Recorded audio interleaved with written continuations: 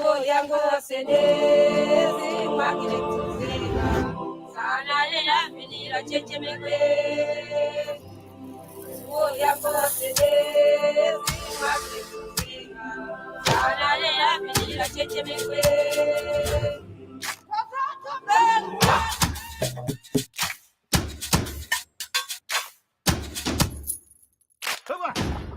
Bageri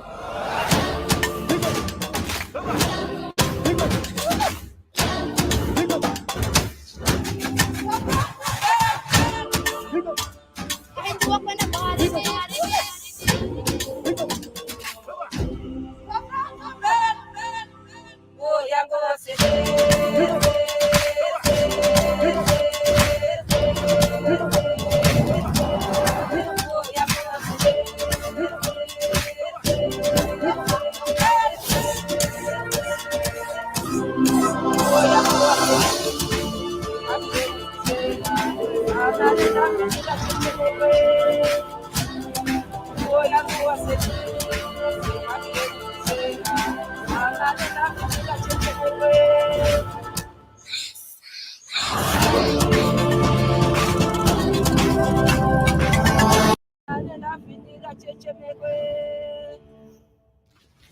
yango senezi magile tuzina sana lela finira cheche megwe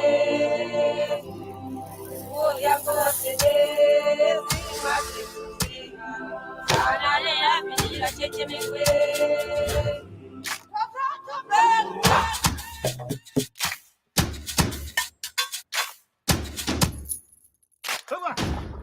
Bageri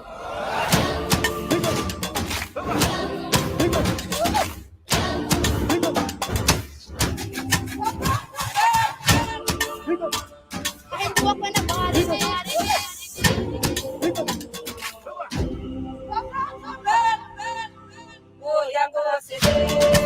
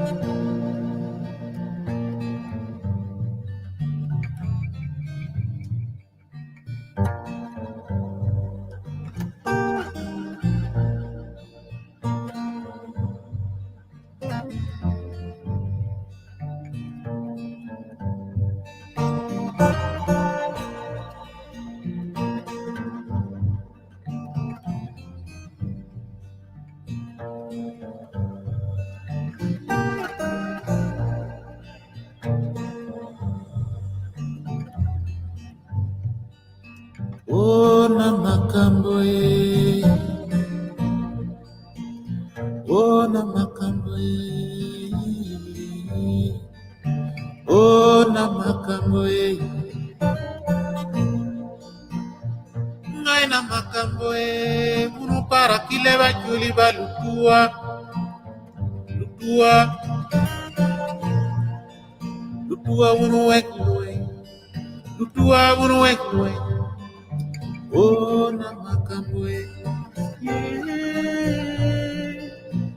ngai na makambo e,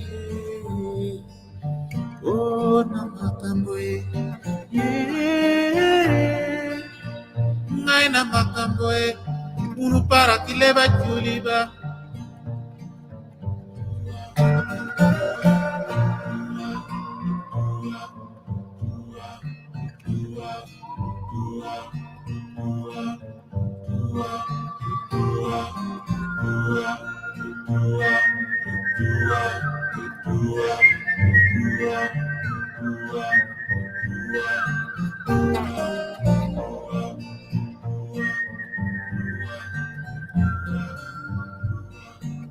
Ona makambo e,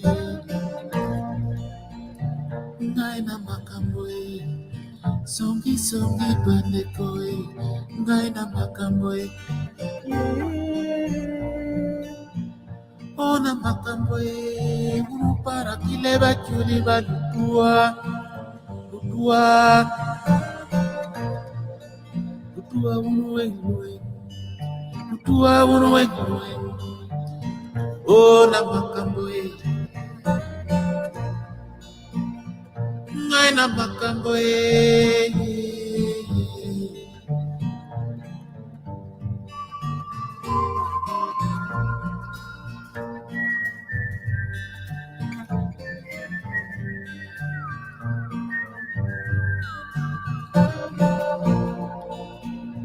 ngai na makambo e, munu para kileba juliba lutua, lutua,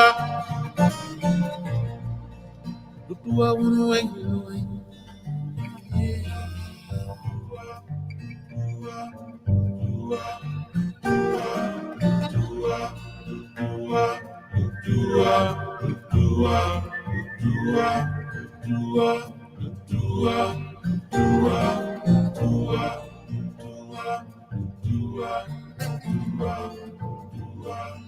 ona makambo e. Okay, hey guys.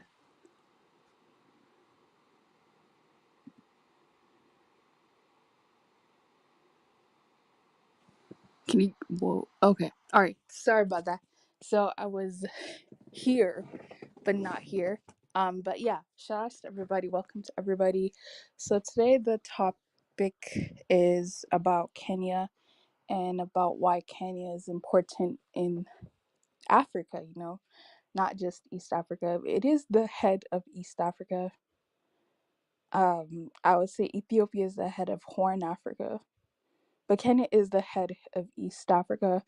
And just doing a little bit of research for Kenya, I did not know that it was the number 7 GDP. I thought it was number 5 or higher, but in any case, that it's I guess it's not just about GDP. Their HDI, their Human Development Index, is in the 60s, and for most African countries, it's below 50.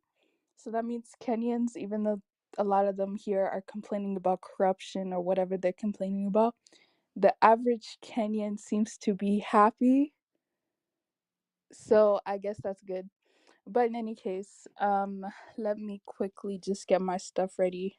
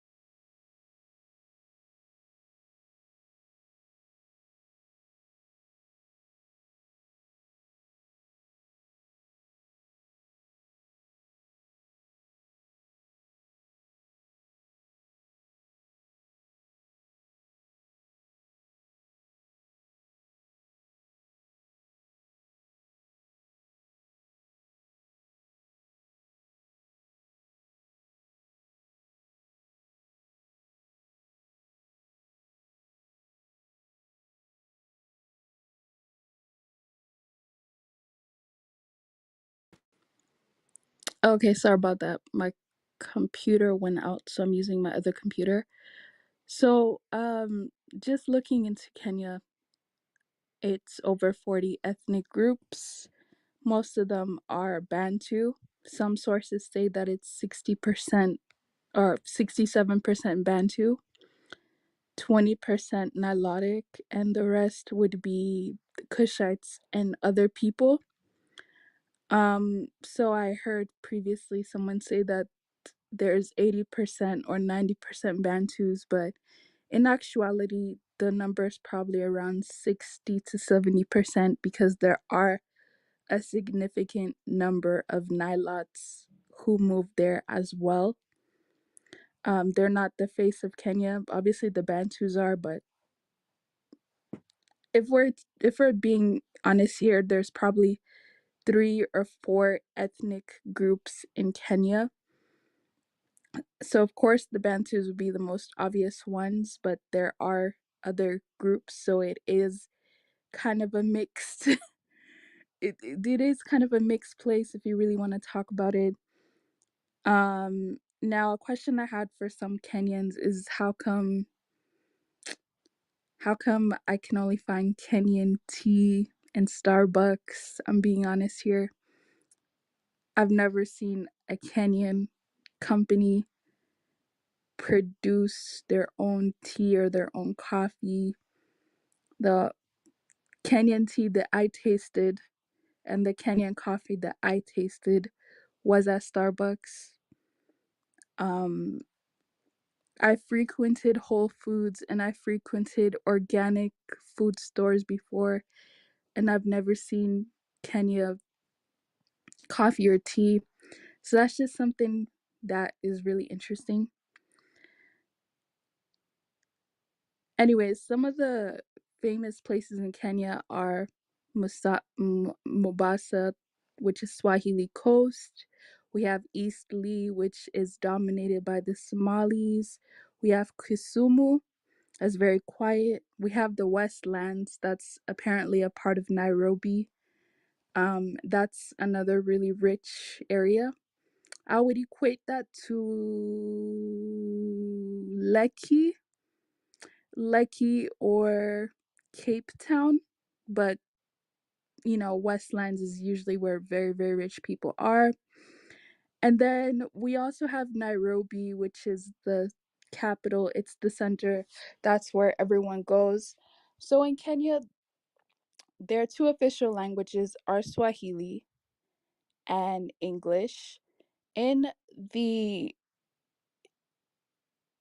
in the more urban areas or in the big cities, people tend to speak Swahili over English, like Swahili or Kiswahili or Shang is is the national language. But then if you go into the outskirts of Kenya, people tend to speak their tribal language over Swahili before they even speak English. So the English system is kind of only in, let's say, if you're doing formal business, or maybe the English British curriculum, but they're not as English focused as people think.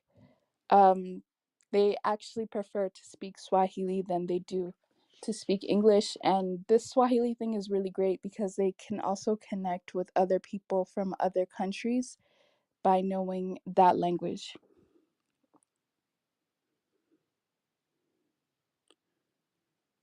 So, how the Arabs got into Kenya, it was with the Swahili or Mikenda people. They're the first ones that had contact with Arabs and Persians and other communities. And they're the Bantus that basically made up Mombasa. So if you look at Swahili Mombasa culture and even Swahili food, it's very different from other people's food. I make this joke that Kenyan food is kind of bland. It is, but the Swahili Kenyans know how to cook In fact, all of the more recent immigrant Kenyans know how to cook. I mean, their cooking is different, I would say. Not that Kenyans don't know how to cook. It's just their spice level is different. Their spice level is different. And by spices, I mean actual spices, herbs, um, cumin, curry, paprika, garlic, onion, all of that. It's just different in their cuisine. So, anyways, Bantu people are the largest ethnic group in Kenya, and they are some of the most top performing tribes, such as the Kisi, Kikuyu. They're the top performing tribes, and the tribes that I wouldn't say they aren't top performing, but they're not so much into modern, let's say, modern integration. Those would mostly be the Nilotic tribes. So that would be the Luo, the Cal, no, the Kalenjin, I think is Keshetic.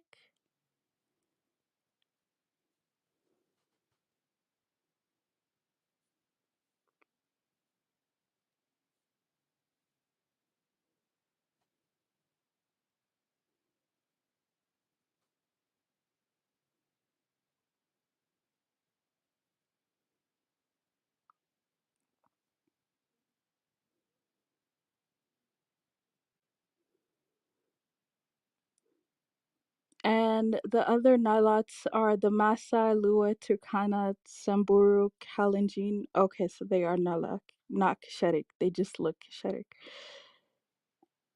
They're the ones who basically, historically, they were more of the hunters and warriors.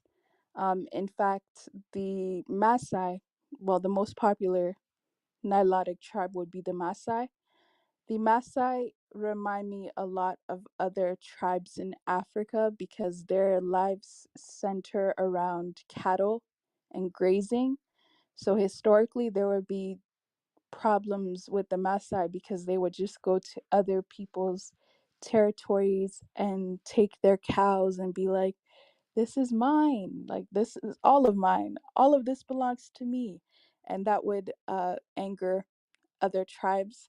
But I believe one of the Kenyans said that they've come to some type of conclusion, they come to some type of agreement. So the Maasai don't seem to be a problem as much anymore. And they're under 1 million of the population. So the fact that they're so popular, but they're less than 1 million, kind of speaks to how culturally significant they are to that region. The other Bantus, the other Bantus historically, what they did is they would work with iron. The Kamba are known for doing a lot of carving, a lot of pottery. The other ones would mostly do farming and farming of the cash crops that we see today. So the Bantus that are not in Nairobi or Mombasa or Kisumu or some of these popular cities, they're the ones that are mostly farmers, and they farm things such as tea and coffee and maize and other just cash crops that they sell. That's basically what they do. And back in the days, the Tanzanian ones or the Swahili people were the ones who did a lot of work with iron. So they brought that, and them doing work with iron is actually what helped their trading with the Arabs and the Persians, specifically in Mombasa. Okay, so then what are some stereotypes of Kenyans? Well, the let me just make sure I have it correct here. Okay, so The Luyas would be the second largest, and their majority. But of all the tribes in Kenya, the Kikuyu are the most populous ones. They're the most money hungry. They're the ones who feel like Kenya is theirs. They won't say it, but that's what they really feel.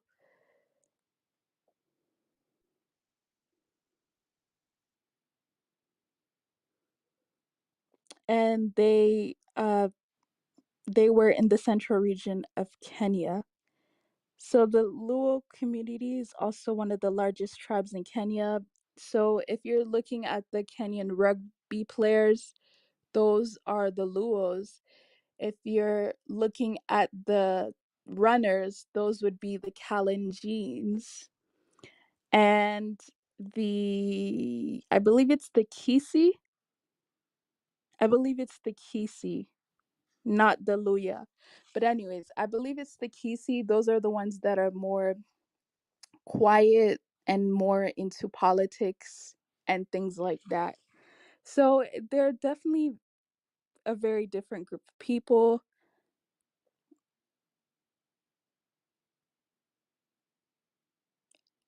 And the Portuguese did have a short stay in Kenya in around I believe it was 1700s. They were there for 100 years. What they wanted to do is they wanted to use some of the ports in Kenya to trade with other people, like other regions, but that did not work out. So they were there for about 100 years. There was a place called Porte Jesus or Port Jesus. They built that over there. And basically, what happened is the Arabs, along with some Kenyans as well, took over. And then it switched over to the Germans really briefly, and then it switched over to the Brits who were there. They conducted a lot of railways. They built the Ugandan railway, the railway that connects a lot of Kenya and Uganda. Um, they had a lot of colonial endeavors as well. And in about 1957, the Kikuyu revolted because, well, we all know about the Mama, but they revolted because they were like, we are not really interested anymore. So, I mean, Kenya was colonized. I wouldn't say it was colonized as badly by the Brits. I would say it was actually other people. I would say the Arabs. The Arabs definitely did more in that region than the British did. I'm not going to say that the British had great intentions, but they weren't as harsh in Kenya. I'll say that. They weren't as harsh in Kenya. So that probably makes sense why the president generation of Kenya, when the queen died, they just felt really sad because they didn't really experience as much. There were some killings, but again, that was not, I mean, it wasn't like full out war, anything like that. Um so in 1963, Kenya was free after the revolt by the Mau Mau. And what happened briefly after it being free is there was a state of the one party state for a while. So Kenyans were pretty mad because the Brits left and you feel like now you have real democracy, but they had to change their constitution in 2010 to reflect a coalition and two-party state. There was a huge crisis in 2007 and in 2012 as well, like voting, obvious voting fraud. that was happening. And, some sources say those people were supported by outsiders or foreigners. I can't, I don't really know if that's true. But recently, with the most recent election, we've seen that voting and change of leadership has or is becoming more of a smoother. I don't know if it would be more fair, but I guess it's more smoother transitions of power are happening in Kenya as opposed to the early 2010s or the early 2000s. So that is really great. Um, the terrain of Kenya is really interesting because southern Kenya is really diverse. I'll say northern Kenya is more secluded. It's not as developed. So when people are talking about, I don't know, I don't want to keep using Nairobi as another city. I don't want to use Mombasa either. Okay, let me just say Kisumu. So when people are talking about Kisumu, when people are talking about all these areas, it's really interesting to know that those areas are highly developed. But if you look at other parts of Kenya, especially the parts where the drought was happening, you start to wonder, well, where is the money going? Because I understand the drought in Kenya is not as bad as the droughts in other countries, but it still it doesn't make it honestly doesn't make sense. It just doesn't make much sense.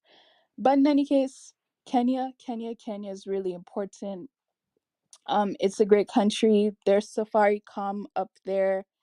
The ease of doing business is rated high or medium to high. Let me just say medium to high because it's not as high as Rwanda. Let me say medium to high doing business in Kenya. Um, they have a really great loaning system if you need to borrow money or whatever. The banking system in Kenya is pretty ahead. What else about Kenya? What else about Kenya? What else about Kenya? What else about Kenya? What else about Kenya? Actually, let me just play video. Hold on, let me play video before I figure out what else about Kenya.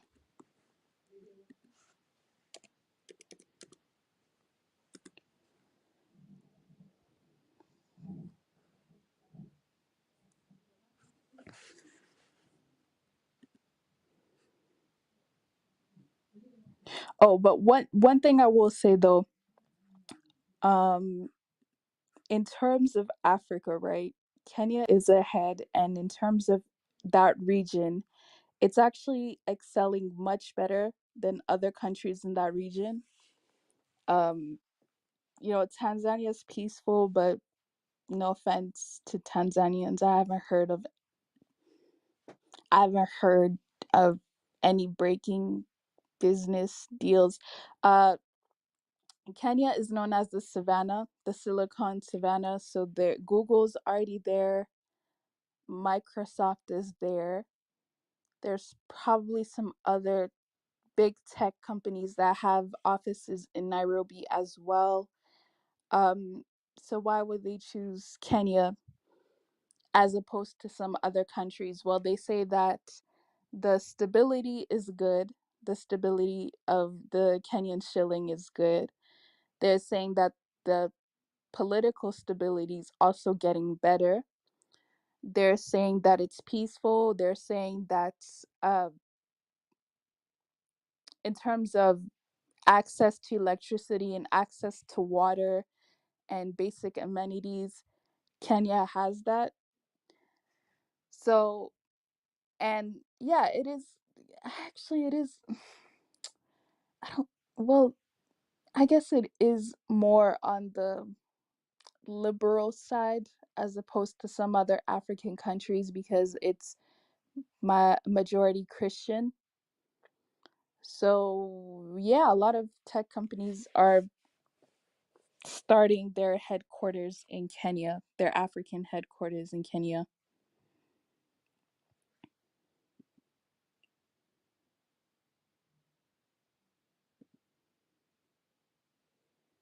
Now I was gonna ask because I was gonna ask one of the Kenyans, like, what business are they doing in there? Like, what are they doing with their plastic?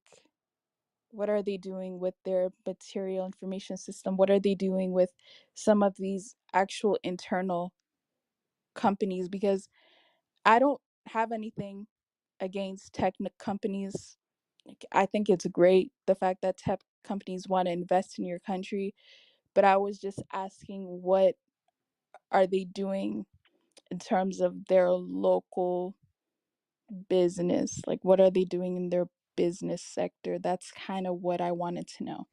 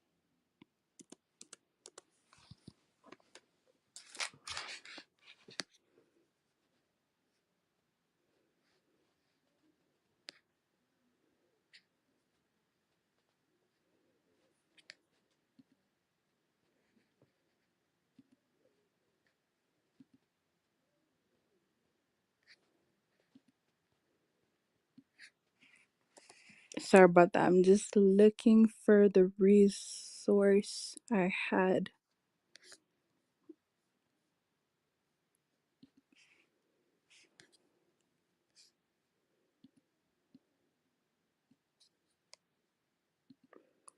Oh, and actually, I also didn't know. I had no idea. About 60% of Kenya's revenue comes from its tourism and tech sector. And I find that to be very interesting because you know how some people on these panels will be like, oh, Kenya has no resources. Kenya has no resources. And I'm just like,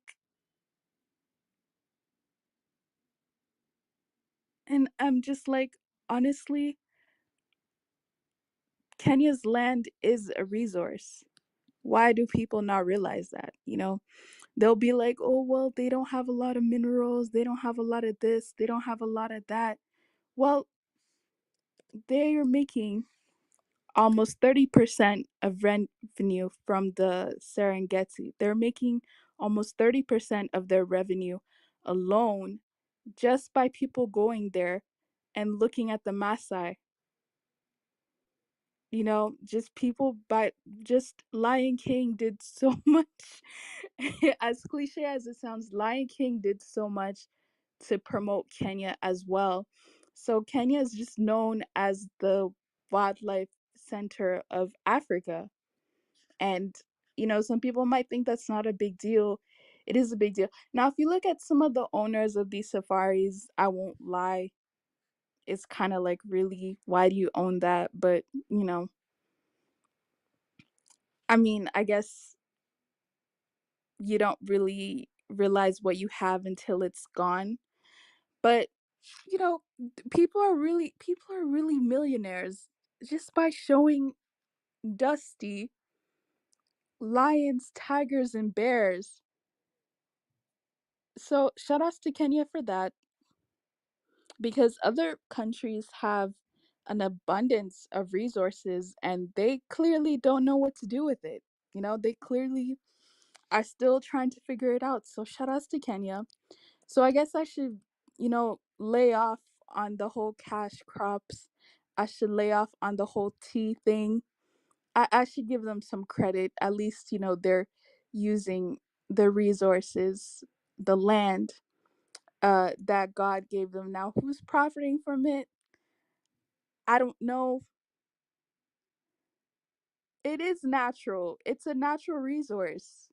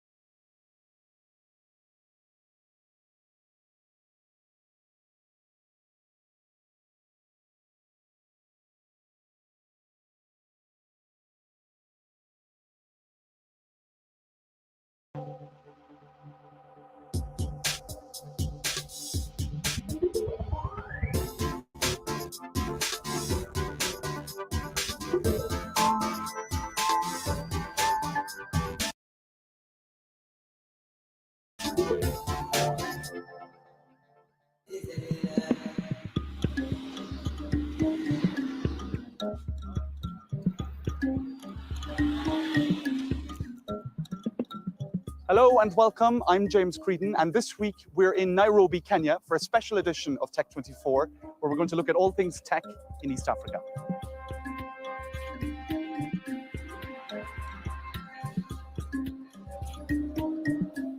At the crossroads of the region, Nairobi is one of the most important economic hubs in Africa. The population has doubled in the last 15 years to over 8 million. And one of the most important sectors over the past decade is the tech sector. You have new apps, startups, and indeed tech incubators popping up year after year. Now, to get an introduction into the tech sector here in Nairobi and beyond, let's take a look at this report by our East Africa correspondents, Julia Steers and Bastien Renouy. A quick photo, and a few seconds later, this computer is up for sale online. Tech merchant Ronald is using Sky Garden, a new online commerce app. It is a 1-year warranty. That is my price. I'll sell it at 70,000. I can say it is like boosting on the sales. And for them being a known brand, it is easier. Once the order is placed, the computer is packed and sent off on a motorcycle taxi, the main delivery method around Nairobi. Sky Garden was created at iHub, Nairobi's best-known incubator. At their office, about 10 people track orders and shipments. Online commerce has been in Kenya for years, but according to the company's director, it was until now reserved for Nairobi's elite. So we created a platform that really was adapted to anyone within a stall environment, informal markets, which is the real economic drivers. Since 2010, iHub has helped launch 200 companies. The primary goal of the incubator is to help entrepreneurs create new tech. In a country where the unemployment rate is high, startups are seen as a unique path to a job. Today, these students are here for a course in entrepreneurship basics.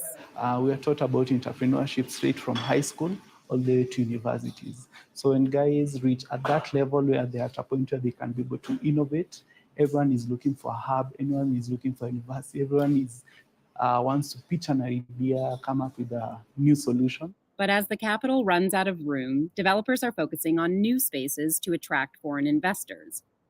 70 kilometers from Nairobi, the Kanza City Technopolis was launched in 2008. They've broken ground on the first building in this so-called smart city. About 4 or 5 buildings will start construction this year. Next year, we'll see more activity. And so in the next 5 years, we expect this city to fully taken off and to start attract its residents. The government hopes that this $14 billion undertaking will attract 250,000 residents. And by 2030, they say the city will be described as Africa's own Silicon Valley. So we're now at the iHub that we just saw in that report, and I'm joined by Lillian Butegi, that's pronounced correctly. Yes. Now, you're a tech staff writer for CIO East Africa magazine. Yes, so tell us a little bit about yourself, first of all. CIO East Africa is more of a monthly publication where we focus on telling IT trends across the East African region. So what have you seen change over the last 5 years? To what extent is the tech scene becoming more vibrant and more important to the economy and to people's lives? All right. I would actually say in the last 5 years, we've seen an exponential growth when it comes to adoption of technology. For example, we have issues around traffic. Yes. So you find a lot of people coming up with tech-related innovations that help, address issues around traffic in Nairobi, and also help us, with the movement around. It's rainy season in Nairobi, we should say, and the traffic is pretty bad, right? Yes, it actually took me 3 hours. Thank you for making the effort. In agriculture, how is tech helping ordinary Kenyans? One of the great startups that I've worked with before, they're known as the Aluminium Green. They come up with greenhouses that are actually fitted with sensors. So just in case there's anything that your greenhouse needs, or the water levels are down, the sensors get to communicate directly to the farmers, and you can actually switch on the irrigation pumps or systems. Yeah, you can be able to switch them just from your mobile phone. I'll give you another example. A team of young people, they've come up with an innovation called Vakava. They're helping farmers from Kisumu transport their fish from Kisumu to Nairobi to actually Rwanda. And what's interesting about the cooler boxes, they're actually fitted with sensors, and they get again to communicate between the farmers, and it's quite an interesting technology. I'll say. Fantastic. You're a woman who's writing about technology. To what Yes. extent is this a scene that is inclusive of women, or is it quite male dominated still? What do you think? I would say in Kenya, and funny enough, I also run a column at CIA East Africa on women in tech, and this is one challenge that I face every now and then. There are women in tech, but you find that they still I would say that the tech space is still male dominated. We want to see more people like Lillian in the tech scene. But I would say there's so much improvement. But it's something that I would say in the past like 2 years, we're seeing the number of women actually increasing from the tech scene. I mean, like we also have what they call the African Women in Tech chapter, where we have a number of Kenyan women registered under that, and you find that the number is growing day in, day out. So as somebody who's kind of watching the tech scene as it evolves here in East Africa, are there any innovations that you have found particularly useful or exciting? You know, sexual matters still remain. Africa is quite conservative when it comes to matters around sexual education and all that. So we have the likes of Sophie Bot, where you can actually ask Sophie anything.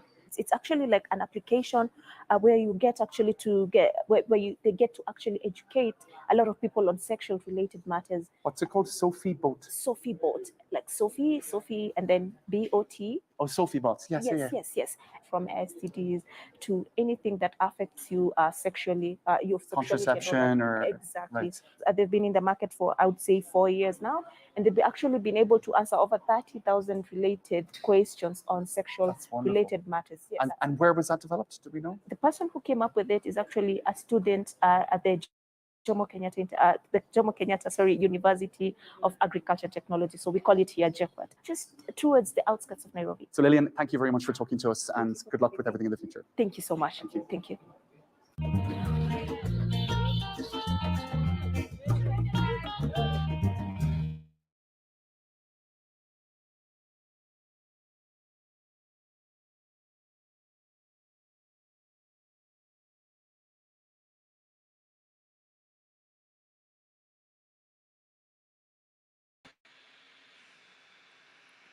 Okay, all of that is interesting, whatever. Don't really care. Didn't really hear about. I mean, I heard about small businesses. I didn't really hear anything all that amazing.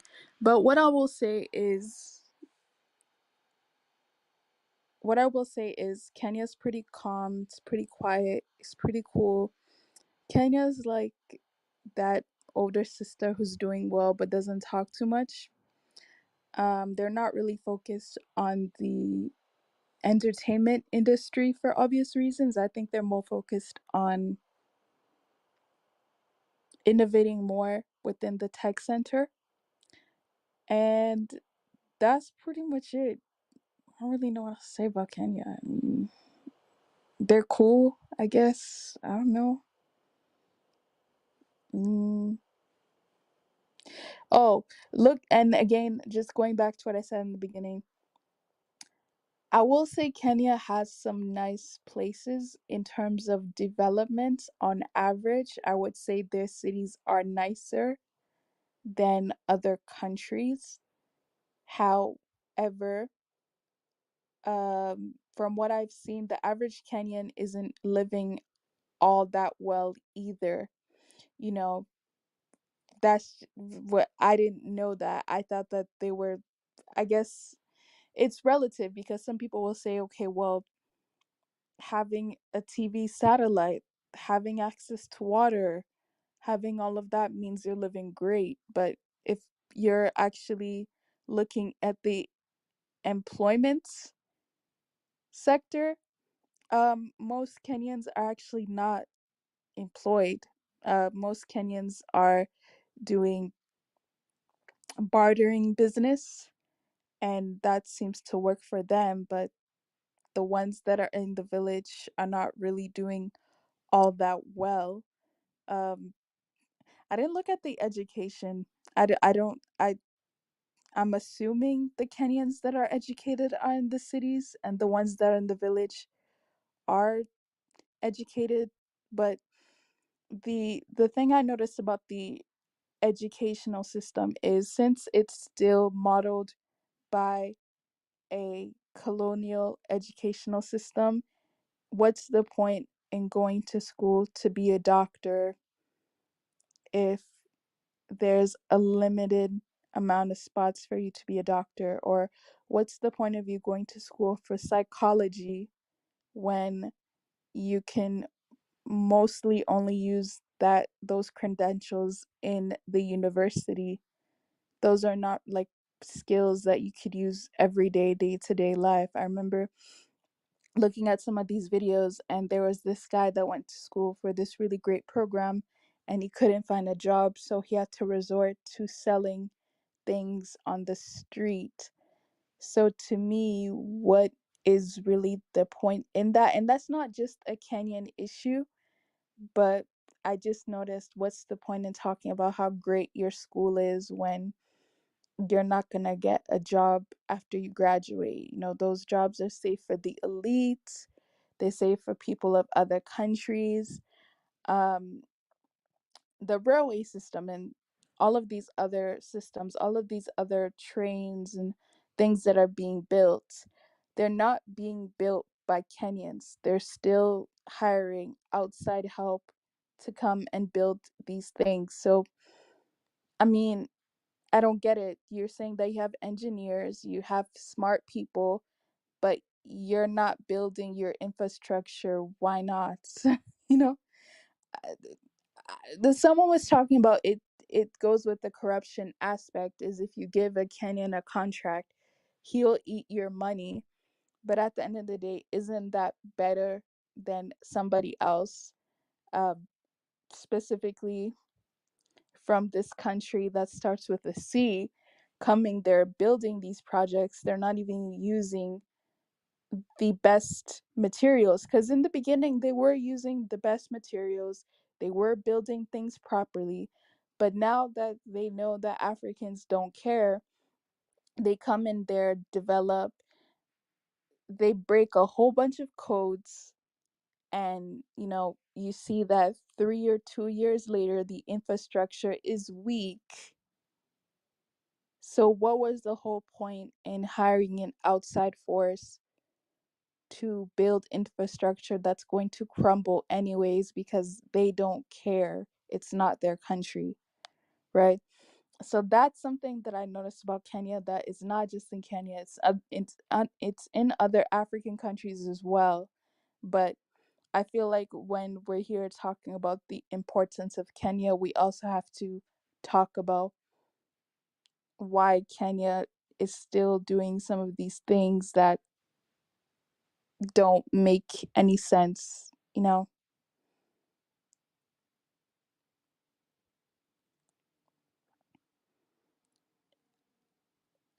I mean, that's true. Uh, that's true. I don't think it's an IQ problem. I think it's a problem of whether you want to do it or not. Because with that argument, we could also use the same argument that Nigeria has very smart people, that Nigeria has smarter people and dumber people, but smarter on average than anyone else by sheer population. So why is that also not happening in Nigeria? You're seeing other African countries as zero. Oh, and Kaizo, are Luos, are they Nilotic? Are they Nilotic? Because I thought they were banned too.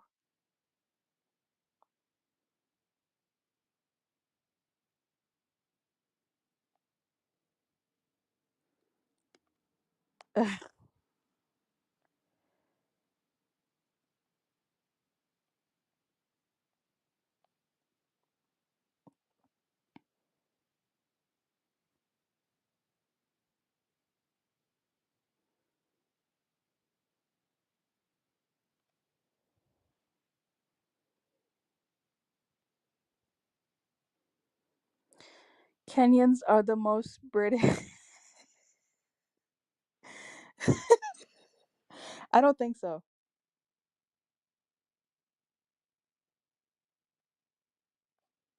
Okay, so I'm getting I'm getting different information because someone said that. Oh, okay. Okay. Interesting, because someone said something different.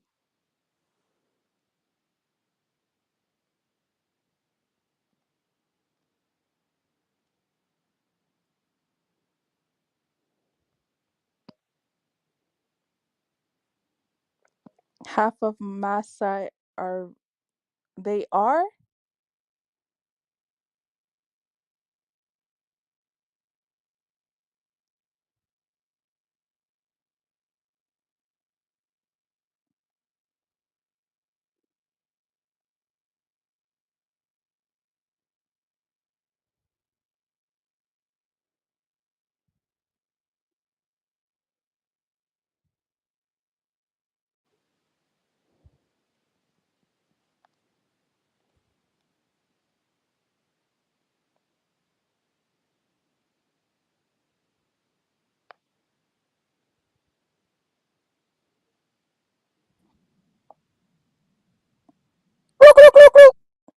Yeah.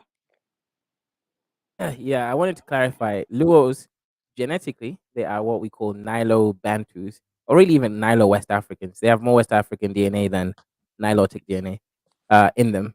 Kenyan Luos, specifically. Ethiopian Luos, such as the Anuak, have like a E1B1A, which is like a Bantu haplotype as well, which is quite interesting. So, Luos are in like 5 different countries: Ethiopia, Kenya, Uganda. What else? Like those countries, right? Oh yeah, South Sudan. That's like the main countries that they're in. So Kenyan Luo specifically, they're mixed in with West Africans and Bantus. So right now, you can call them Nilo speaking group, but genetically they're definitely not Nilo. They're like 50-50. So wow.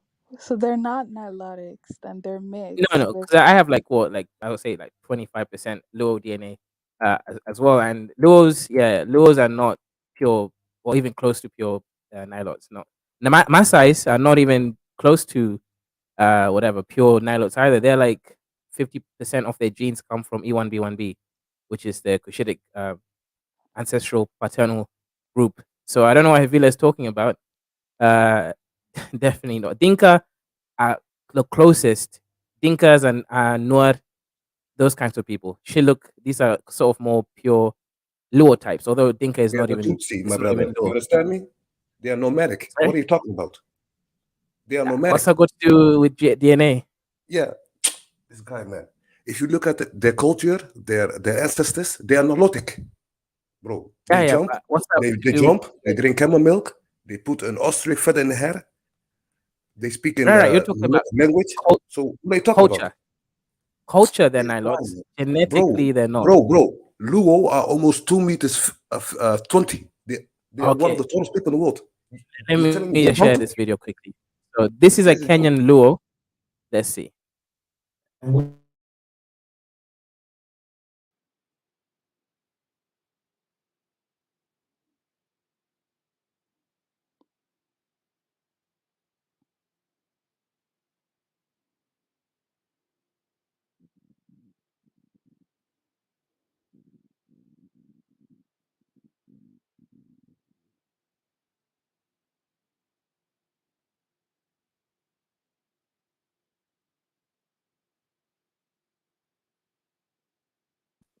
Look at that. East African Lake Victoria Basin. This is a Bantu. This is not a bro. Nilot. For the last time, if you look at ancestry, like the lineage of the father, they are Nilotic, A haplogroup. Forget the mother. No. The E1B1A. The A haplogroup. Listen, I would like you to type in the word Nilotics A haplogroup on Google. Then you will see. Type in the A haplogroup. Then you will see which African tribes carry the A haplogroup.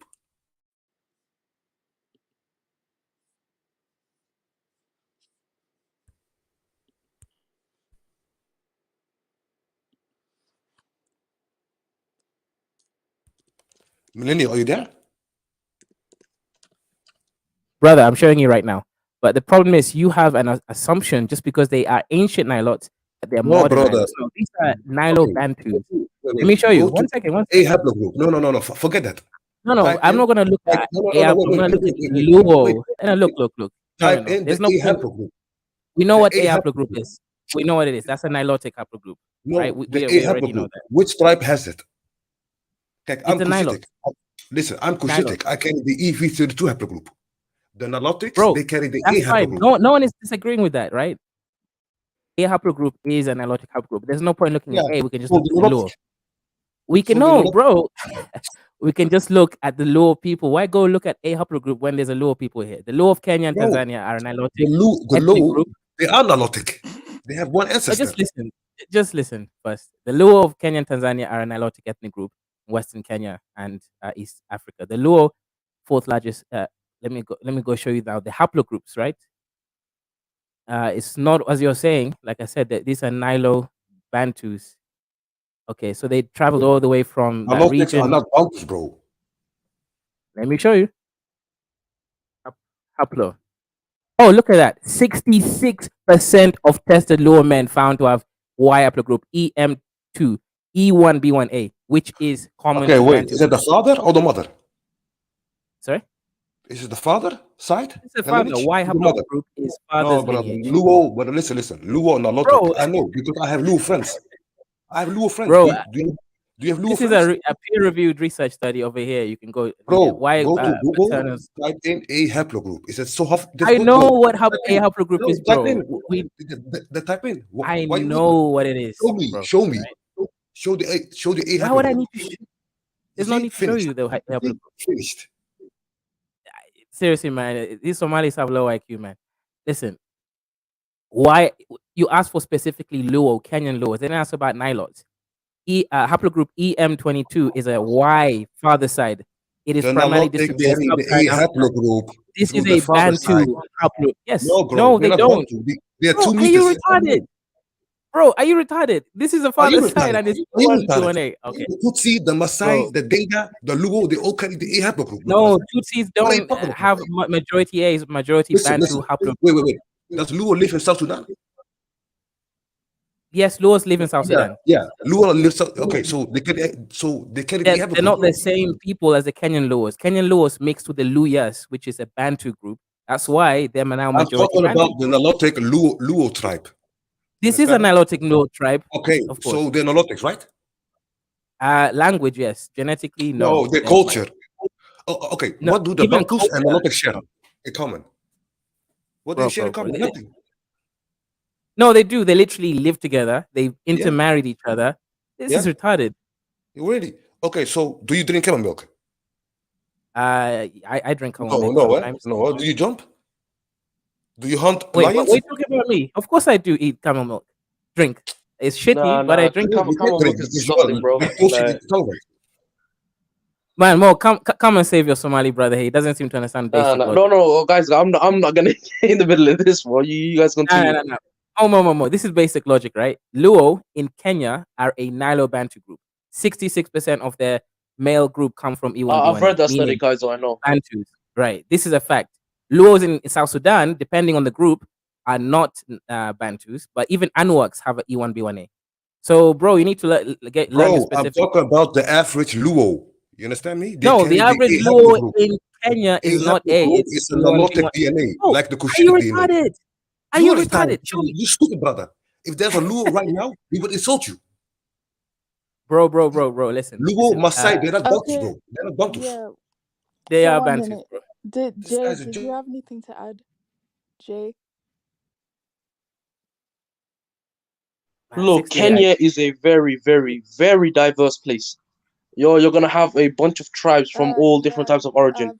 So there's the reason why if you don't understand in East Africa, there's a lot of confusion in Kenya. There's people that come from all sorts of places, so there's gonna be disagreements. Yeah, look at this, Mo. This is a peer-reviewed research paper. It even shows you Kikuyu, Maasai, Southern Kushites. All these people here intermixed, obviously. The Luos intermixed with the Bantus. Kaiser, 1 second. Jay was speaking. That's nice.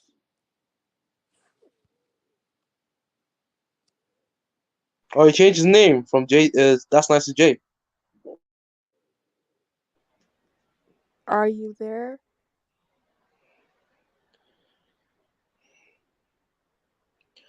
Again, Okay. Sudan is very very diverse as well. Like I'm not even talking about South Sudan. I'm talking about Sudan itself. The north is completely different to the rest of Sudan, or DNA wise anyway.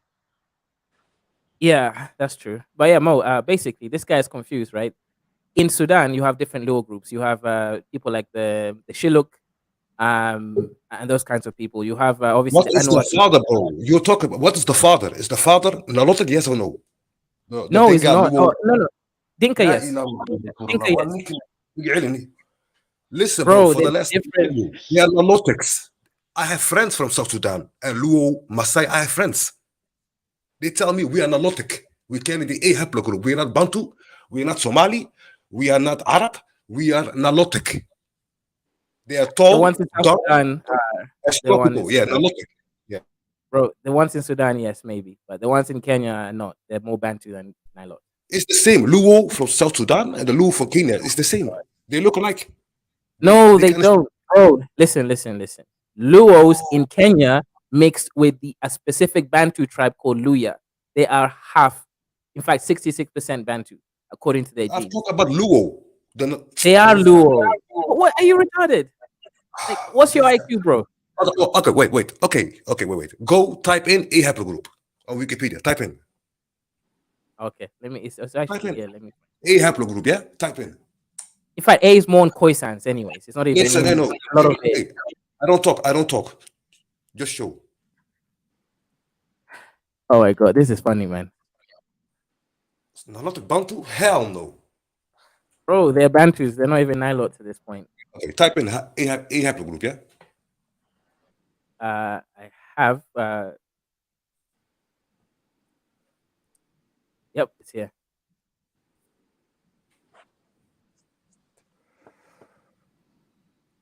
Okay, go up. Go up. Up. Wait, brother. Are you actually Mandaluk from this tribe itself?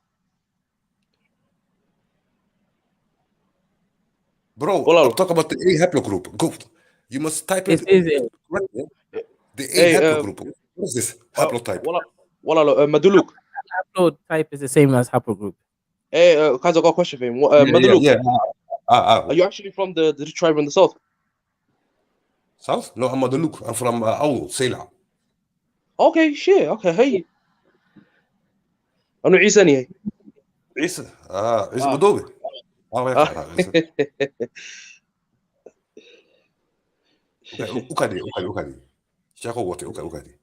you using Wikipedia? Who, me? No, there's a research paper here I posted, but the problem with Africans are too low IQ. I've been triggered by 68 IQ Africans, so it is what it is. But au revoir, guys. I can't talk to retards. Wait. Where is the A haplogroup? Go to Google, type in A haplogroup Wikipedia. Is it that difficult?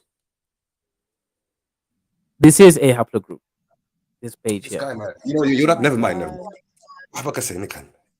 Bro, what do you think a haplotype is? That is a haplotype. This guy's ridiculous. Go to Google, type in A haplogroup.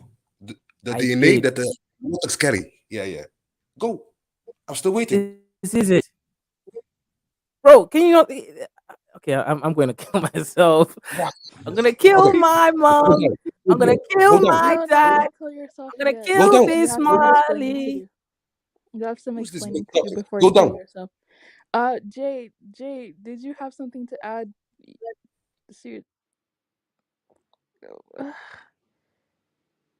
Okay. Bro, yeah, man. I mean, shout out to the homie though, man. He's from Zayla, man. He's apparently he's there. Yeah. But look, I was gonna say, that was an interesting conversation. Let's start off with that. Kaiser got triggered and started singing one of those crazy American songs, man. I'm gonna kill my fucking turning into a school shooter, man. Do any of you guys want to talk about Kenya? I mean, yeah, I can talk about Kenya. Sure. I was gonna say, And again, shout out to the homie, man. Shout out to Madulu. Look, and Kaiser seems kind of triggered. Kaiser, reply, bro. Why you still triggered, man? I'm triggered by low IQ stuff, man. That's the problem. You know, it's like I don't know. I can't deal with low IQ. That's the problem. That's the problem, man. I'm gonna have to go and kill some people. Who was that guy that sang? There was an American artist, man. That was like, "You can't escape me. I'm gonna find you." Oh, I forgot what his. Yeah. Oh, I seen it somewhere on YouTube. It's like a little meme. He was a big fella. I'm talking. Okay, let's. I'm trying to be nice here, but he's a big fella. Make off the word what you want. Right. But yeah, he sang that song, and he looked like he's one of those guys that into like some demonic shit. So yeah. So look at this, Mo. Just before I leave you alone, right? So this guy. I know the answer. I know the answer. I know. I've done a lot of research. Right. So I know. Right. I know that. I just didn't want to get in the middle of that, bro. My side, as he said, right? He said, "Oh, they're A haplogroup." I'm like, look, my side. You know how much A they have? Only 27%. The rest I told you is E1B1B. This guy is completely retarded, man. The Bantus in Kenya have more A haplogroup than even the Luos, the Nilots. This guy is retarded, man. Anyways, let me just leave this alone. Yeah, go ahead.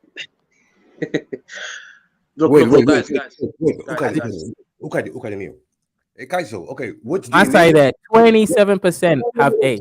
The rest of it is E1. Wait. I asked you one question. Yeah, which DNA do the Nilotic Luo carry paternally? It depends on the Luo type. There's about 6 different Luo tribes. There is Anuak. Ask you one more time again. There's Achole. What depends. Do the Nilotic carry paternally? It depends on the group, bro. It's A or B or sometimes A1B1A. Bro, look, I got a question. Do you know how old the A haplogroup is? It's very old. Yeah, 250 years. Wait, that means that the Nilotic, they were the first people, right? Correct. Yeah, the Nilotic and the Khoisans. Wait. No. Khoisan came later. First came Nilotic, Khoisan came 4,000 years later. But my question is, you see what I mean? If their blood is so old, then they get the haplogroup. Easy as that. No, it depends on the tribe. Like I showed you here, Namibia, you have Shilluk, only 53% have it. Nuba, only 46%. The Nilotic are totally distinct from the Somalis, from the Khoisan. Even Ethiopian Jews have more A than Luo. They are Bantu, bro. Bro, okay, look, I think you're retarded. I said no, you're retarded. I just showed you the evidence. I defeated you before about Mogadishu. It was bro, Arab state. Even Bantus have 14% A. This is retarded. Listen, guys, you're a Kenyan. You only come. You only how to say? You only coming up for your own people, the Kenyans, right? Huh? You do not listen. I tell you one more time. You are telling fake lies. You must tell the truth. Fake lies. I just showed you. Look, bro. Hang on. What don't you understand, man? Let me explain it very simply, brother. This is the Hey haplogroup page. No, what DNA? Bro, they have E1B1A. 66% of them. Are you retarded? I just showed you the study here. So you're saying that the Luo from Kenya and South Sudan, yes, literally Bantu. No. I said the ones in Kenya are more Bantu. The ones in South Sudan, it depends on even the specific Luo group. For example, the Dinka is 62% A. You cannot be a Luo if your father is a Bantu. You can only be a Luo like me. I'm Samaron. My father's Samaron. My grandfather. Bro, that's not how it works. You can only be Luo if your father is Luo, Nilotic. We do not care. Bro, half my cousins are Luos, bro. They trust me. So no, that's not how it works.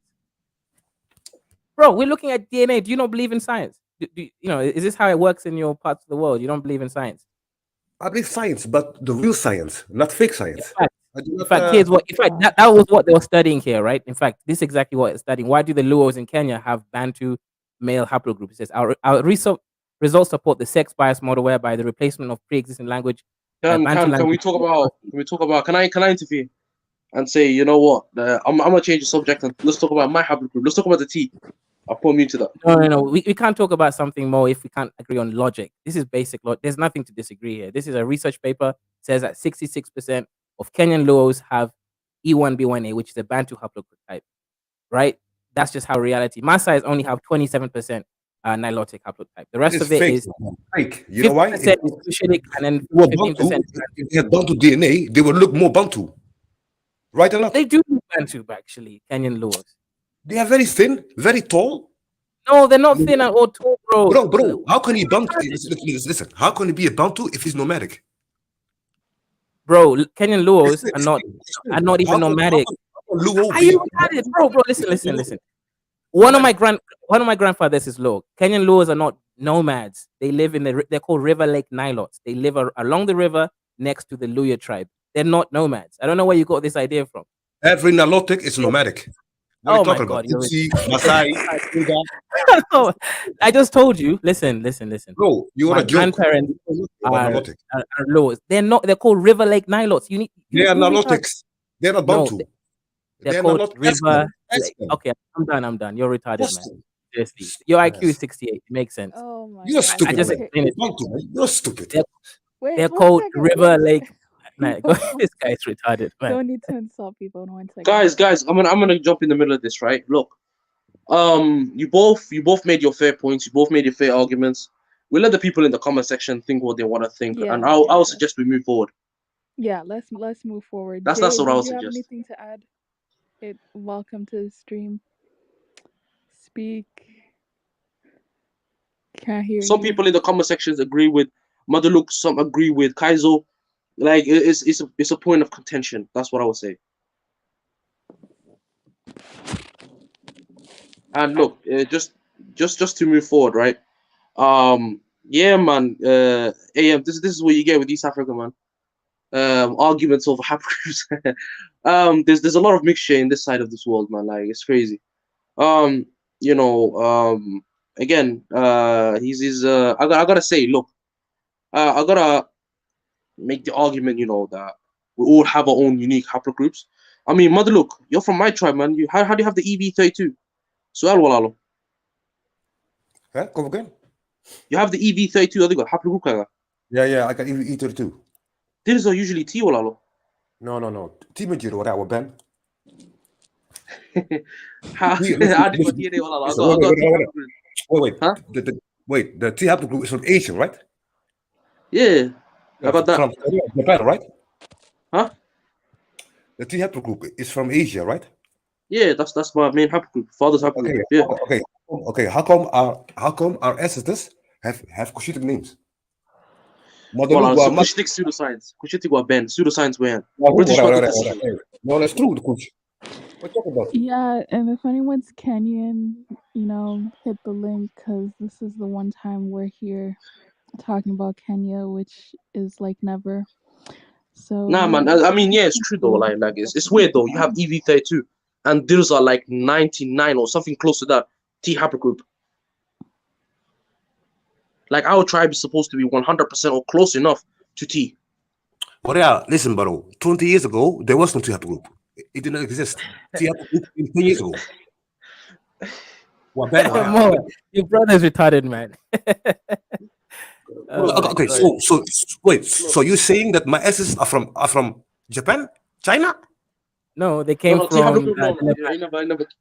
never came from Japan or China. So you say the Somalis from Augu, came from the Levant. From came from Levant. These are Anatolian people. That makes Maduluk. Our haplogroup originated in the Levant area or Levant region. Brother, listen to me. هذه واحد تاع عيسى مدوب بدر. سمعها. You are Madobo there, right? Yeah. Okay, who's the father of Dir? What do you say? I couldn't hear you all. Who's the father of Dir? It goes back to old stories, and there's too many different. Who's the father of Dir? وإرسم Yeah, come on, you believe in that mythical figure? Yeah. Okay. Listen, what? Come on. Listen. Well, there's no historical context. We are the same people. Hawiya, Samaron, Isa, Ishaq, Biyamal, Darot. We are the same people. We are Somali, Ir-Somali. But like in Ir-Somali, don't have Darot, so how can we be all the same people if you believe in Ir-Somali? ضربوا اسم ولا وراء. Okay, wait. Where is Isa buried? Isa is buried in Somaliland. Sanak, Soma. Yeah. Okay, Samaron, where is he buried?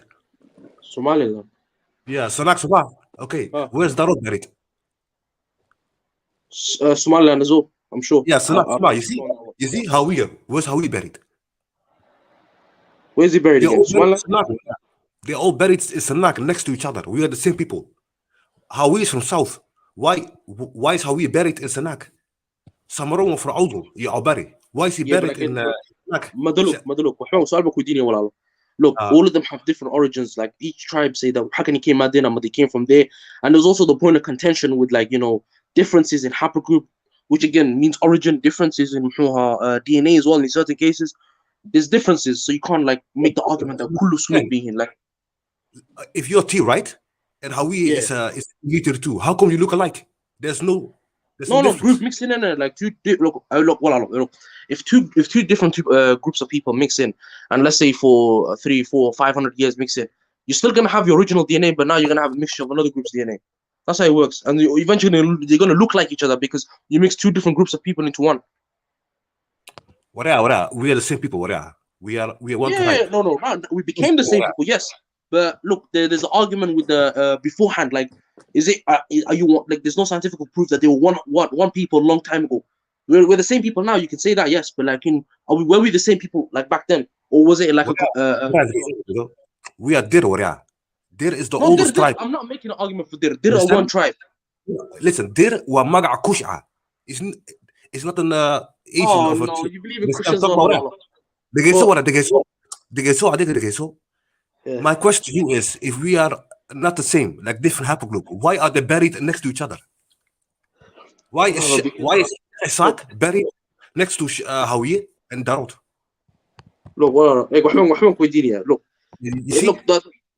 look. Okay, you can say that the burial thing, of course, but again, you can make the argument that when they were becoming one people, they will look. There's many arguments for that. There's contention, wallah. But like, look, what you trying to say to me is the T haplogroup came about 20 years ago. Come on, wallah. Come on. No, what are they? No. You're telling me that's fake. The T haplogroup is made up. It's made up. It's fake. Not zero. T haplogroup. واحدة كوش. Mo. Come on, Mo. Just say your brother is retarded here, man. Now talk to my Somali brother. I'm not talking to you. What are they? Okay, I can tell you this about Kenya. So you should shut up. You must understand, the T haplogroup is from Japan. They say this is from Asia. This guy's retarded, man. It's fake. We are not Arab. Yeah. Look, look. No, Mo. Stop the whole tip worshipping, Mo. I respect you as a real intelligent man, Mo. Stop this. Come on. just tell your brother he's wrong. Forget this Somali one bullshit. Say the truth, Mo. This guy saying T haplogroup is not real. Dirisaf E1B1. What the fuck is going on? I'm from Audu, you know? I'm from Sela. My ancestors lived there 40,000 years, bro. And I carry the Cushitic haplogroup. So what the fuck are you talking about? Yeah, you're one of them, right? But most no.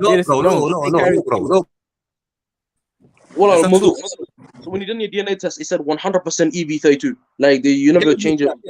Yeah, EV32. That's a weird one. Not only me. My cousin also. Him is fine. Yeah. But no, Maduluk, because a lot of Dirs I looked at, if you look at YouTube, if you look at, forum pages, if you look at even Reddit and stuff like that, all of them come back with TLO2A, something like that. They come out with a different type. Most of them are usually at least close to 100% T. Like, I'd expect nothing from Dir but to have a T haplogroup. But that's in your situation, that's a bit weird one. Dir is not T, Dir is Kush, Mo, stop it. Listen, Mo. Madaluk wa Magah Somali, Madaluk wa Maha T, Maha Arab. Wa Somali, Madaluk, Madobe, Hawiye, Rahawain. He's saying Biamam. That's what he's saying. They're all Kush. Wait. The Afar, are they also T? Afar, yeah. Well, some cases, I'm sure. I know look today. I never looked today haplogroup. Huh? Afar is EV32, like the Oromo. Yeah, but look, mother look. I didn't look too much into the Afars or the Oromos. Of course, Oromos are gonna have. I'm assuming Oromos are majority EV32, but in our tribe specific case, we don't have EV32. It's very, mother look. It's very rare in our tribe to have EV32. We always have T. It's very rare. But yeah, I'll tell you one more time. All the Somalis we carry the EV32 haplogroup. Yeah. I'm not the look there. I carry the EV32 like the Hawi. So you think I'm the only one? So my family is the only one with EV32 in our. Yeah. Are you saying that? Mo, I've lost respect for you, bro. I used to think you're a high IQ guy, but this guy started off by saying Kenyan Luos, even though I showed him evidence. Hang on, brother. I'll let you speak after. You study history because all your history is fake. Right. But give me a second, then you can go ahead. Yeah, this guy, he said, this Kansu said, he said Mogadishu was built by Arabs and Bantus. Yes. That's incorrect. Ottawa started Mogadishu. Incorrect. You see? Now that I would disagree, Kaizo. But that's irrelevant. Let's not bring that up right now. Let's focus on the haplogroups. So look, brother, let me just go through the logic and then you tell me what you think, right? And Mo also, Mo, I lost respect for you, but it's okay. So this is a logic, right? I showed this brother the Luo, Kenyan Luo specifically, and I said that 66% of them have an E1B1A, which makes sense. Half of my cousins are Luos, right? Because they're all mixed in with the Luyas. That's a fact, right? And they're not nomadic tribe anymore. They are called River Lake Nilotes. They fish across the Nile River, right? So 66% of their paternal ancestry is actually Bantu. Not just the Luos in Kenya, also the Luos in Ethiopia, the Anuak. About 70% of Anuak is also E1B1A, and they look like Nilotes, tall, dark, and skinny, but they still have the Bantu haplogroup, Anuak, E1B1A. Now, the Luos in South Sudan, they're a little bit different. More of them, again, the Luos in South Sudan. Yeah, sorry, go ahead, brother. They're a little. No, go ahead, Bushland. It's okay, you can go ahead. You can unmute, Bushland, and speak your point. Since you're Kenyan, so you can speak. Oh, wait, Dusty. You can unmute, Bushland. Yeah. Go on. I'll just listen in. I'll listen in. Okay. So I'm trying to tell this brother, right? What tribe are you, by the way, Bushland? Oh, yeah, you're Kamba, right?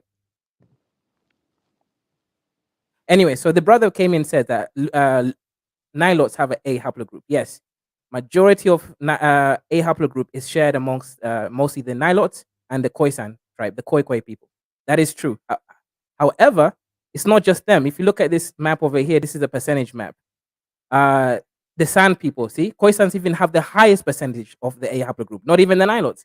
So you go to Namibia, it's the Tumkwe San people with the 66%. Khoisans are the original people. Then you go to Namibia, Nama, again, these are Khoi, well, they're Khoisan type people.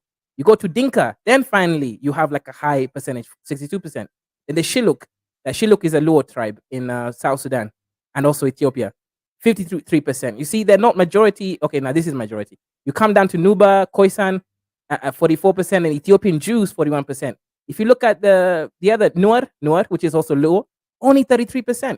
So, brother, what are you talking about saying that Luos, all Luos have some crazy amount of a haplogroup? They don't. Nuer is Luo, 33%. Maasai is only 27%. 50% of Maasai is E1B1B, which is Cushitic. Then about 20% is Bantu. Nara over there in Eritrea. So these people here are not, even Bantus in Kenya have 14%, what you call it, A haplogroup. So, bro, what you're saying, it does not make sense. Then we come specific to the Luo people of Kenya. This is a Luo, as you said. This looks it's dark, but that looks like a Bantu, bro. You come down and then you look at the haplogroup of these so-called Luos. Again, this is a peer-reviewed research paper. You can read it. Contrasting patterns of Y chromosome and mitochondrial variation in Africa. Evidence of sex-based demographic process. Y haplogroup, meaning for the last time, brother, they carry the E haplogroup. What are you talking about? Okay, this guy is retarded. So Bushland, what did you have to say about the father carries the A haplogroup? Don't you understand? No. What does paternally mean? Wait, guys, wait. What does the word paternally mean? It means father side. Father side. There you go. So what does it mean? It's here. It's father side. It's it means what? No, it means they carry the A haplogroup. Anyways, Bushtanis, go ahead, brother. Yeah, I think when it comes to genetics, it's very complicated. Carrying a certain genetic marker does not make your whole identity the same as that Correct. gen. That's Yeah. autosomal DNA. Correct. Right. I agree. So yeah. You should not. People should not be conflating the issues here. But if you look at the autosomal DNA, Luo still carry 50% Bantu DNA, and Luyas carry about 30% Luo DNA, a so-called Nilot DNA. So these people are, like I would say, culturally they're River Lake. They're no longer nomads, so they're fishermen. And genetically, 50% of the DNA is Bantu.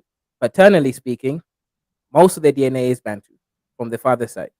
So it's not even okay. I can't even say Bantu. Just say E1B1A, because that doesn't make sense. Because the Shilluk also have not the Shilluk Anwar.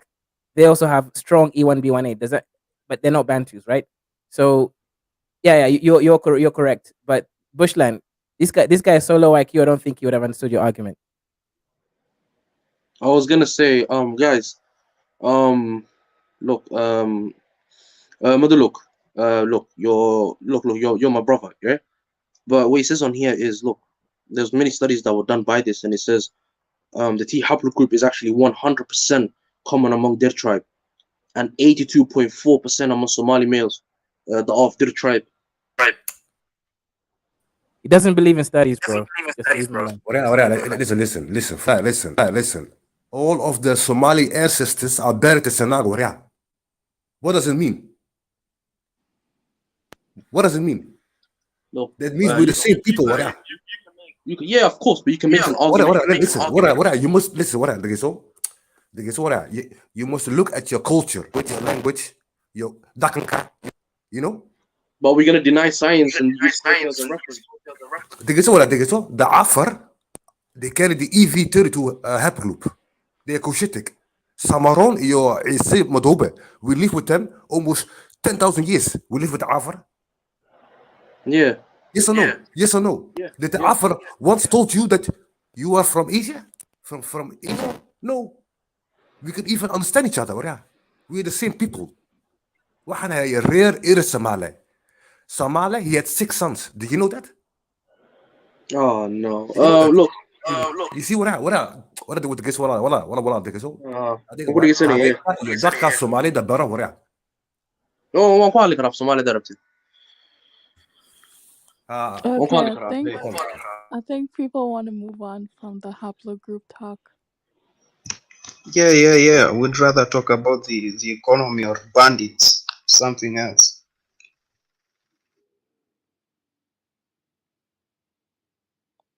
Yeah, okay. Yeah, I agree. So I guess the question look. here is, what's Kenya focusing on in terms of the economy and the business sector? Because we don't hear about it. The Kwarekwares. Oh, are you asking me? Yeah. Oh, I don't really know. We lost the election. I think it's Kaiser's people who are in government. It's a better place to tell us what we have in. That's why his country is too low IQ. He said we lost the elections. Like he's not a Kenyan. Like yeah. No. It's when you say we, it depends on the party and that kind of stuff. Musanda. Nah, it's depending on tribe, man. We stop trying to. You are not South Africans, man. You all kill each other all fucking day over tribal bullshit. Yeah, why? Oh, Musanda's coming in with his "we're better than you." You're run by Afrikaners, please. We are better than you. That's a fact. We enjoy being ruled by the Afrikaners, please. Yeah, man, they rule us very well. At least it's better than being ruled by an American. Yeah, good subjects. Well done. Wait, our subjects in our home country. No, we're not in the UK. We're not being forced with this living off another place. Al Shabaab is not in our doorsteps, Mama. We are better than you. I'm better than you. I don't remember seeing Al Shabaab in Djibouti, but yeah, go ahead. Yeah, Look at this they're clown, everywhere, man. man. They're everywhere, bro. I am better than you. Of course. A Of terrorist course. group, a terrorist group more than 2,000 kilometers away is in my country. Africa. How many South Africans are going to Djibouti? Well done. Imagine your logic, man. You're very smart. I'm just saying, it's so bad that Somalis run to South Africa. But what's so bad is No, running to it's not your country though. It's not your country. Okay, Africana's fine. country. We're running to the Africana safety. The Hey, network that bruh, they built, the country that they built, on the backs of your people. It is what it is, bro. It is what it is. Yo, Msanda. The South Africans, it's a situation of the slave boasting about These South Africans are very cocky, brother. I'll tell you this. Yeah, it's a situation Yeah, of the cocky. slave Look, boasting man, about his listen, master's house. let me tell you why I'm cocky. I'm cocky because I just got something called BEE certificate.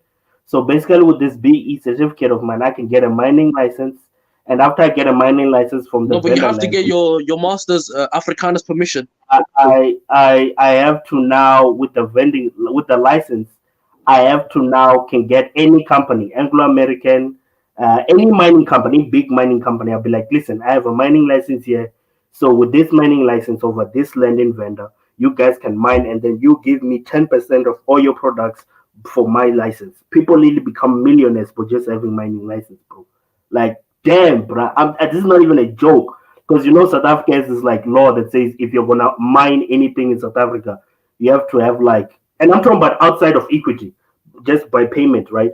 But I'm just saying outside in equity, there's a law in South Africa that says 40% of any mine in South Africa must have black ownership.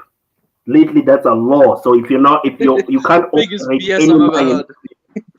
No, it's not You're saying BS. that South Africans can't compete with the white man, so they have to be given a handout. This is Yeah, sad. yeah, yeah. We're giving BE certificates.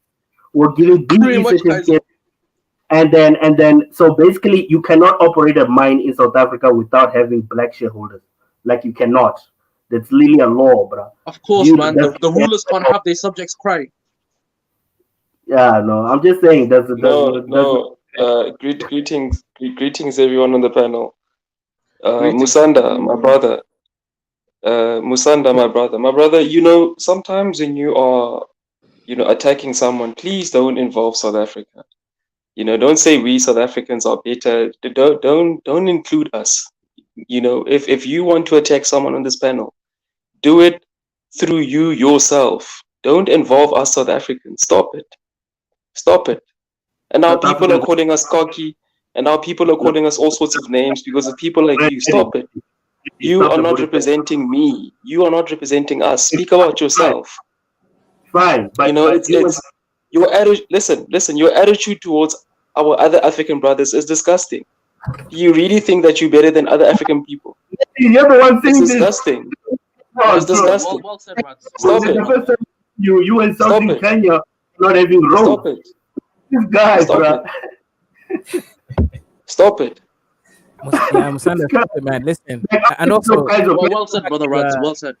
I'm kidding, bro. I'm just trolling over here. Obviously, I don't mean this, but I just find it weird. The first time I met Reddy, he was fighting with you on thingy, talking about how Kenya does not have roads. He said way more insults, and he's coming here talking about no, don't say that, my brother. Like you remember? Someone can grow, someone can develop. But yeah, so with the Kenyan politics, I don't think it's as tribal really because the right, people don't go by their tribes. They don't vote by their tribes. They vote a little bit differently. So I think they've improved. They're a little bit better now. Yo, bro, if we talk about Kenya, if you look at East Africa, why is Kenya the biggest economy in East Africa, even though Kenya doesn't have any natural resources? Kenya only survives farming. So I big up Kenya. I respect Kenya very much. If you look at Tanzania has a larger land mass than Kenya. Fish, oil, and, it has all the natural resources and all the mineral resources than Kenya. Look at Ethiopia, larger population and everything. Kenya is similar to South Africa. It has 50 to 60 million people, but it still is the largest economy in East Africa. Wouldn't you respect people like that? That's true. You have to respect these people. You know, the main difference I'll say between Kenyans and the other tribes is we're not low IQ. You know, I was discussing with this guy here. One of them was low IQ. The other one was defending the low IQ guy. You see, we're willing to discuss the reality. We don't go around trying to make things look nice. You know, it's with reality here. So I would say we're more high IQ than these guys who are surrounding us.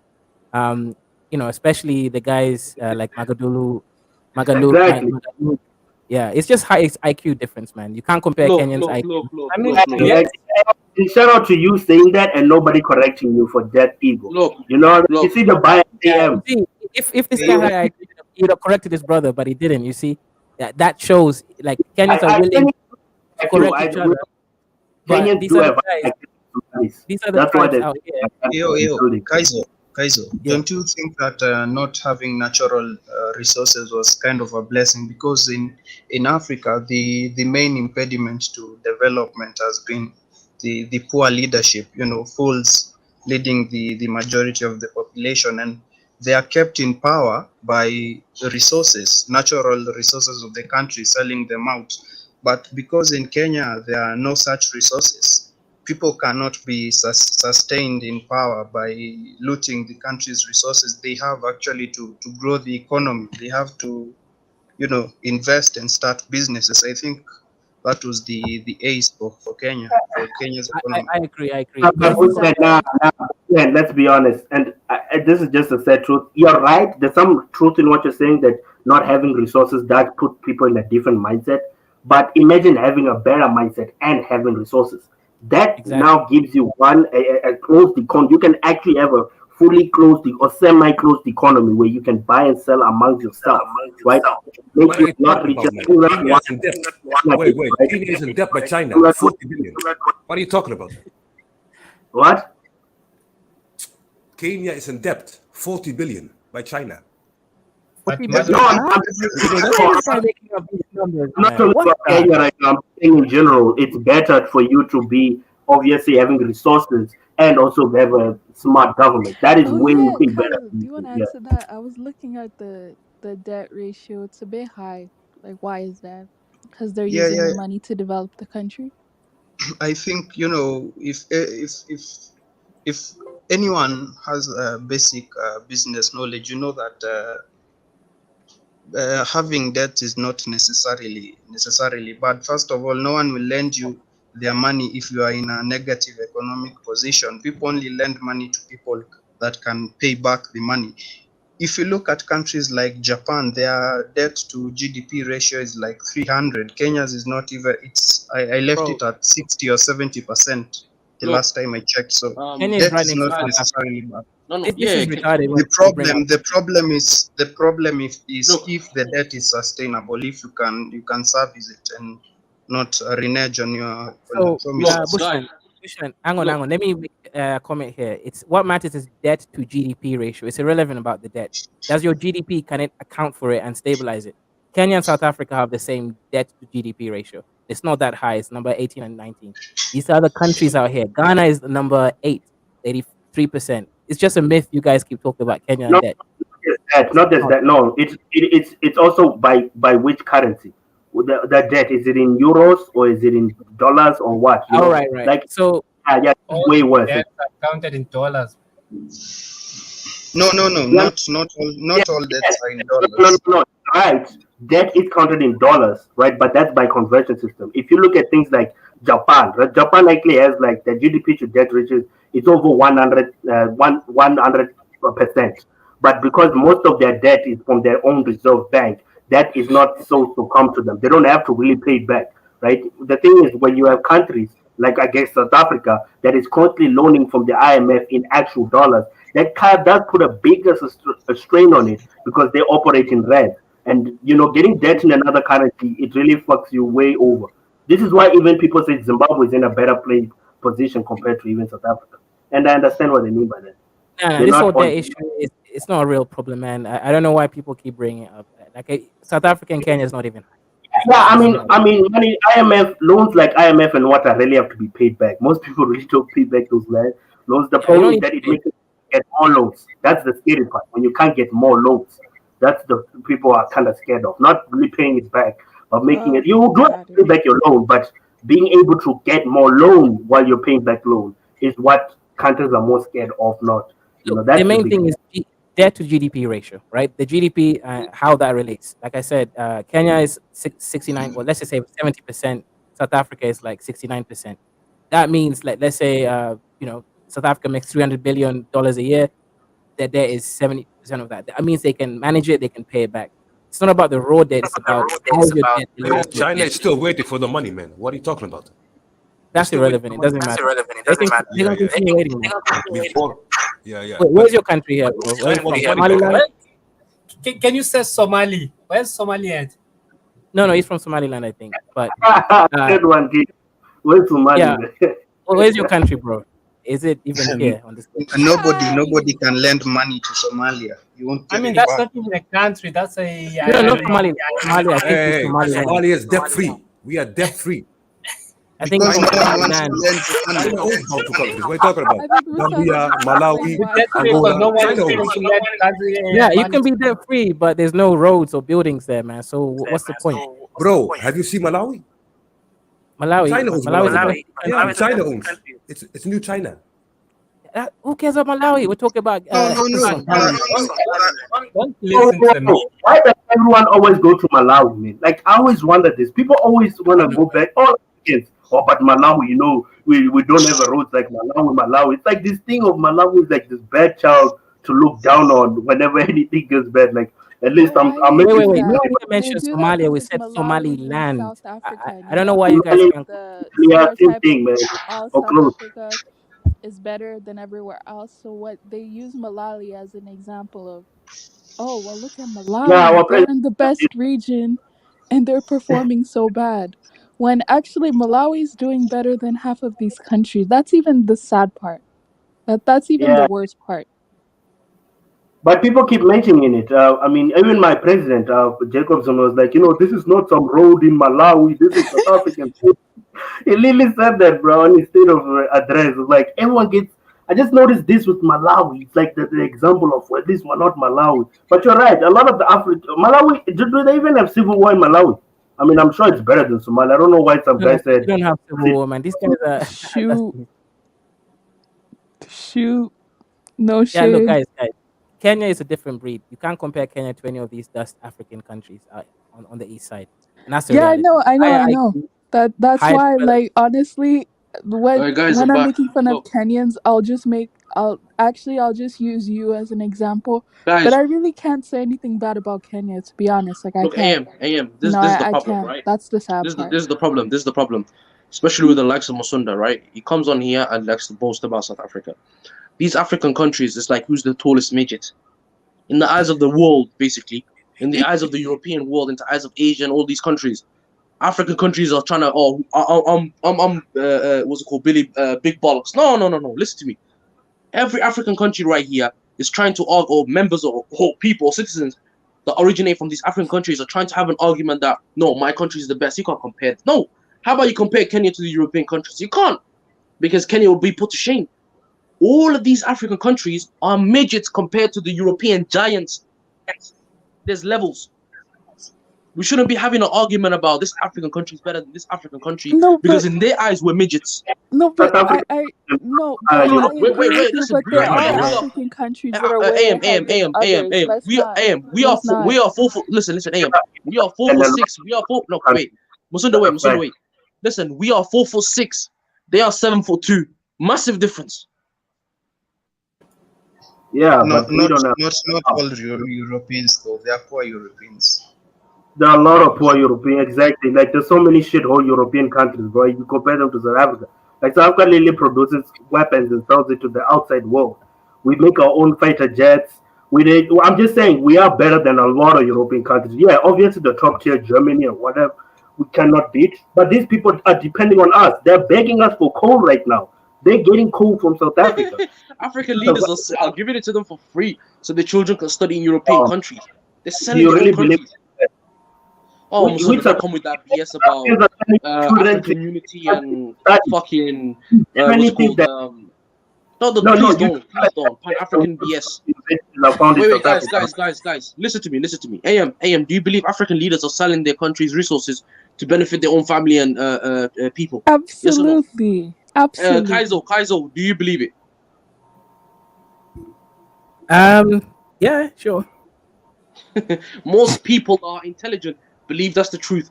Musunda over here is trying to give this speech about, no, we black people don't do this. We fight. We don't give an inch of our land.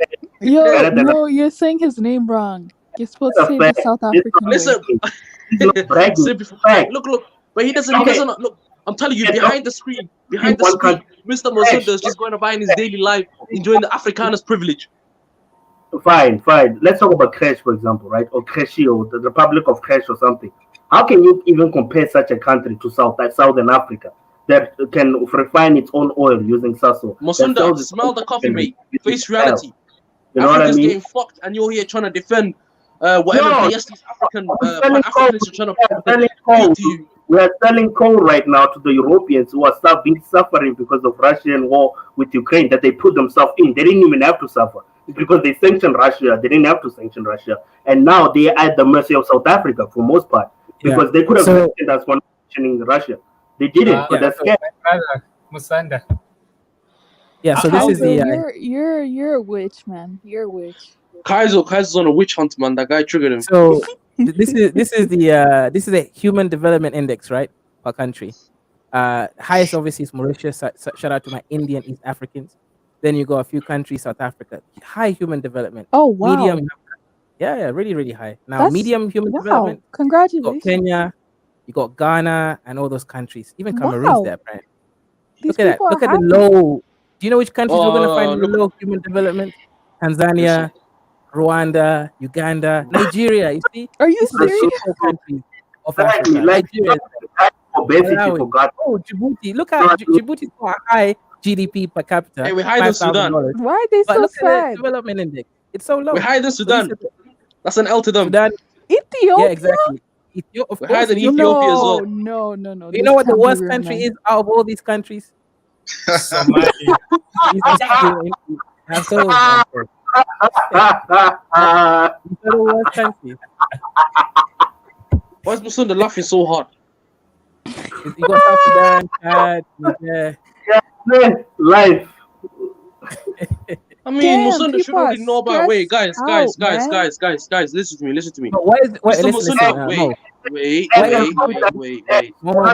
I'm gonna have my say, please. Look. Oh well, why is first of all, Djibouti on the low when it's a higher the highest GDP per capita in East Africa? Listen, that I can't explain that one, bro. We're ruled by a dictator. Fuck our high GDP per capita. We're ruled by a damn dictator. So it explains. But look. Again, I wanted to make a point. Look, you see, there's this point where Kaizo's trying to troll. I get that Modelu guy got him triggered. Again, Kaizo gets triggered when low IQ debates happen. And again, I understand I understand Kaizo's demeanor. That's what I'm trying to say. I understand what gets him angry. And again, that did trigger him. That's the reason why he pulled this stunt. Because he didn't want to show the countries. He just wanted to show the bottom one. That's all he wanted to show. And Mr. Musunda, Mr. Musunda, we already know his act, man. Like, the guy comes on here, preaches about Pan-Africanism. But again, you can clearly tell that he hates Somalia, which again, it's understandable in certain situations. Somali, man. What did I say? Somali. Can I finish, bro, please? But then again, he comes on here like Billy Big Bollocks, and he's talking about, South Africa being the country, challenging the Western world. It's not South Africans, it's Afrikaners. The whites in Africa, South Africa, are the ones that rule your country. 2 seconds, KG. Can I say something? Wait, 2 seconds, KG. One of the fastest people who are becoming fastest rich in South Africa is mostly Somalis. I tell you, in the next 20 years or 10 years or 5 years, Somalis will be the most richest in Africa, in South Africa. I'm telling you. Do you have statistics to back that up? Where you from, KG? I'm in South Africa you now. You're South African, KG. Yeah, you think concerts, man. You're not a concert. Man, you are a concert. You're not. KG, you sound. Wait, 2 seconds, man. You sound like the ex-girlfriend that always wants attention, man. Please. Damn. Look, KG, speak. Look, what you trying to say, bro? Like, are you South African? Yeah, I'm in South Africa. Yeah, shout out to you, brother. I don't mean to offend all South Africans, but this guy comes on here trying to represent South Africa. You have to show the good side of South Africa, but this guy is trying to represent you guys bad. Rad already came in trying to educate this guy. He doesn't listen, and now it's you. Stats, KG, where the stats you're talking about? Whoever Wait, Kaizo. Kaizo, can you explain, give a brief description as to why all these countries are varying in We have our own HDI problems, and but what the Somalis are factors business are? orientated. Yeah. So Even Because in Canada. I obviously understand some of those countries are going through civil war, going through dictators, so that's why they're low. But what would be the other factors? Okay, so Somalia is obviously war. South Sudan is war, corruption. Same thing with Chad. Central African Republic, same thing. Burkina Faso, same thing. Guinea, corruption. Sierra Leone, war, corruption. Democratic Republic, war, corruption. Liberia, probably ex-war. I don't know about the corruption. Eritrea, it's a developing country. Dictator. Ethiopia is just because of they came out of a regime recently that was kind of dictatorshipy. Sudan, same situation, war. Gambia is just a small country, so they don't have enough GDP to actually develop people. Then you come up to obviously the Tanzania. These are dusty people that believe in communism. That's what's holding them. Uganda, these are dusty people that have a Tutsi leading them. Basically, in East Africa, you should never have Tutsis or Nilots leading people. They're the dustiest. It should only be, other tribes that can do a much, much better job. So Rwanda, again, same thing, Tutsi leading them. So Tanzania is dusty communist. Kaiser, you're starting to turn into one of those Bantu supremacists, man. Man, I don't even care about those. Can you like my picture? Can you like my picture? No, I don't think Bantu should be leading either. I know a specific tribe that should be leading. But anyways, so once they get in power, it's just gonna because, be guys, better.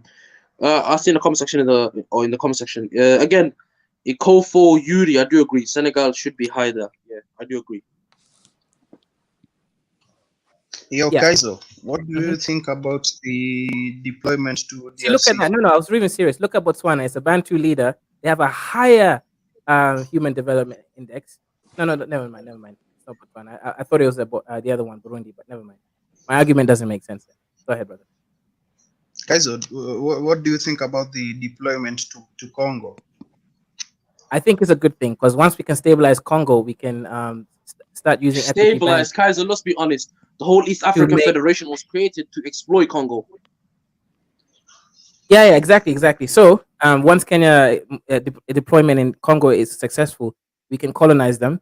And we can exactly. Let's be honest. We can take the resources. You're gonna take all the resources and make a contribution. Isn't Gabon the country where there's a natural nuclear reactor? I mean, I'm not even sure. Wait, hold on. Where's Cameroon? Sorry. Cameroon is actually quite good for some reason. It's like, yeah, Cameroon is doing well. Oh, it's Cameroon. It's Cameroon. That's why they go Cameroon. Yeah, Cameroon. Yeah, Mo. The kind of people should rule is black British people. Let me just put it that way. The other people should not rule at all. Africans, native Africans should not. That's what I was trying to say. Yeah, I think HDI is really underrated, to be honest. Yeah, so right now, I mean, Djibouti is one I'm really upset with. Mo, you guys are the biggest GDP per capita in East Africa, but you're the low end, man. That's I mean, it's the problems that the North is causing, man, and the insane amount of immigrants we're taking in. Uganda. You know what Uganda's GDP is, man? It's like it's not good, man. I'm actually shocked about Uganda too. It's like $800 per person per year, man. How are you gonna survive on that? That's how much African millennial spends in 1 week. So imagine, like a person gets paid. Hey, comment section. Let's not put Nigeria and Ghana in the same place, man. Ghana's much more stable. Nigeria is a shithole country. Look at Nigeria; it's all the way down here. Look at Ghana somewhere in the higher tier, man. It's chilling with the top countries in terms of success and peace. Yeah, you can't compare Ghana with I think the BRICS coalition is gonna see. Hopefully, it will give a new shift at what African countries are now able to do. Because let's be honest, African countries do have a lot of limits because of Western control. You know what I mean? They do have a lot of limits. Wait. Who are these? Are these Ethiopians? Look up. God. Just look up the Rawastat Somali He's Empire. such a troll. Oh my god. Okay. Yeah, man.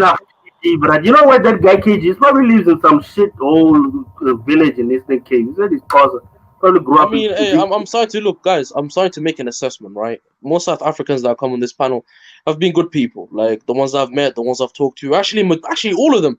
Par and Musunda. I mean, Musunda must have gone through some trauma, maybe in some South African school for the privileged. He must have got bullied by a Somali or something. I don't know. I can't make the story up. Something must have happened for him to be like this. So I'm trying to make the cool assessment of what happened, but hey, that's for one and his imagination. Can I be honest with you? Before I came on this app, I didn't differentiate between quote unquote Somali, Ethiopian, or any other East African that moves in SA, because at the end of the day, you're all just gathered up in the lowest income area. Not all Somali, I'm sure that those that are rich, but that's the truth. Most of you are in this Marawastat areas where this guy is saying you're going to build an empire. No. We're business-oriented people. Like we wherever we go, we try to start businesses. That's what I'm saying. You work at pawn shops, for God's sake. You're a retailer. Pawn shops. Is that the reason why I see in some of the old South African riot videos where, again, Indians, some parts were Somali-owned businesses and some other places owned by... Indians rule your ass, man. After the Afrikaners, is the Indians whipping you. Okay, fine. Are there more Horn Africans than East Africans in South Africa? AM. I have to say, if you're an African person, listen, if you're an African person that belongs to the African continent, and you, listen, if you're an African person that belongs to the African continent and you get whipped by an Indian, you deserve all hell that's coming towards you. By an Indian! That's all I gotta say. But like, okay. He spelled Kaiser Rock. I say this, dog. That shit, that video that you saw, Kaiser can agree with me. Nah, look, that happened in KZN. That didn't happen in Venderland. That happened with the Zulus, man. I mean, I agree with you. I feel like if you letting Indians kick you out of your land, you're pathetic, man. I won't lie to you. I agree with you on that.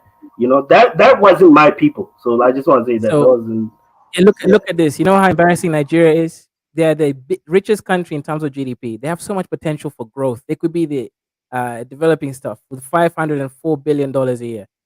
Nigeria number one. Yet the human development is like the worst. Then next is Egypt, then South Africa, Algeria. Look where Kenya is, number 7. So as you can see, you know, these dusty Kenyans are doing something right. Ethiopia is next. Okay, shout out to Ethiopia. And Ghana is also up there. Shout out to Ghana, number 10. So these are the 10 relevant African countries. Nigeria, Egypt, South Africa, Algeria, Morocco. You know how Kenya. this whole list is BS? You know how this whole list is BS? How is it Republic, BS? wait, it has Congo. It has Ethiopia. It has Tanzania. All in the top 10. I cannot be on. Wait, Angola. my dear, No, Congo is not in the top 10. No. This whole Congo's not list is top 10. BS.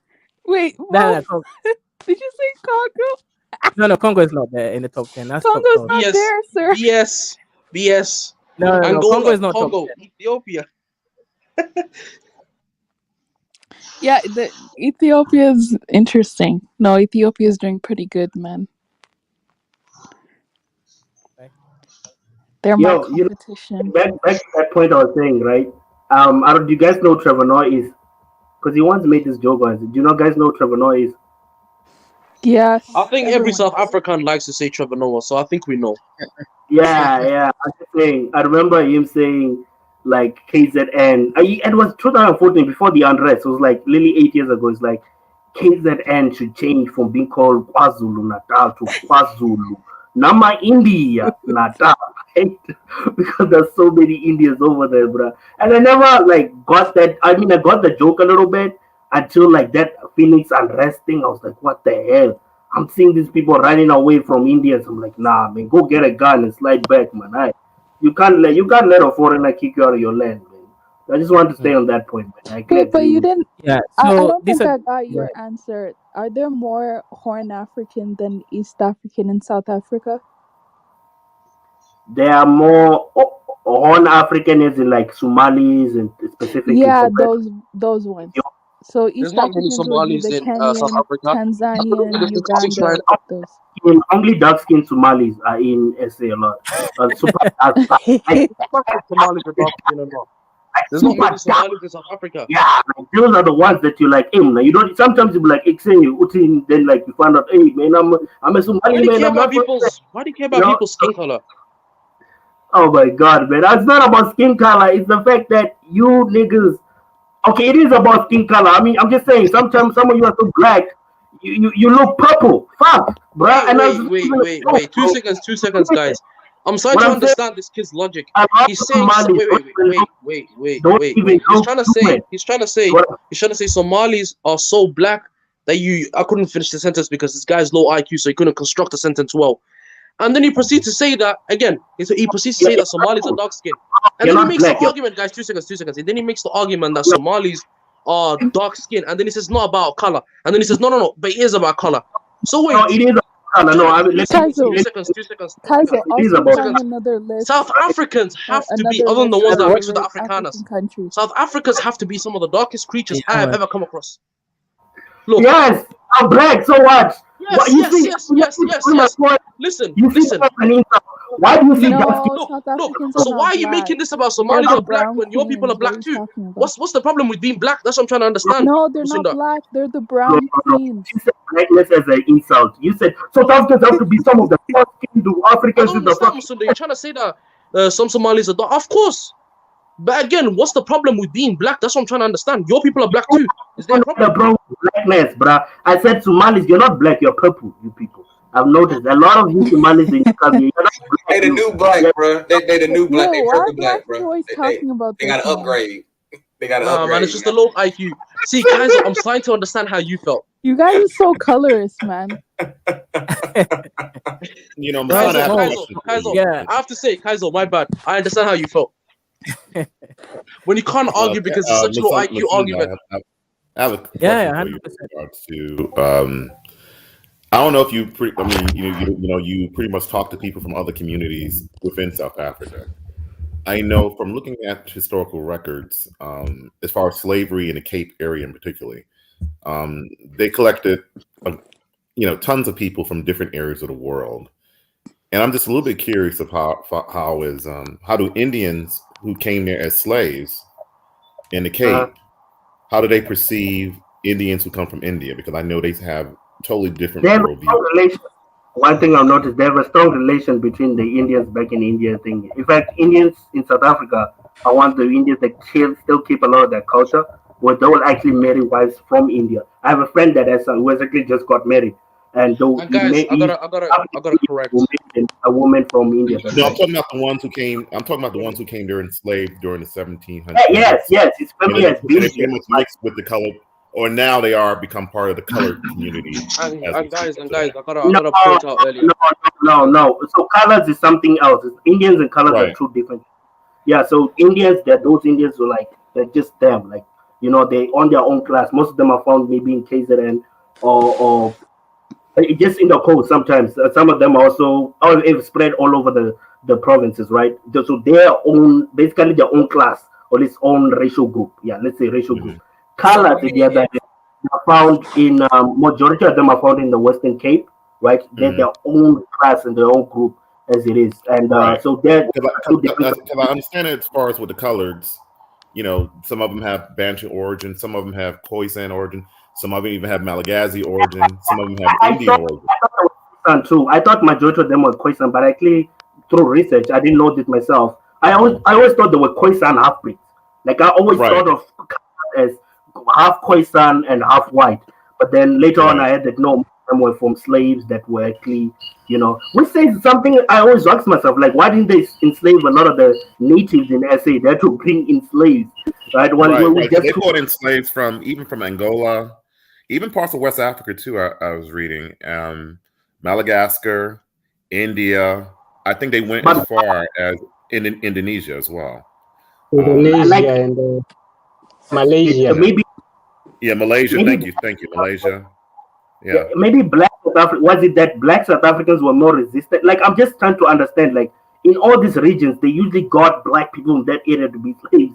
But yeah, it was mostly let's take away their land and stuff, but never introduce them into the system. Where we just too resistant. I don't know. I'm not trying to put some booty clap on South Africans or anything, but it's just something I really think a lot about. Like, why is it that all clans, like, let's even forget one clan, like all clans were just all resistive of these people and then had a lot of wars with them instead of ending up being slaves and stuff like that. We did end up in a way have slave labor, you know, with apartheid and all that.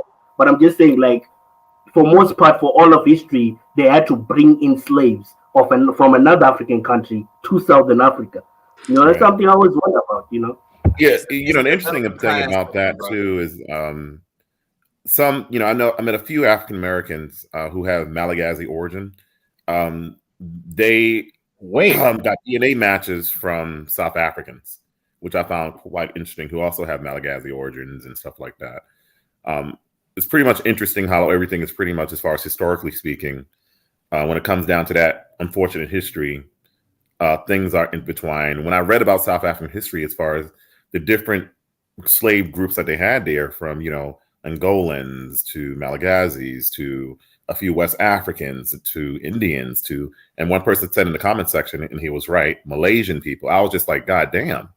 You know what I mean? And also the Khoisan people. And then as time went on, they all mixed together and became that new class of what they call colored people today. Well, and guys, look, I gotta interject and say what or describe, or basically correct what I was saying earlier. Look, with the whole thing about, you know, people of being a dark color, I made an example to Musonda about, you know, it shouldn't really matter. This guy tried to make it all about color, and with the whole again the part where I slipped down and said, you know, what's it called, creature. I didn't refer it to South Africans. I just referred it to the color. And again, I was trying to make a correlation with the color, because again, with black, there's nobody that's black on this earth. You cannot say to me there's a person that's black. Nobody looks black. It's you know what I think. Oh my gosh! That's a goddamn. You know what I think. Wait, 1 second. Let me just make a little statement. Stones may break bones, but words will never hurt. Let me make one little undercover MI6 agent things. When they're talking about black, they're not talking about skin color. White people are not even white. Yeah, exactly. They're pink. I think whatever. Let me say one thing. They're not like let me interject. Brian, I'm gonna finish what I'm saying. Brian, I was already speaking. I'm just gonna clarify what I'm saying. Go ahead. You were speaking. Look. I was saying, look, with the whole the color thing. I again, that's just my own opinion. There's nobody on this fucking earth that's black. It doesn't make sense to me. But again, with the whole argument about, you know, I'm sort of trying to make it about only Somalis that, no, it doesn't matter. Somalis are black too. We all, again, if you want to refer to that, wait, if you want to refer to that, I'm just going to tell you what Musonda meant. I'm going to tell you what Musonda meant. If you want to refer to that race thing created by a British pseudoscience, then go ahead. That's all on you. If you want to refer to yourself as black, that's up to you. But then nobody on this earth is, for me, is black. You're either if you're a person that's brown, if you're brown and has or have a color that looks very similar to the most Africans, then you are from Africa. You shouldn't refer to yourself as a color. Just like the European man, you don't go to him and say to him, you're white man. No, you go to himself, where are you from? I'm from Denmark. Musanda's low IQ, but Mo, I wanted to ask you this, right? Because this is important to me. Before you're acting low IQ, this guy here started saying, you know, Luos are at Nilotes genetically. I said no, and then also he said that the Dirs are EV32. How come here it says on these studies, among Dir clan, 82% are T haplotype. So can you at least agree and say that is correct? Who said that? Did I say that? What are you talking about? No. Mo knows what I'm talking about, but Mo is too scared to say the truth. Nah, look. With the Dir clan. No, I'll answer you, Kaiser. Look, with the Dir clan, of course, there's the studies that have been done on Dir clan for a while now, and again, they always come back certainty with T haplogroup. Our haplogroup origin is from the Levant. I do agree with you. It's from the Levant. Our brother didn't want to agree with me, and he's wrong. He's saying that, you know, there's no such thing as a T haplogroup. He's not accepting that he's T haplogroup himself. Thank you, Mo. Thank you for being high IQ. Look, I'm being honest. Look, can I talk? Because I wanted to say something in regards to what Musonda was probably meant. What he probably meant in regards to, and you know, just don't get me wrong, Sometimes Somali have supposedly anti-Bantu banter against against Bantu speakers or what have you, and then always highlighting, not all Somalis but a few, highlighting how different or distinguishable they are from other African groups, and some even make jests and jokes as far as Bantus being too dark or too black. Not all Somalis do that, but and sometimes in these platforms you hear that, and that's why you have that thing as far as some certain YouTube channels are Somalis really black or this and this and that. And Musanda is pretty much saying from his observation that the Somalis that he sees in South Africa are blacker than us. What gives? That's what I think what Musanda is pretty much saying. I agree. I clarified the point. I do understand. And again, I wanted to go on those idiotic Somalis' behalf. So I'd like to apologize because not all of us behave that way. And on the other regard as well, of course, I understand there are dark Somalis, there are light-skinned Somalis, there are brown Somalis. Two brothers one can be really, really dark, and the other one can be a super light skin that can be confused for anything else. Again, that's the Somali genetics. You never know. It's basically gambling. You get a choice of what 1/3 of us you get what you get, bro. That's what it is. We understand that Somalis, and again with the whole thing about Somalis being racist, of course you're gonna have some idiots in every group.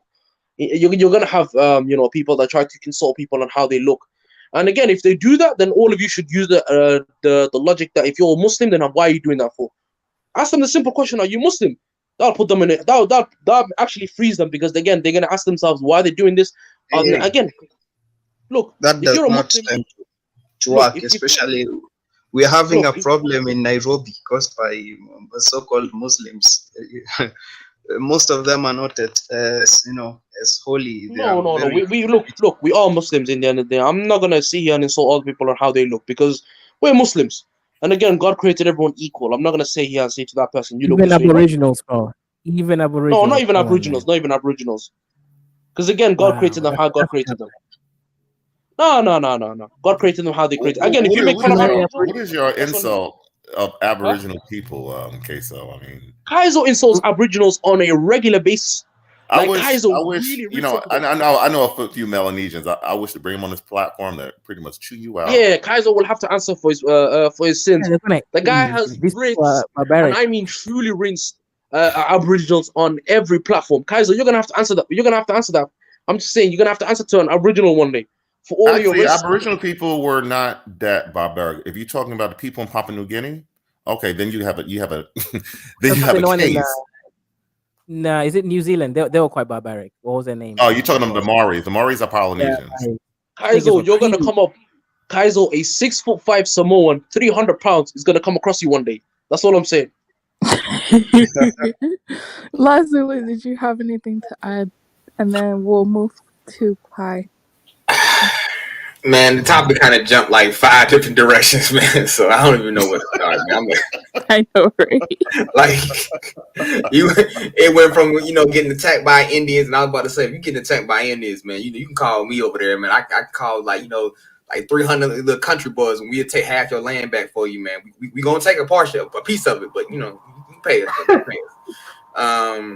But I just said it's one region. I didn't say most of it. I say, look, that happened only in one region. But like I said, man, I'm not from there, so I just hope people over there in KZN, they do that shit. I think so too. I agree with you. I think a lot of Zulus should kick all those Indians out of KwaZulu-Natal. I think so too. That's just my personal belief, man. Because you can't have foreigners. The thing is, it's not even a Zulu thing or whatever. The thing with me is, if I was in India, right, and I did just the smallest amount of stealing, just the smallest, those Indians would fucking hang me.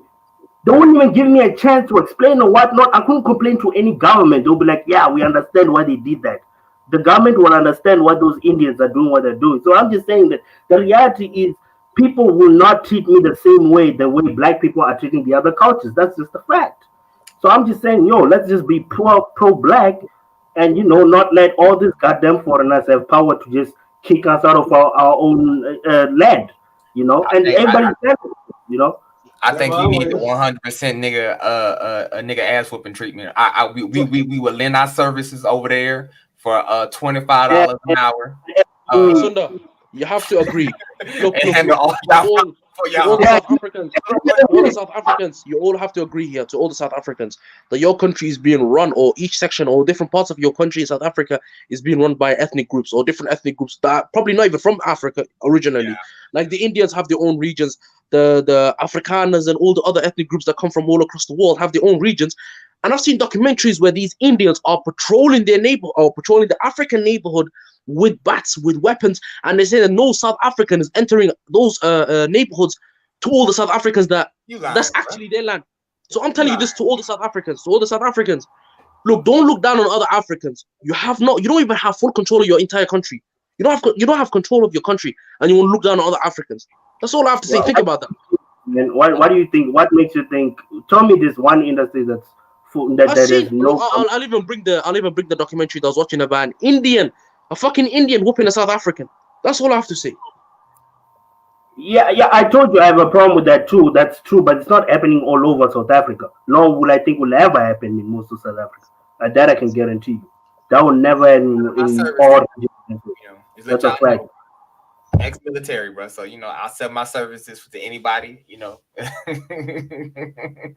Yeah, I know Mukula's gonna kick me out of anything, bro. That's my dad. Like, hey, bro, no. That's what I'm saying. Like, it depends on maybe just those people are more accepting. I guess maybe those people in KZN have accepted Indians or something. I just personally would not accept any of that personally. I'm just saying, where I come from, we'll never accept that. But I do have one question. I have a question because I think I may be moving because I'm pretty much maybe moving to South Africa or Uganda. I'm pretty much set on that. So what's the better place to live? Come to South Africa, bro. Dude, you can't compare brother, you want to Uganda move to to South Africa. brother, No offense. brother, you want to move? I mean, hold You on. can't. Wait, last Zulu. You can't Zulu. compare Uganda to South Africa. No offense to Uganda. Brother, which again, last Zulu. You want to move to South Africa, right? Or Uganda? Okay, how good is your Indian and your English if you want to move to South Africa? You have to be able to speak both. What the fuck you mean? No, India, man. Why you like this? They speak English. Well, I think They I can't think I'm speak speaking English. English now, right? I mean, I thought we all speaking English. Hey, last Zulu, your English is good, but you need to practice the Indian, bro. He's trolling. No, India's not even a language. Africa for a reason. It's an English country for most part. It's called South Africa. That's an English word. It's not even an. I mean, don't a lot of people in South Africa speak Afrikaans as well? Afrikaans is a very small spoken by very minority people. Man. So small. Most black people don't know Afrikaans. I guarantee you. Or will want to even learn Afrikaans because they see it as an apartheid language. But a lot of people from the Cape speak it, right? Okay, but I didn't really answer my question though. I was legitimately answering the genuine question though. So Kaya could explain that. I think colors probably speak more of this. But Kaya, maybe you're from the Cape, right? You only see in Cape Town. Yeah, so Musanda, do you answer the question? He was saying which one's better, Uganda or South Africa? I mean, obviously, try not to be that biased. Where in SA, I think that's what he asked. Where in South Africa? Yeah. I would consider Pretoria. Hey, why the South Africans triggered, man? Hey, listen in the comment section, bro. I didn't mean it as an offense, right? You don't need to be triggered. I just meant it as a joke. Sometimes you need to take a joke. You know what I mean? So I'll say Pretoria. I'll say also consider Port Elizabeth. I don't know. Maybe Kaya can add to that, but I know it's a pretty. At least I've read that it's a pretty nice place. Polokwane. It's also another city from my home province. I don't know about Cape Town. I've been there once, but I'll be honest with you. I think it's just too white for me. I want to go with all the white people. Cape Town is African. Yeah, Cape Town's beautiful, man.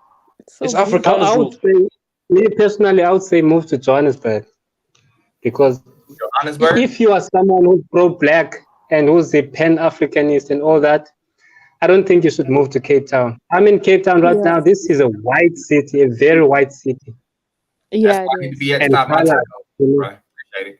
So Johannesburg and then move into Cape Town. That's the game plan for me. I appreciate it. I'm gonna take that land back They have one block they at have a really time. nice real estate in South Africa. Yeah, but You just should from check it out. Eastern Cape. What about Port Elizabeth? Isn't it better though for black people there in Port Elizabeth? No, Port Elizabeth used to in the olden days. I think 10, 20 years ago, it was a white city, but now it has been changed. It's very black now. Yeah, it is More really like black, but it's a very small city. You can't do anything there, man.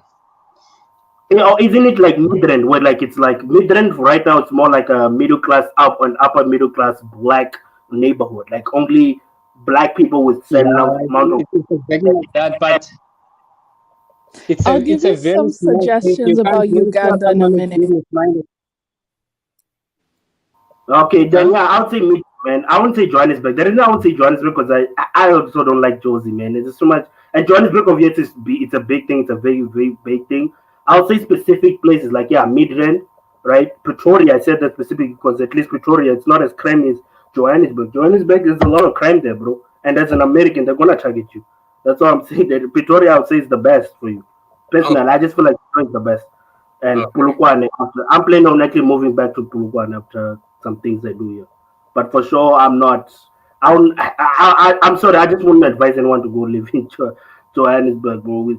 With all the things I've heard that happened there, bro. I mean, I've been there. I've never faced crime, but I'm just saying, it seems like it's out of luck sometimes, you know. Because Pretoria, I'm just saying, it's rare for you to hear extreme levels of crime that does happen here. Even away from like Hartfield, even away from like the central, like I'm just saying. I'll give you an example with Mamelodi, right, where I think even Sundowns is based and stuff. Over there is pretty modest. There's no crime there, right? So it's because I know the way you're thinking, right? This idea that black areas are just full of crime and whatnot, but no, it's certain regions and sometimes even economic standards and culture there. So there are certain places where the culture is just anti-crime, and so that's why I'm trying to advise you on like a black neighborhood that's also anti-crime, like Pretoria, even Polokwane. I don't know, like I said, I don't know much about Eastern Cape. Kaya could tell you about that, but yeah, at least I'll tell you about where I've been the most. Between Limpopo, Gauteng, and Limpopo, I'll tell you more about those two provinces. Okay, Pies on the panel. Did you have anything to add?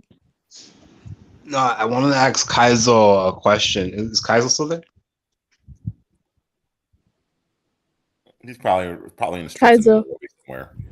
He's probably roaming the streets of Nairobi. Yeah, you're the guy from Taiwan, right? You're in Taiwan, right? Yep. Oh, okay. What question did you have for Kaizo anyway? Nah, I wanted to ask him how Rwanda got their ease of business index, like their ranking so high in the last 14 years. I think they're ranked like 38 or something like that. I think it's pretty high as far as easily doing business in Rwanda in comparison to a lot of countries. Yeah. Kagame is dictatorial, so police corruption is a lot lower than it is in Kenya. Kenya, I'll say the main issue is police corruption is too high. You have to pay to get things done. So even if, let's say, give a simple example. If I want to get my ID, because of my name and everything, they're going to take a long time. For example, in Kenya, it's just too much corruption. So let's say if your name is a Muslim because of your name, tribe? Yeah, because you're a tribe, yeah. So that's actually why I registered under my mom's tribe. That's how I'm even getting it processed right now. But the point is, depending on your tribe or if you have a Muslim name, they're going to make you pay like $200 for an ID, which should be free, right? So, and no, I'm not like exaggerating. It's not like, oh, it happens to some people. No, it happens to everyone, actually. So you can't get a passport, you can't get an ID just because you're from the wrong tribe or your name sounds Muslim. So in Kenya, doing business is very difficult. That's the reality. Okay, that is necessary. It's necessary, Kaizo. No, this is true. All my friends and family who are Muslims, they have to pay like $400 just to get their ID and passport. No, so if you had a Kikuyu name, you'd be in the house. Yeah, we'd be fine. Or just as long as you're not Muslim, really. To be honest, but yeah, it just depends who's processing your things. But what they do is right. The corruption is high. The police is extremely corrupt as well. It's all about giving them kitu kidogo, which means small whatever change or something or tea. So in Rwanda, from what I've seen and read, the police are not that corrupt. It's a lot more disciplined. The whole criminal justice system that they have over there. It's just more disciplined because the country doesn't have as much business going on, but it's much easier to do business. So, for example, in Kenya, imagine you open up, and this is why I didn't open up an alcohol shop. If you open up an alcohol shop over here, you can make good money. The issue is, even if you have all your licenses, we check, the police are still going to come and ask you for money. Or what we'll do is they'll work with some kind of retard from the area.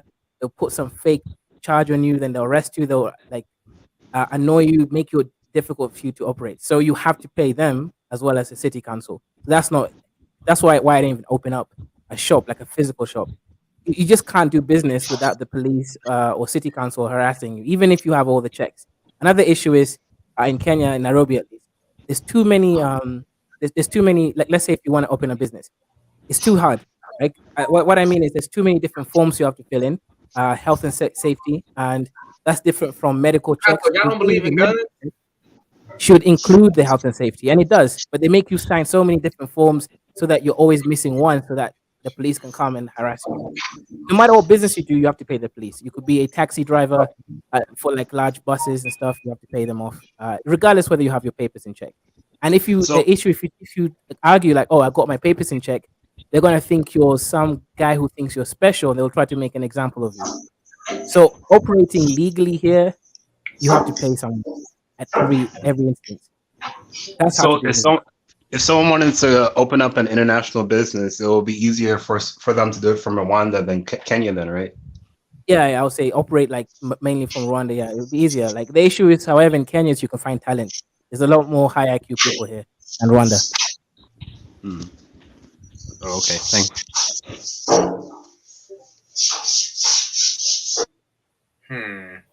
So do y'all believe in guns in Kenya though? That's my question. No, yes, maybe. No. No? Okay. We do have gun laws in SA. In come to SA. What'd you say? Oh, for real? Yeah, you didn't know that? Of course, we will have. I mean, it's SA all the time, then, boy. Because I just got my my license in being a gunsmith, man. I'm literally so I've been doing it. The thing is, South African blacks, for some reason, they don't want to get, but they can apply. They just don't for some reason. I think they want to pray to the Lord and Jesus Christ. They haven't learned. Hey man, Yeah, well, hang on. Let me respond quickly. You have the Afrikaners protection, man. Wait, hang on, Mo. Musanda, it's not about the salary. Like the salary, I think some of them get a free house. They get paid maybe $400. It's not about the salary. Whether they have salary or not, these people are corrupt. They're gonna just want to steal from you. Corruption goes all the way to the court system where people are paid $5,000 a month. It's just the culture over here is corruption. Everyone's corrupt. The baby's corrupt. The baby will even cry pretending it's hungry just so that they can get more food from you. It's just God, you're ridiculous. Why am I always in your mind, bro? Why am I always in your mind, bro? Like on a real note. Have you noticed that in this whole panel, keep saying Musanda, but he will be addressing Mo, will be addressing Dua or whatever. I'm always in your mind, man. Right? Yes, Musanda, because I'm a gay, okay? I'm a real gay, so get used to it.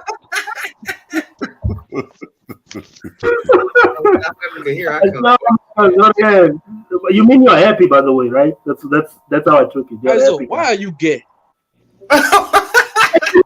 Why? Why are you gay? By the way, shout out to Brother Pie, man. What's up, man? I'm okay. I got in a similar situation with Kaiser. I might tell you guys some other time though. Bro, how's Taiwan treating you, man, with a big bad neighbor next door? I don't know, man. I'm just lucky to be alive, man. Bro, my other phone got hacked.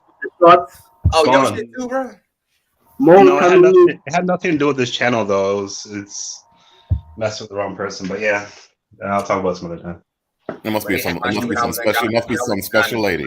So it must have been some special lady he was messing with.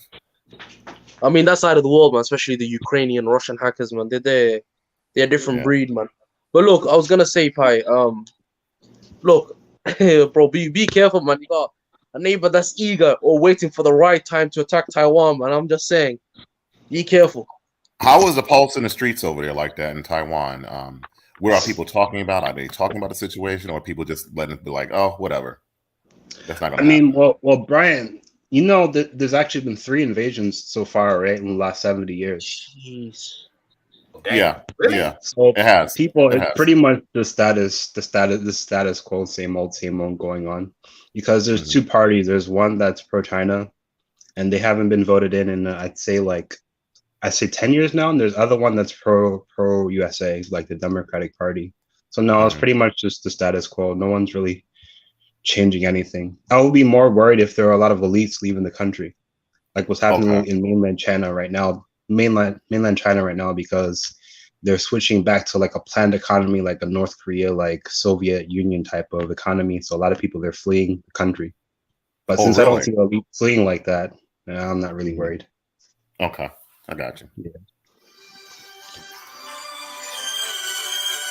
But excuse me for 1 second, gentlemen. no problem. But Pi, isn't the whole thing based around, again, the whole economy for China and laws for, you know, the apparently the supreme leader? Isn't his whole argument that I'm going to get Taiwan one day? Isn't the support that he's getting from the people based on him controlling Taiwan? Well, Mo, the whole propaganda of what do they always say? I forget what they say. Unifying. Oh yeah, reunification with Taiwan. If you actually studied history, which most people don't do, they just like look at CNN and like, then like I'll get calls from like my family. I'm like, oh, they're gonna attack Taiwan. I'm like, no. First of all, the people that were ruling that dynasty in China, they weren't even Chinese. They were a mix of Turkish, Mongolian type of people. They're basically like a mix of Central Asians and like Mongolians, like Manchurian. They're a mix of different ethnic groups. They weren't Chinese people. So for them to claim that dynasty and say we're going to restore that territory is basically like the Boer saying, oh, South Africa is ours because, you know, we ruled it once. It doesn't make any sense, to be honest. Wait, actually ruled by a Mongolian Turk mixture of different ethnic groups. Yeah, that's not a Chinese person. Damn. Really? And in that history, that dynasty, they weren't looked at the best in history. It's just that recently they basically want to control that territory because it would make it so that it's easier to keep the US out of Asia and to dominate Asia. That's the real reason why. It has nothing to do with history. What about your allies, or at least NATO allies? Are they surrounding Taiwan? Because the US said they will intervene if China ever. I feel like Japan would attack first if they. So I'm just saying, do you see any of the alliance armies around Taiwan that are non-Taiwanese? Well, see, here's the thing. Like, excuse me, sorry about that.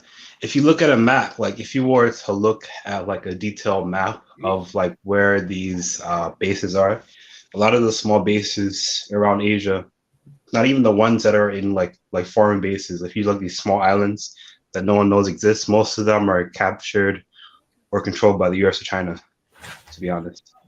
Like these really small islands in the South China Sea. But if they did get attacked, Japan, I think it'll be Japan, the US, and Taiwan versus North Korea, Russia, and China, to be honest, if it did happen. Wait, you think China and Russia, you think someone outside of China is going to enter the war on taking Taiwan?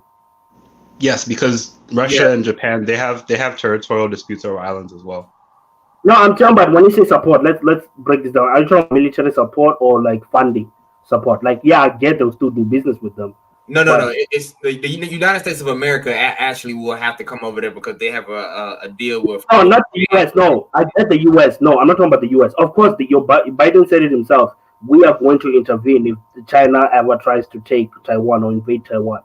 What I'm saying is, he's saying that China, when they try to invade Taiwan, they're gonna have the help of you said North Korea and Russia. So I'm asking, do you mean military help or do you mean by finance, like by constantly buying Chinese products? What did you mean by that? Do you mean military? They will send also soldiers to go up, take down Taiwan? Is that what you meant? No, I mean military help, because if it gets too hot over there, because it's not really a fight over Taiwan, it's a fight over all of Asia. I don't see it that way. That would cost too much of a war. Like if they intervene, Like, okay, I just don't see, because I'm not seeing. Look at what's happening in Russia. China is not sending any of its troops to help take down Ukraine. In fact, Russia is actually recruiting ex-mercenaries from Afghanistan to help take down Ukraine. You know what I mean? They're actually using most of their own spending. Yes, they are being quote unquote funded by China by buying their oil at a cheap price and all of that. But at the end of the day, this is their war, right? The BRICS coalition, because I don't know if people see BRICS as like an opposite of NATO, but BRICS has never been a military alliance, right? It's more economic. And I think that's what I see mostly with Russia and China. It's like they have this economic stand with each other, but I just don't see it militarily, because China is not sending any troops to Russia. Why would they do it now when people didn't do it for them? Why would Russia give more to people who never gave them? This is what I'm asking. Even Iran, which is supporting Russia, is sending drones. They're not sending armies to Russia like that. So I don't know. I just think. Well, if you look at the news, they wanted to create something like an Asian yuan. They want to create an Asian wide currency, which is I'm pretty sure why they've been flooding their. They're trying to create a stable currency, actually, not just. But I get why they're doing that, because to have more control, a stable currency will kind of give BRICS countries also control on it compared to just the fiat currency. I read about it, but they're trying to make a digital fiat currency, not just a fiat currency. A digital stable coin. That's what they're trying to create, a digital stable coin that is pegged to the yuan, the Chinese yuan. Yeah. Which I get it. Like, it will be a good thing for trading and consumerism, and also have the control of the BRICS countries instead of one China. And yeah, it makes sense. It's more trustable that way, instead of one country controlling everything. Obviously, if we're opposite US, we also don't want the replacement to be another US, So I think that's mainly what people are trying to do with their Congo digital or stable coins.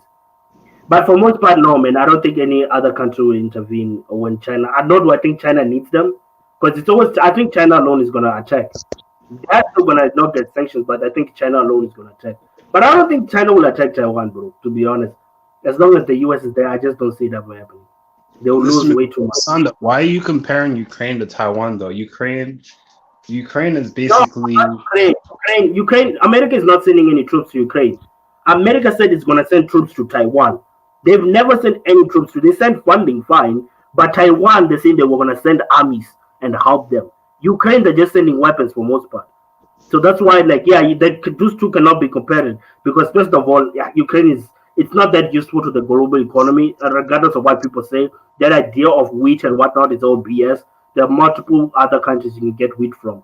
The biggest thing about Taiwan is your chip manufacturing. And obviously, if China gets a hold of that, they basically own the electronics world. Not to say they don't have a huge share already, but I'm just saying that's just giving them way too much power. Way too much. So I don't think, I think that's why America is so involved. I don't think it's out of loving the Taiwanese. It's making sure America does not get that power of controlling the world's global electronic market. It's half and half. It's about controlling the world chip market, which is basically, the life brain of most civilizations now. And then also, the trade routes that you can use to get there and pass. Yes. So it's basically it's half and half. So it's both of them, because it's both kind of intertwined. Because if you can hold Taiwan, you can almost stop China from making any quote unquote big moves without them actually knowing and seeing it first. So keeping that area basically is a tactical advantage, actually. Yeah, you're right. I forgot about that. Yeah, the trade routes, because it really helps a lot on the Belt and Road Initiative. It allows them to be, it gives them a larger share to the trading that they do already. 100%. I forgot about that. Yes, you're right, Zulu. Yeah, I think I'm going to have to go ahead and get me my little South African province then, bro. Because I think I'm going to move, man. So why don't you just look? Can I ask you something as Americans? Yes. But I always wonder why don't you speak on investing instead of moving? I never understand why it can't be more of a I'm staying at both sides. One side is I do this, and the other side I do that, because that's how most of these whiteys in South Africa think, right? They will probably have investment in two countries instead of moving directly, because South Africa does have benefits in SA. I won't let you, because things are a lot cheaper here.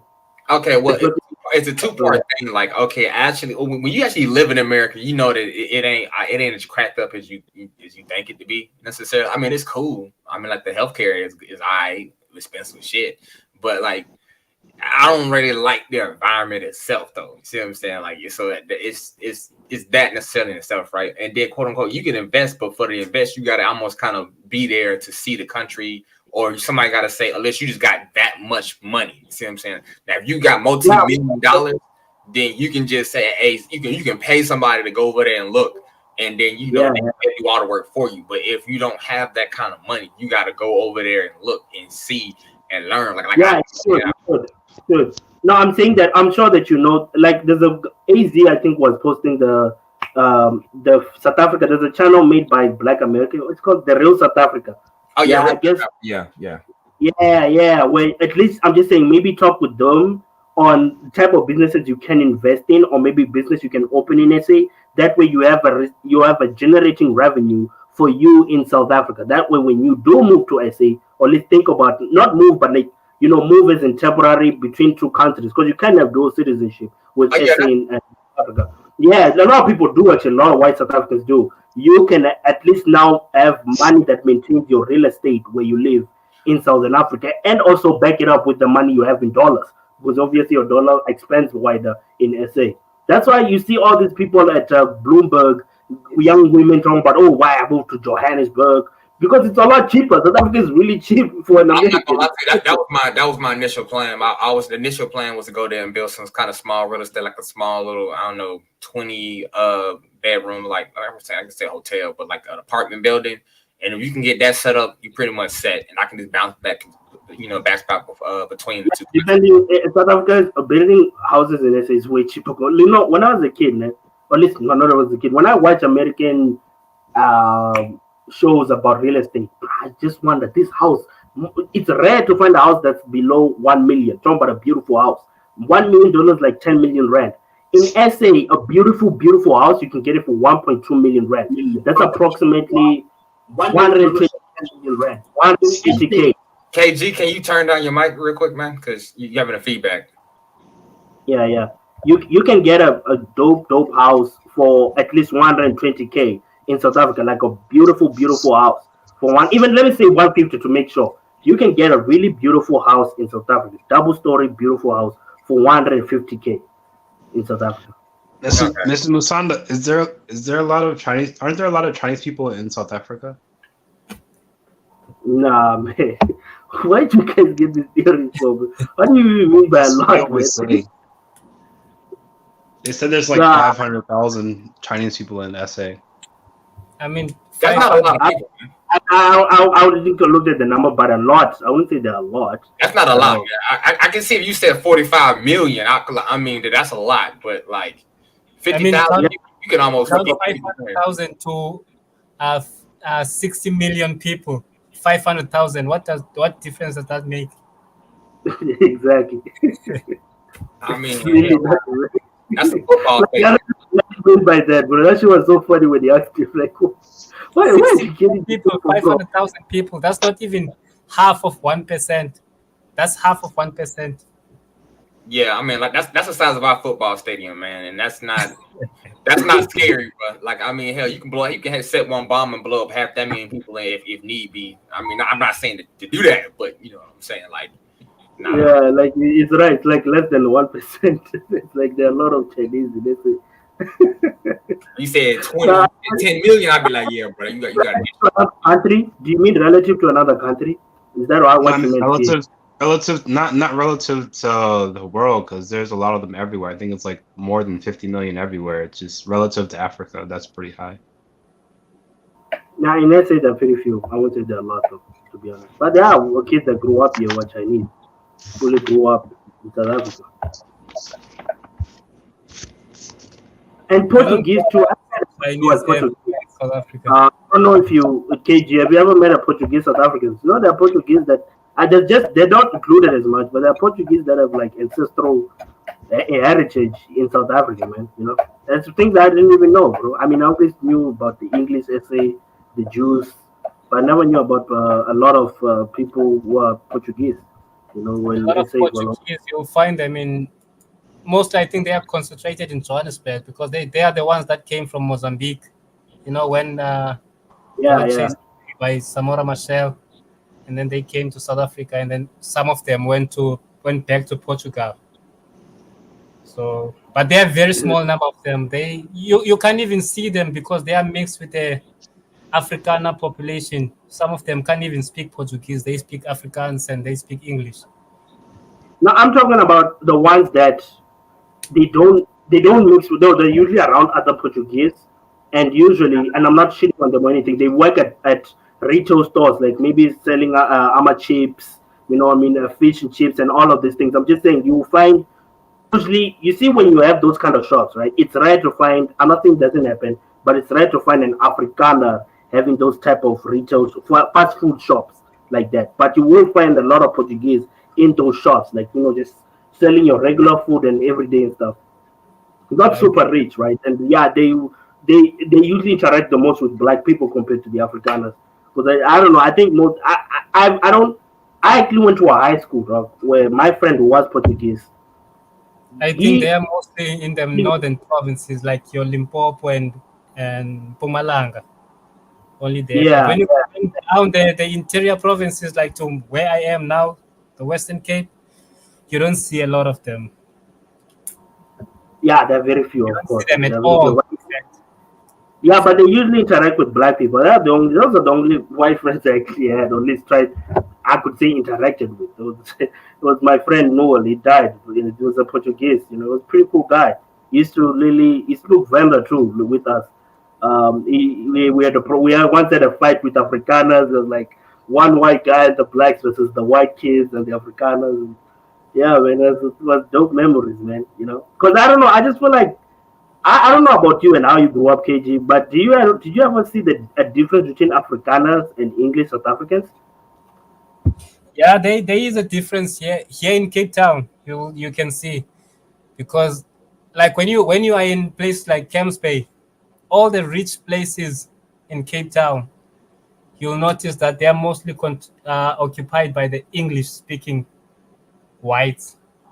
Then when you go to places like Belleville, Easterrivier, like Klapmats and all those places, it's mostly Afrikaners. They are mostly they're not rich, but they are where I wouldn't say they are somewhere in the middle. And then below them is like your blacks and colors.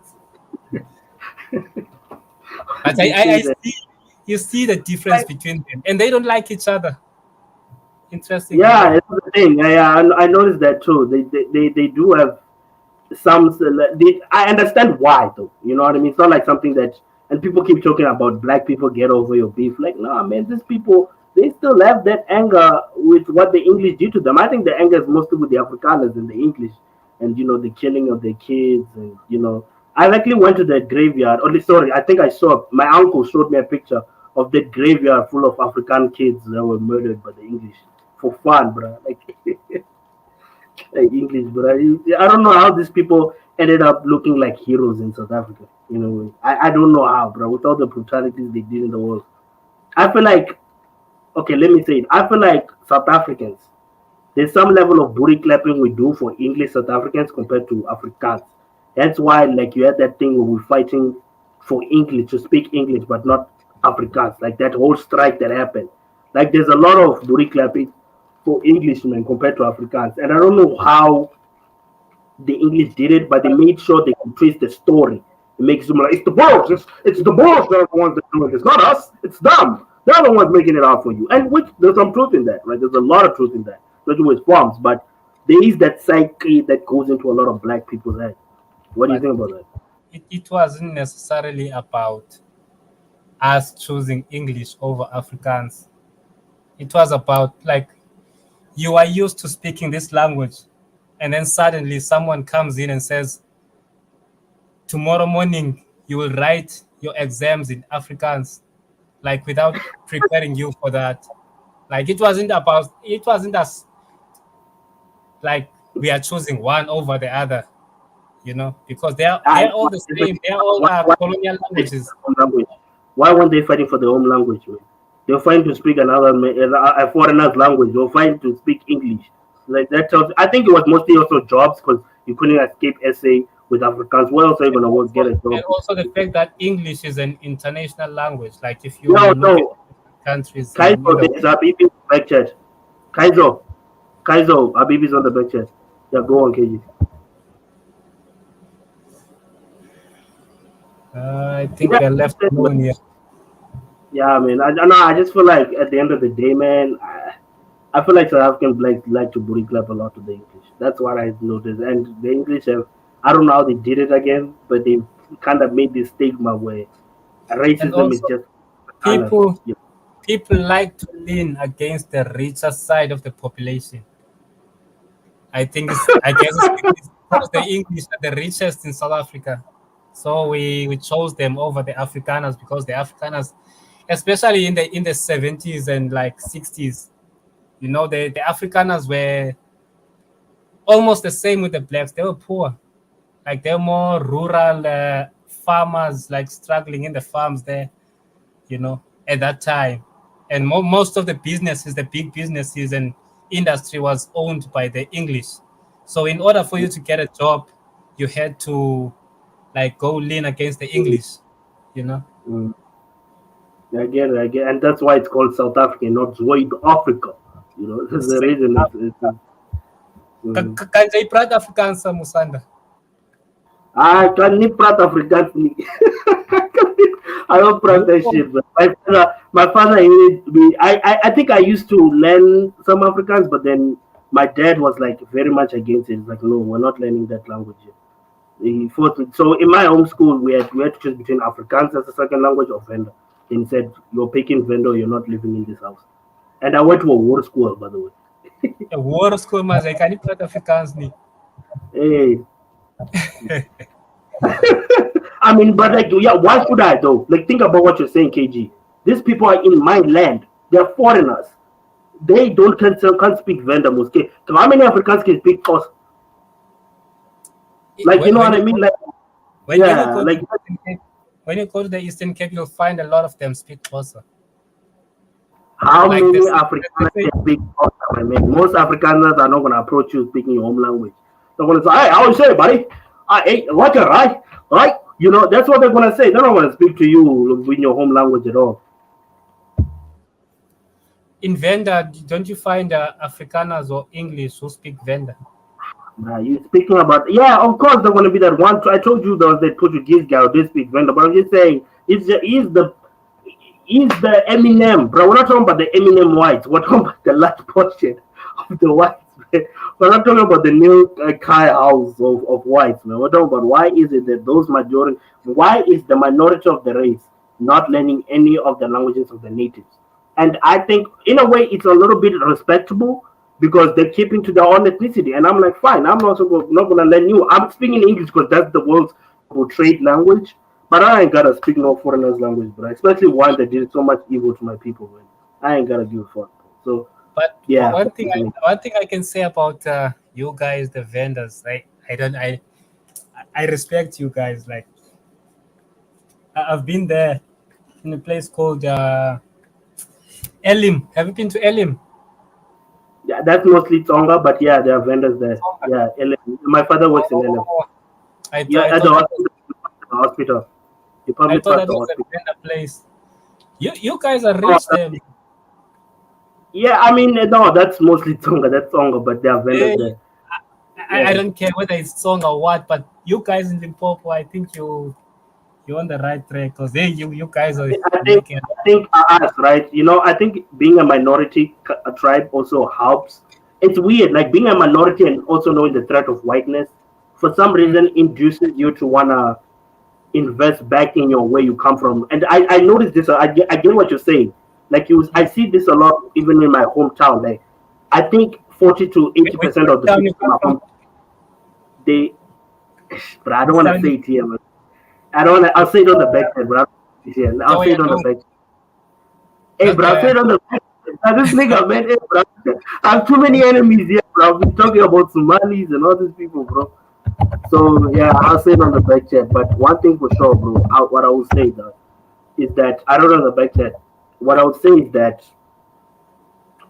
that also pushes you to want to invest back in your homeland. What you will find a lot in Venda in general is that there will be people that will probably do work in Pretoria, but they'll be investing on like building something back home, right? They'll probably want to rent there in Georgia and whatnot, because the reality is that's not where I belong, right? And invest doesn't necessarily mean in Venda, but also Pulukwane, right? I actually would like to live in a state in Tsanim, right?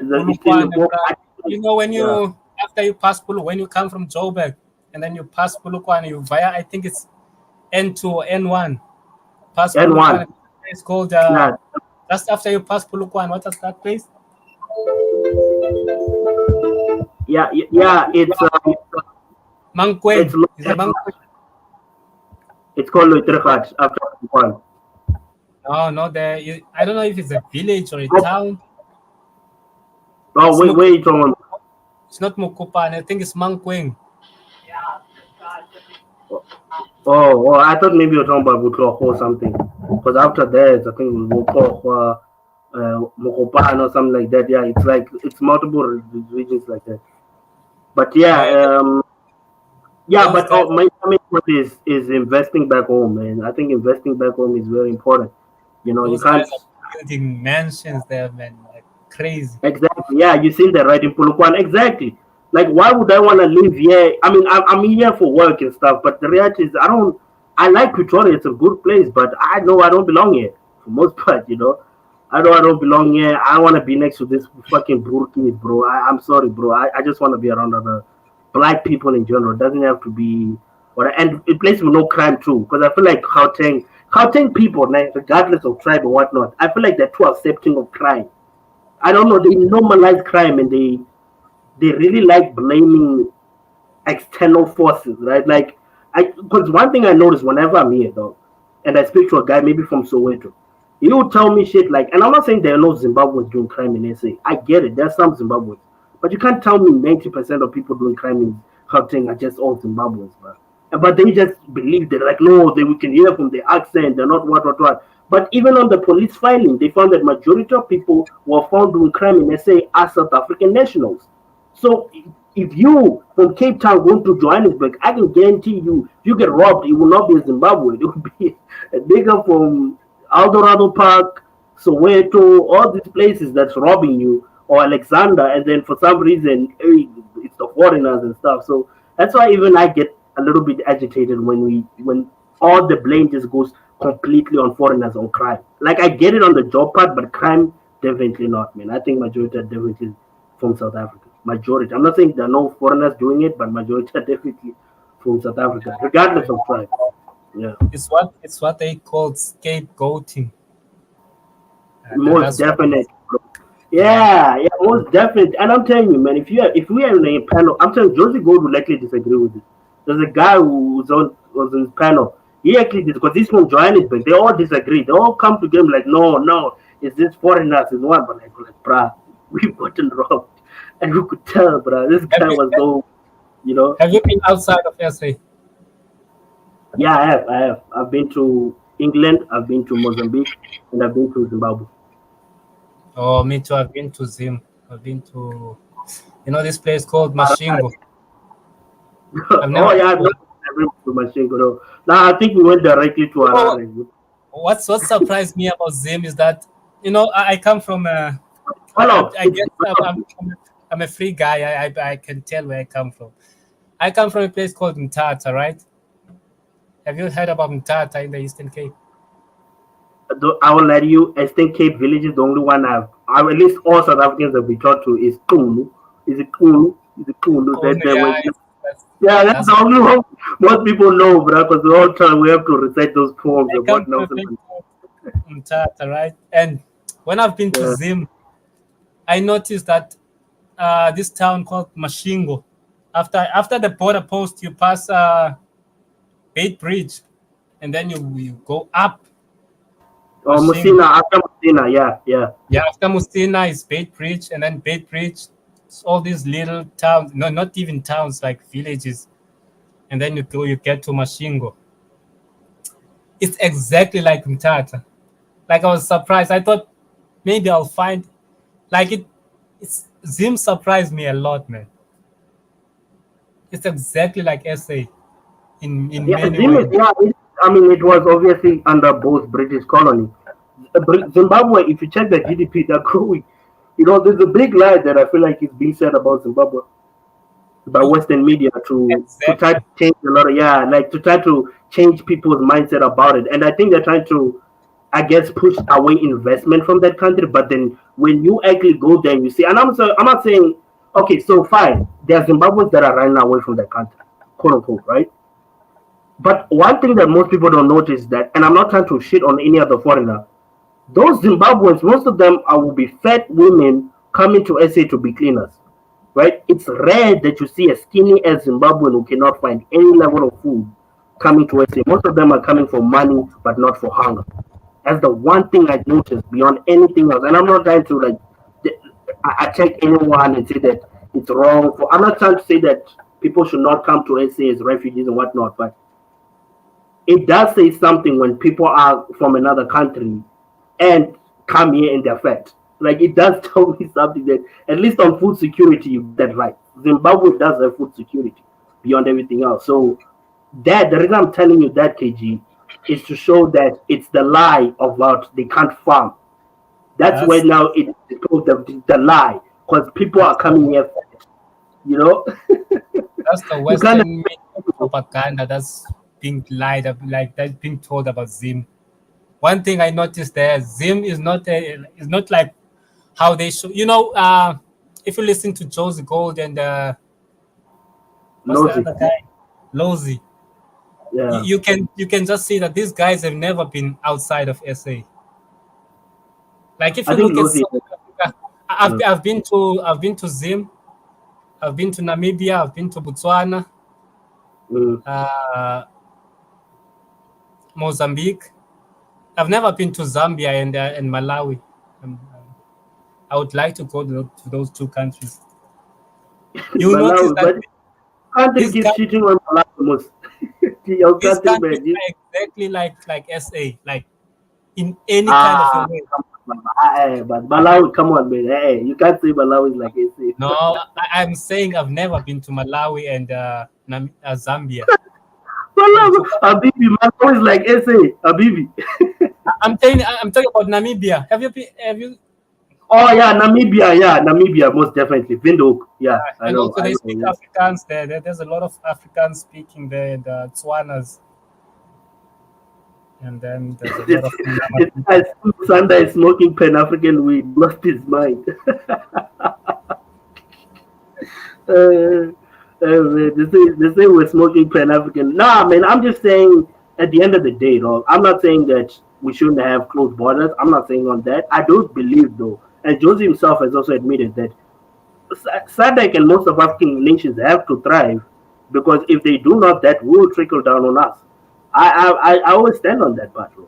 But you know what I mean? That most of Africa needs to develop, and I do believe that it was the ANC's responsibility to end a lot of the wars in Southern Africa, which I feel like they failed on doing. Chrisani actually made a speech about that, right? Because my question is, when SA sends out these armies to the DRC, yet the people are throwing stones at you, that tells me something. Like, what? You know what I mean? I ask those questions, like, why are people in DRC throwing you stones and telling you to get out?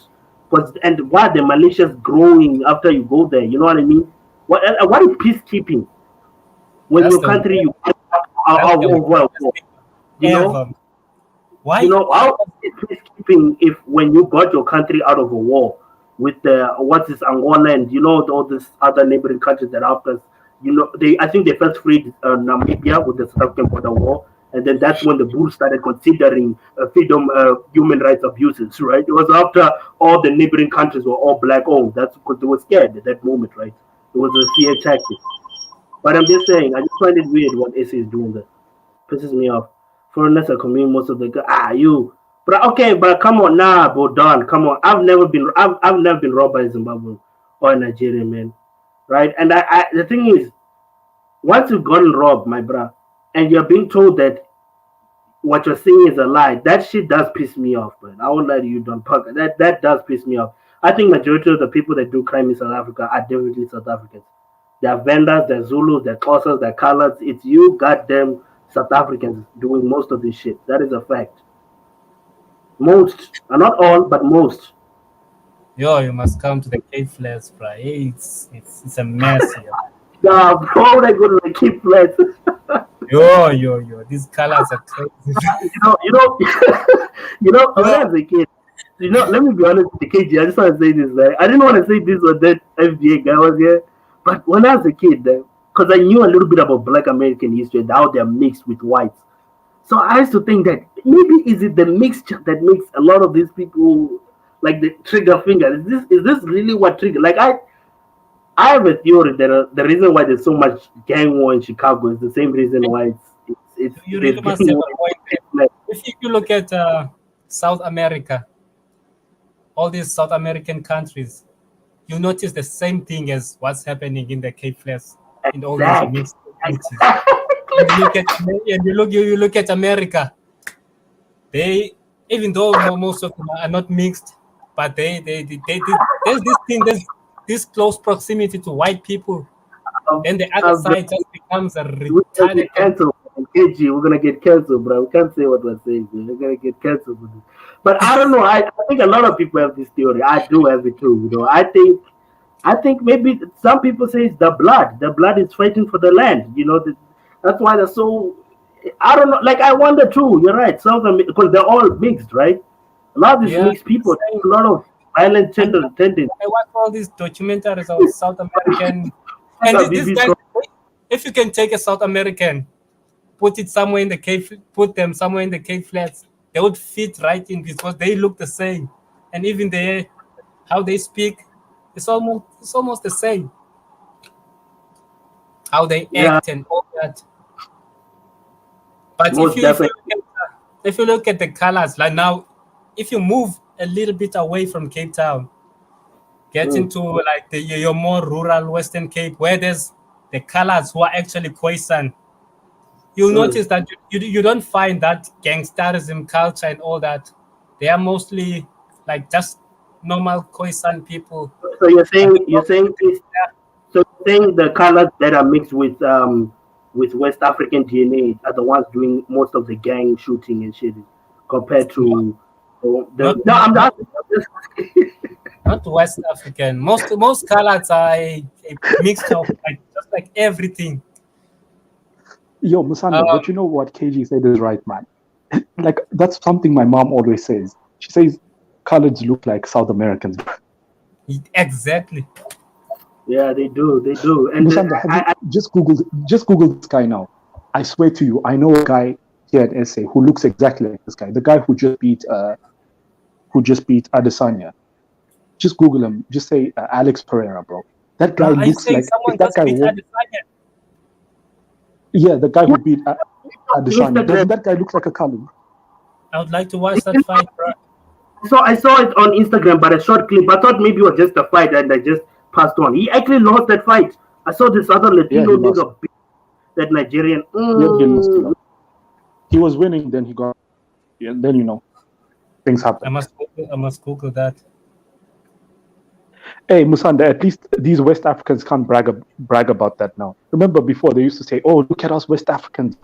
We have 3 UFC champions." Blah blah. I'm joking.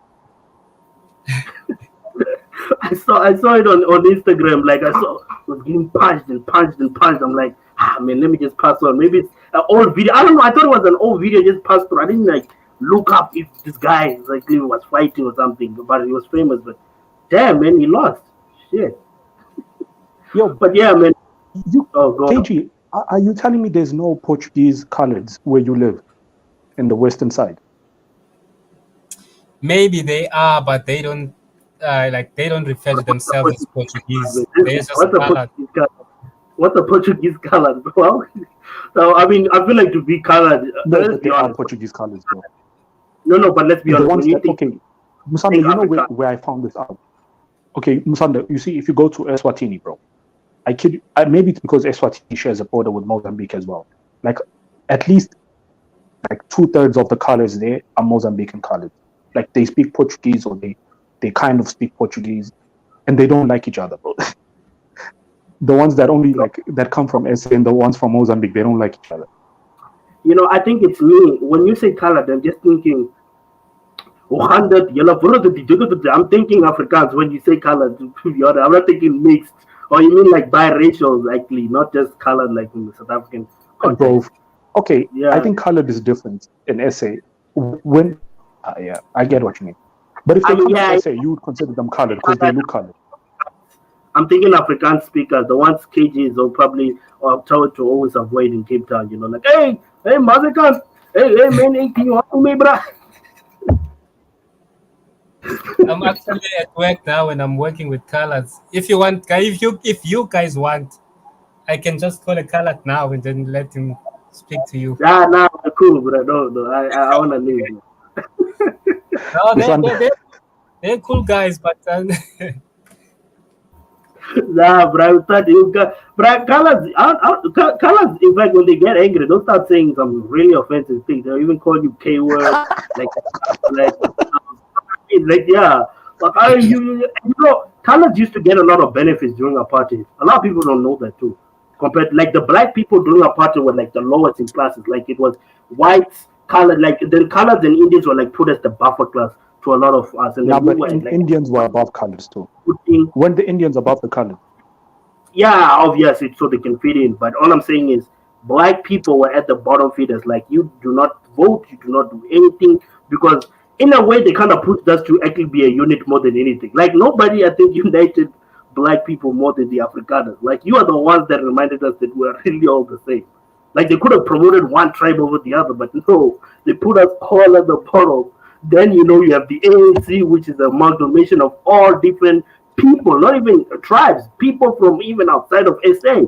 The ANC used to have branches all over Africa. You know what I mean? Like I don't think most of what the ANC could be today will be possible without white people. In a way, like your classification of blacks and seeing them as a collective, in a way, helped make the ANC what it is. I'm just saying, if you really think about that. Yeah, that's true. But just to respond to Don Parker, no one's saying that black people in Cape Town are not violent, bro. It's just disproportionately, bro. Colors are crazy, bro. What says? Like everyone knows that. Like even if they're not violent, they are the most prone to violence. Like even the most like middle class, milquetoast colored person, that person has a shorter fuse than a black person, bro. Colors in general have a shorter fuse. Like they're the first ones to start fighting, bro. There's more crime in Cape Town in colored areas than black areas. And that's why I don't get forget the crime. No, forget the crime. Musanda, even like just to pop off, like just to get angry and start like swearing and stuff publicly, bro. Yeah. Who else does that besides colors? It's a culture thing. They make it a culture. You're absolutely right. They make it culture too. It's almost like they see it as a culture thing. Like this is what it means if I'm colored. It's sad, right? I don't explain what you want. If you look at our culture as Xhosas, we go to, like at the age of 18, we go to the bush and then we get circumcised and then we give in the law and all that. These guys have to go to the prison in order for them to like initiate. That's their initiation process. That guy's a close man. Hey, Musanda, I'm not even gonna lie to you. When I remember when I first came to school in SA, bro, I was more shocked. Like even when I was in Eswatini, bro, I was more shocked of like picking a fight with a colored than even a white person. Because you know a colored, bro, this guy, if you beat him up, next day he's gonna come with his whole ancestry, bro. And somehow all these niggas are related. Exactly, and he's not scared of jail. That's the thing. You can't fight someone who's not scared of jail.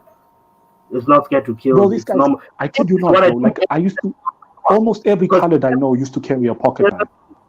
Habibi, have you ever seen on news network, like let's say El Dorado? Because I asked myself this question, like, is it that the ANC is avoiding them? Because I look at El Dorado Park, I look at all these areas, and then they'll say that the reason there's crime in our areas is because of unemployment. But most of Africa, especially a place like villages, where you know maybe me, I've been to a village, Malvin, and all of us. A lot of us live in villages, but we are not seeing extreme levels of crime like that. You know what I mean? And the idea that now because I don't have a job, I'm gonna start killing and joining into a gang. I mean, the reality is a Nigerian can come to. Look, I don't want to be that guy. But I think it's just like there's a difference between like even black, like the way black people commit crime. It's just like a poor person who's trying to make a living. Like he has no ends to go, so he has to, you know, rob. Bro, like coloreds, bro, these niggas, I've seen these guys literally have a meeting and one of them ends up dying. Like, you know, where they have a fight, then both these guys come with their own gangs, and then a few people just happen to die. Like, when does that ever happen? They like take off and the other FBAs in America. Bro, you're right. The over dice game, like that. Over dice game. Musande, Somebody died. Musande, you know what's crazy? 50% of colored crime could just be avoided if there was no ego involved. Like if someone could just take an L and move on. If there was no ego, that shit could be avoided. And the same thing, I mean, the same thing can be said in a lot of these gangs in America. You're right. And I've always thought of that. Like ego is the main thing that kills a lot of this gang, because you have one guy who has an ego, it's speaking to another guy who has an ego, and only they I'm just saying the gangster and the nerd will never be friends, right? They don't relate, right? But the gangster will obviously have to only be friends with other gangsters, and they both have ego. You're absolutely right. And when you have two egos, this is what happens. But you right? know, okay, Musanda, now that we're roasting them, the one thing I do admire about them is that they have a very like close-knit relationship with one another. Like if someone that they are related to, something happens to them, they will help no matter what, bro. Like that is something to be like. That's something most to. people beef with each other. Colors always beef with each other. Like that's the thing, right? Like they beef the most with each other. I don't know, Musanda. They beef with each other, yes, but if you enter that beef, they will fuck you up. Why would I enter colored beef, man? No, but you know what I mean. Like if you interject yourself into that beef, you're going to get fucked up. Obviously, I'm just saying that's not. I get your point, but it's not like something people are actually doing or gonna fight today. You think this Oromo nigga next to me here would just put himself inside a colored discussion? No, he's gonna run his Oromo ass away before he gets shot, bro, because he knows bullets gonna be flying in any 2 minutes now. You know, Mazegon. Yeah, man, I'll be honest with you. I do think that's what makes dating a colored chick dangerous, bro. It's too dangerous to date a colored chick, bro. I'll come close to death once because of that shit. Man, hey, good luck, bro. Good luck. No, I mean, look, bro, it is dangerous. They say, man, you know like, that colored bro, chick. if she ever tells any, no, I'm just saying. What about any of her male family members, bro? You're fucked. You know, Miss South Africa, that I forgot. Let me look for a name. That she was the colored chick. She actually grew up in Eldorado Park, man. She was bubbled me, man.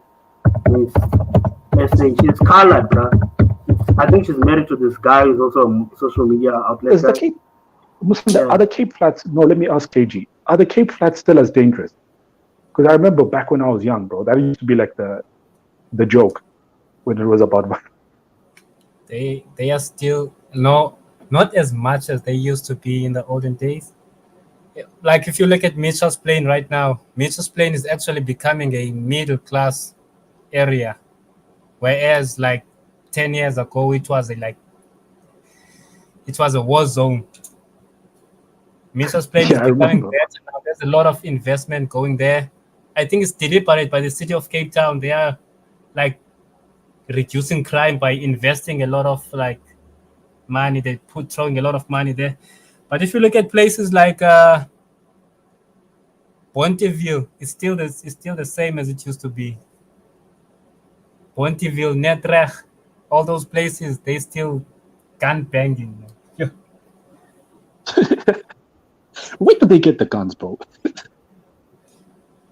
If you remember, a few years ago, there was a colored police guy that was arrested for selling guns. Yeah. Police guns.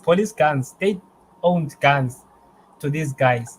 So these gangs, the Americans and the mongrels and all that. Gangs called the Americans. Exactly. Hey, I forgot about that. Wonder who's that daddy? They are linked to the. That's Miss South Africa. Her name is Leslie Laurie. She's married to another black guy. I think it's Tosa too. He's a socialite. I forgot his name. He's a socialite. But what I'm saying is this chick, right? I'm just saying, would you think this chick will stab you? Because you said that you never dated a colored chick. This chick, she was Miss South Africa, actually grew up in El Dorado Park, bro. So are you willing to take the risk? Hey, bro, I'll take my chances. That's just beautiful. Yeah, bro, it is what it is. She's married now, bro. You have to admit, most of these colored chicks No, man, I'm not even saying the women are dangerous. It's just that, bro, their brothers and her male family members are so protective of her. Like, once you stop dating her, oh my God, bro, these guys will never stop. There will be a pain on you.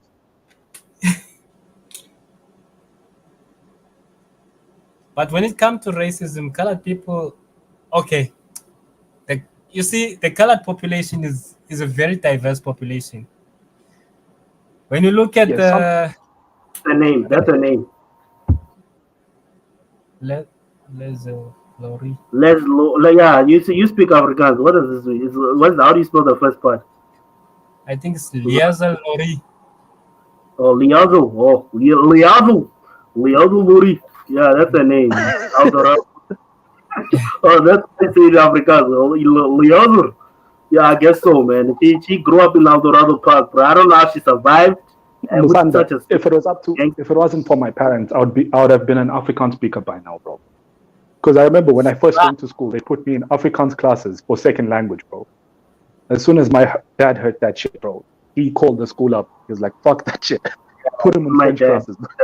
Yeah, he's like, "What the hell is this language gonna do for you?" Yeah, and I think it's weird you saying that because they're from Ethiopia, but I think a lot of some other black people, not all, have a lot of, especially when you, I guess, have direct contact with white people back then. Because my dad, like, he studied medicine, I guess, and I guess during apartheid, they weren't treating him as good as the new government. So I guess a lot of that anger travel was passed on to me in a way. You know, because I noticed this with him. Like, I did want to learn Afrikaans. He could speak Afrikaans. That's the weird thing. Most fathers in South Africa can speak Afrikaans. I don't think there's any old timer who can't speak. I think most of them purposely don't teach their children. If they're educated, they can speak Afrikaans. You know what? If they were educated during that time, they can speak Afrikaans. But the reason my dad said I shouldn't speak Afrikaans is my dad has no respect for African languages, bro. He didn't even teach me his own tribal language. He told me it's a waste of your time. So he's like, go learn French. At least the rest of the world understands French. He's like, Afrikaans is spoken by less than 10 million people in this world, bro. It's useless. So you can speak Amharic? I can speak Amharic, no, bro. My dad is not, like, they're different tribes in Ethiopia. They all have their own language. You know what I'm noticing here in Cape Town? A lot of Ethiopians and Somalis and Eritreans, they mostly integrate within the colored population. That's what I'm noticing here in Cape Town, especially in places like Belleville. Bro, but when you say Cape Town, the whole of Cape Town is colored, man. But even though it's colored, but there are black communities, there are white communities, there are colored communities, and there's also a mixture of African communities. Like there's a mixture of there's a place called Brooklyn. You'll find Nigerians. It's a very big community of Nigerians, Congolese, and everybody. But the Somalis and Ethiopians and Eritreans, they are more mixing towards the colored population. That's what I'm noticing here in Cape Town. Mixing. So you're trying to say that they're chasing the white gene, the white blood, which I think it's because they look like them. Hey, bro, he's saying this is what he's saying, Habibi. Are you in Cape Town? This is what he's saying. He's saying a lot of Ethiopians fighting for that white gene pool, you know.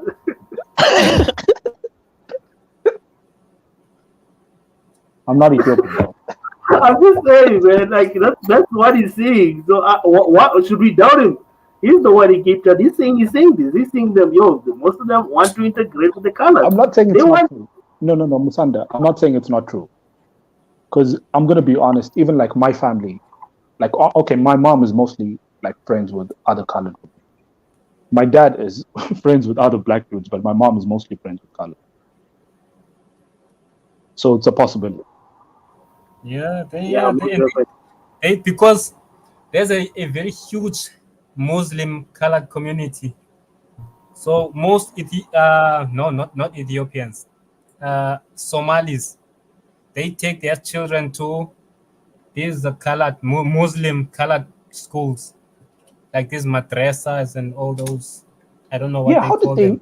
How did they get a huge Muslim community in Cape Town, bro? How did Islam reach you guys all the way? Yeah, No, it's because of the. Specifically, because I don't see the blacks doing any Muslim. It's usually colors. You must remember, majority of what is called Cape Coloureds, they are colored people who are mixed race, but you have Cape Coloureds. Cape Coloureds are the ones that came from Malaysia and Indonesia. Those ones. They came as Muslims, even from where they came from. So they maintained that Muslim religion even here in Cape Town. And they're not Nigerians. They're not Nigerians who were sold for umbrellas. I thought they were Nigerians also, like Edos who were brought here. Oh, they were. The West Musanda, Africans. this Kwasi guy is going to hell, man. Do you see what he wrote in the comment? Color combination. I think I've seen one. I've seen them. I've seen them too. I think for Nigerians, I mean, you have Bupelo here. He's half Tswana, half colored. That's the first time. I mean, only online would you find somebody who's half Tswana, half colored. Who's half colored? Bupelo. B31. This is B31. Yeah, he's soft. Wait, so he's Jollof. Yeah, Jollof. It's a Jollof. So hold up, bro. B31 cannot be half colored, bro. The way this guy is so pro-black, bro. This guy literally hates anything that isn't. He's half Nigerian, no, he's not colored. He's black. He's half Nigerian, half Tswana. He's capping, bro. No, why would he have to he's half colored? No, not half colored. Half Tswana. Like so the tribe. Tswana. I think he's lying. Bro, he's lying. He likes to think Nigerians a lot. That's it. Nah, why would he have to come on, but Habibi? What's the point of lying? He just loves to tell the Nigerians, bro. Yeah, but I think he really is. What about Kwesi? Isn't Bupelo half Tswana, half of Nigeria? Why would he have to lie though? Like what I'm asking now, bro. He wouldn't have to lie about that, bro. That's the point, is what I'm asking. You know what I mean? Of lying that I'm half Jollof, half Tswana. I'll be honest with you, bro. I would lie to you, but I do feel like South Africans do look down on people that, I guess, someone who's dating let me just say, a lot of Africans, or at least Nigerians or something. I feel like, I just feel like South Africans do that. I feel like a lot of black South Africans who tend to look down on you, especially a Nigerian, and the fact that you, I know you guys are on Twitter, man. You see that not Beru guy and what he says, once your thing has been touched by a Nigerian, it loses 90%. You know what I mean? What did he say? That's fucked up, bro. What did he say? He said once your thing has been touched by a Nigerian, 90% value is gone. Bro, that's fucked up. Yeah, I think Bougie or something, that's Instagram chick. Once a Nigerian touched it, man, it's valueless, bro. It's worth nothing anymore, Okay, that's messed up, bro. That's messed up. Yeah, he's half Jollof. Let him come. Bupalo is half Jollof.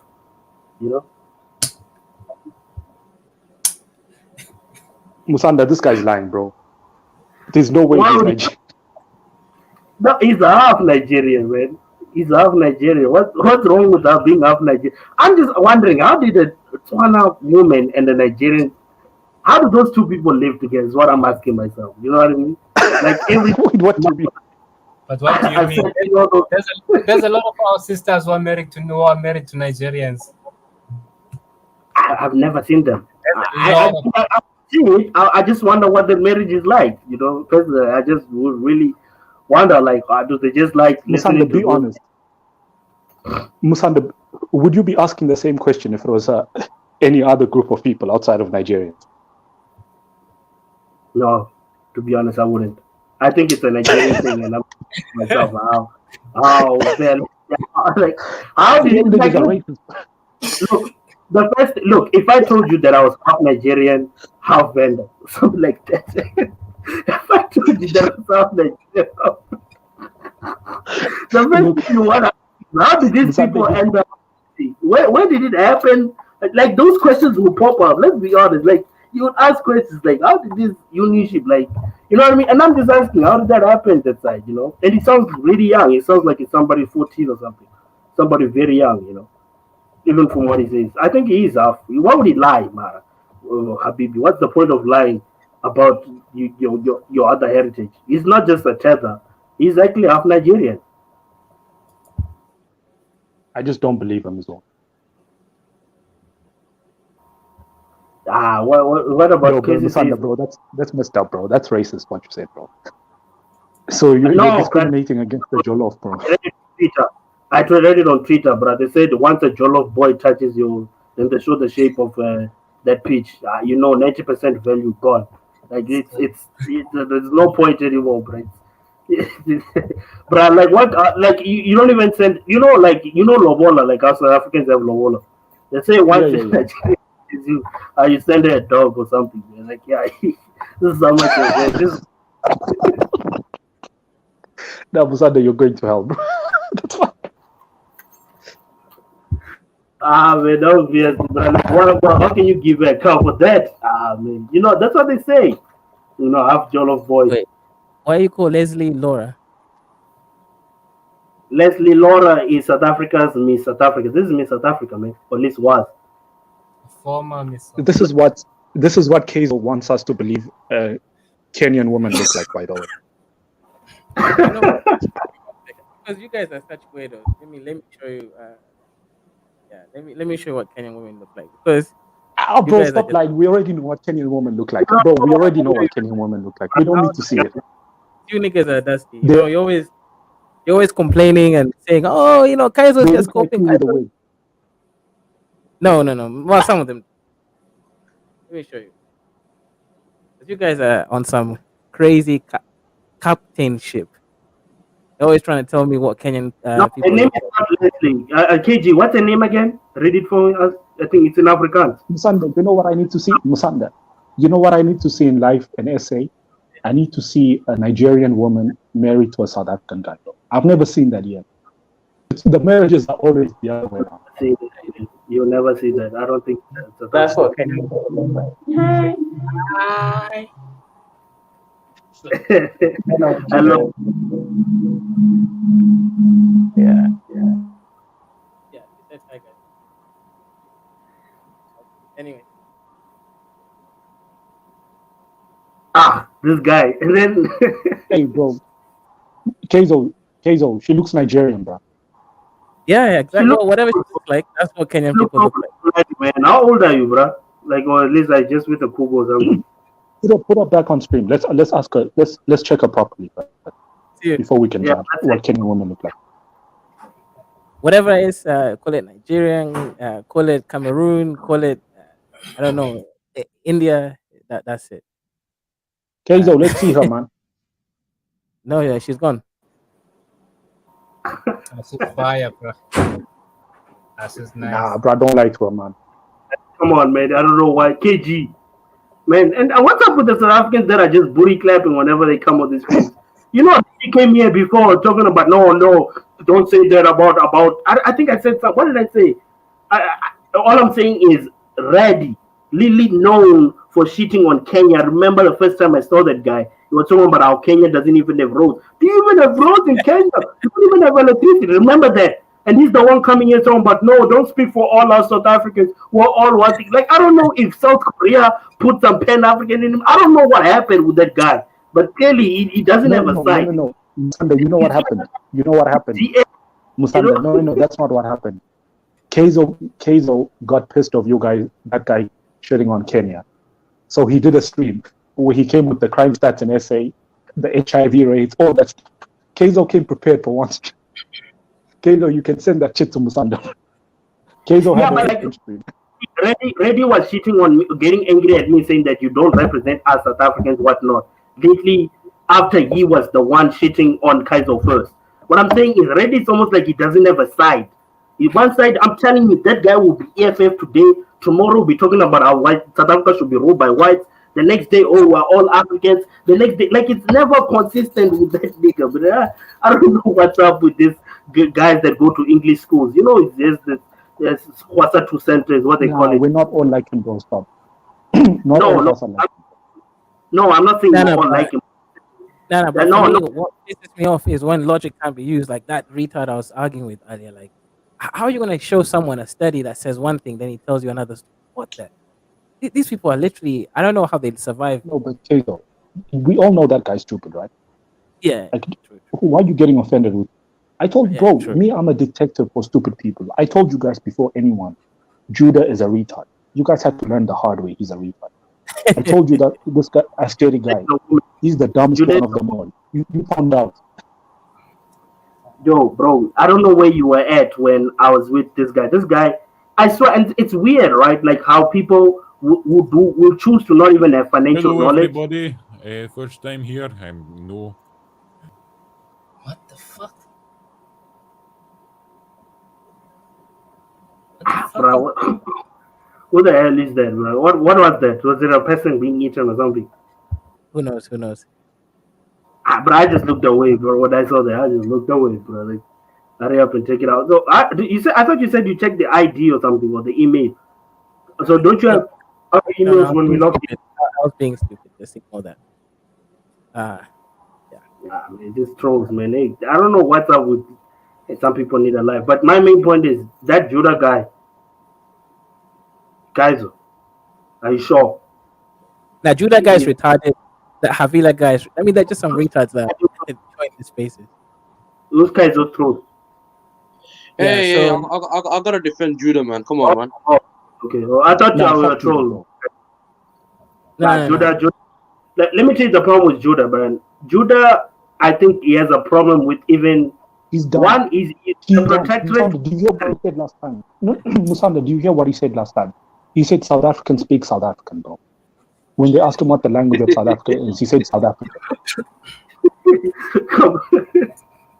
I mean, he likes to act like he knows it. We're all at the bottom. You see, you look at South Africa, or you look at South Africa, you see, in Cameroon. You know what I mean? And I'm like, bro, how can you say this shit to us when you don't even have a central? Do they even have a central bank? I was asking that question, like, bro, does Cameroon even have a central bank? They don't, exactly. Why does that matter? We're better than countries with central banks. And why does that matter? And Hey, I gotta say something first, right? Look, with the whole Cameroon thing, bro. Come on, man. I gotta defend my Cameroonian people, man. Doesn't Judah attack Somalis the most? Like, really, everyone he says, oh, you fucking, especially Elijah, oh, you fucking Somali, you're over here, buddy came in for ADOS, you fucking Somali, you disgusting Somali, Al-Shabaab is forcing you to bleach your women and whatnot. He says that apparently in Gambia, Gambian women are forced to bleach their skin so they can get closer to the Arabs.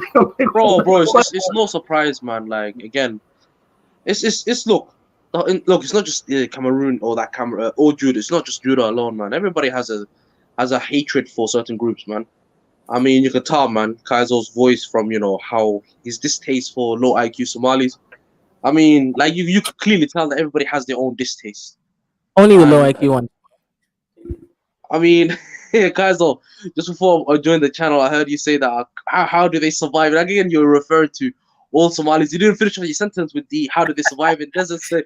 But go on. Like Kaiser, I catch on to a lot of things, but I don't say. But look, did you not hear me shitting on Kenya and how corrupt they are, even the babies? I shit on everyone, man, equally. Of course. I act like I say of course to, you know, to show that I agree with you. But I'll secretly make my own analysis of people, you know, through conversations. To be honest, and, you know, Asgeri is the dumbest nigga that has ever touched the street.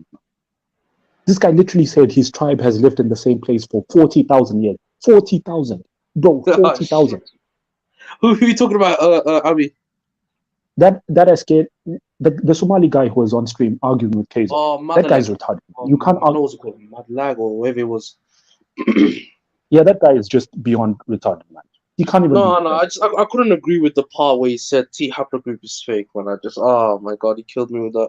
Bro, look, no, he literally said his tribe has been living in the same place for 40,000 years. 40,000 years. You can't say 40,000 years. Come on, that's scientifically inaccurate, man. At max 4 to 3,000 years, man. Like, come on, man. You can't be pushing to 40,000. Nobody's that old, man. Come on, man. Jeez. I didn't want to say anything, man. I just kept quiet, man. Yeah, he stayed on code, man. He stayed on code with Somali brothers, even though they're saying BS. Look, bro, I'm just gonna be honest. You know, dumb people don't piss me off, but when dumb people are confident, it pisses me off, man. That's why I hate Judah and this guy the most. Judah, the Somali guy. But Mo, that guy's accused the same as Judas. I mean, look, Mo, this is the issue with Mo. You can be high IQ, but you're defending a guy that's saying. I never defended him. That's where you get me wrong. You didn't call him out. That's the problem, Mo. You got as an intellectual, you got to call out all the dusties, man. From Japan, and he says that. I literally show him studies, and he keeps telling me, hey, "What about this?" I know. I've seen the studies myself. I know what you're talking about. On the peer review paper. The laws are majority of two groups mixed, man. Like, come on, man. Yeah, Even I know these things, man. Some of my family went to Kenya in their early life, man. They know about Kenya, and they actually, again, I'm not gonna say too much into it, but some of my family actually are into or studied science back in the day. So they kind of told me this when I was younger. No. And I kind of semi-know. Huh? My family? No. They're northerners. Yeah, majority are like, I would say, again, look, Somalia is like, look, basically Puntland, if you know what I'm talking about, Abi. Yeah, I know. They are what, Darude, right? Yeah. Like, if you're talking about Somaliland, bro, I feel like I know more about Somali now than ever before, bro. Huh? I've learned a lot about Somalis now because of you and Keizo. Yeah, I mean, look, if you know about Somaliland and Djibouti, it's a combination of Dir. And if you know about, Somalia, it's a combination of two tribes, Hawiye, Darod, and, the 0.5 tribes, the minor tribes. So, like, Duas tribe, the Somali Bantus. Yeah.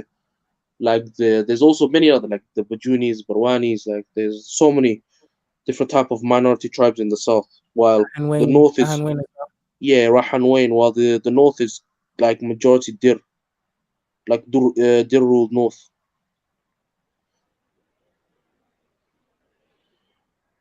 Yeah, man, I couldn't. Oh, listen, the problem is you didn't call him out, man. That's Where the problem. do you think he comes from? Sorry? No, I'm asking more. Where does he think the woman in my picture comes from? She comes from. I can definitely tell you she's not South African. Actually, the more I look into it, let's see. Zoom in again. Guys.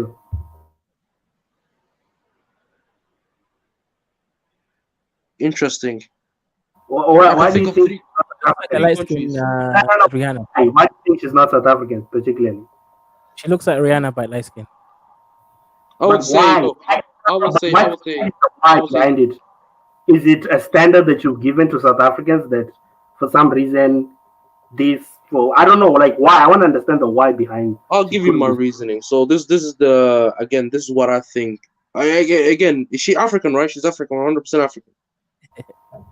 I said, is she South African? I didn't say if she's black, white, or whatever. I said, is she South African? No. I'm just gonna make, because again, if you want me to deduce where she's from, I need to know or clarity on what continent she's from. She's from Africa, 100%.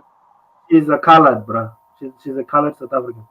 No, I mean, of course, but she could be a Caribbean. You never know. Again, so I asked this question: is she African 100%? The colors are like multi-generational mixed breeds. Oh, like colors of South African. Yeah, she's colored. Okay, then she's South African. Then you gave me the clue itself. You just said colors. Sorry, Musanda, I'm just gonna be honest, man. I've seen Xhosa women that look just like her, bro. I don't even think you need to be colored to look like that. Please give it a rest. She doesn't look English. Nowhere near English. Calm down, Tom.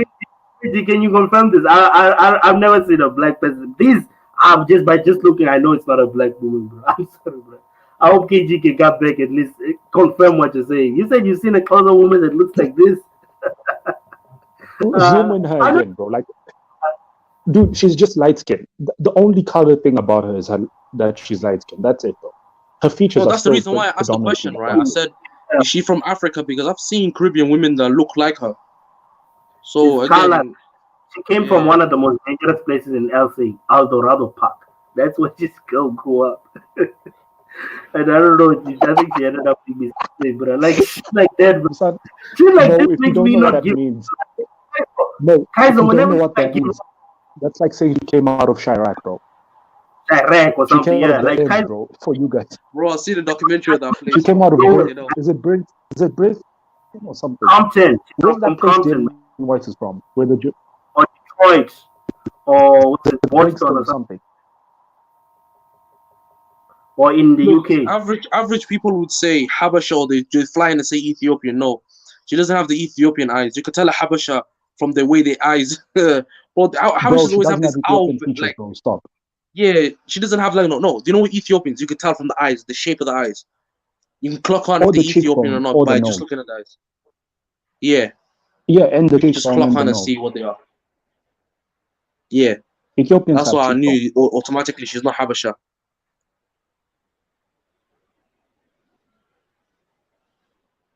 But yeah, man, I also overheard where Avi said, Kaiser tried to put this narrative on how Kenyan girls look. I did overhear that part before I hopped in as well. No, I don't. Colors is gene. No, it's not culture. No, it's not a culture. It's genealogy, not phenotype. You're right. Yeah, there are colors that are probably darker than you and I, but it's mostly genetic. I'm presuming your father is telling you honestly who your mother is, but for most part, no. Colored is not culture, right? It's not a thing. He's saying it's a culture. Colored is a culture, not a race. It is a race, my man. It's a mixture. No, You're it is mixed. a race. Yeah, it's a mixed race. It's both. Yeah, It's no, both. I'm sure No, that comedian, Musanda. the South African comedian, is color, right? It's both. I'm sure his father was white or No, something. No, he's black. He's black. Musanda. Musanda. No. You can't say color is not a color. Wait, chill. Okay.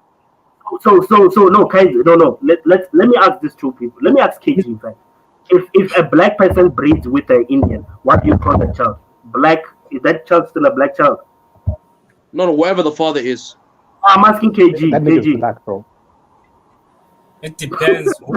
If the father is black, It depends how. if And yeah. is black and the mother is an Indian, like So wait, super light. Father's the one that gives you surname, tribe, lineage. On You take after classification, man. We're not talking about social. Nah, On classification, bro, that essay is what? black. Let's be honest here. Nobody is what? Trevor Noah, his father is white, his mother is black. He is not classified as colored. He is classified. He classifies. Exactly. That's what I wanted to tell Musanda. He's No, black. it's classified as black. For you to be a colored, you must come from that. Yeah, finish what you want to say. I wanna. Guys, why do black people let half breeds advocate blackness to them or try to advocate it to the world? Wait. Let KG finish. What I was saying is that for you to be a colored in South Africa, you don't have to be mixed race. There are mixed race people who are not classified as colored.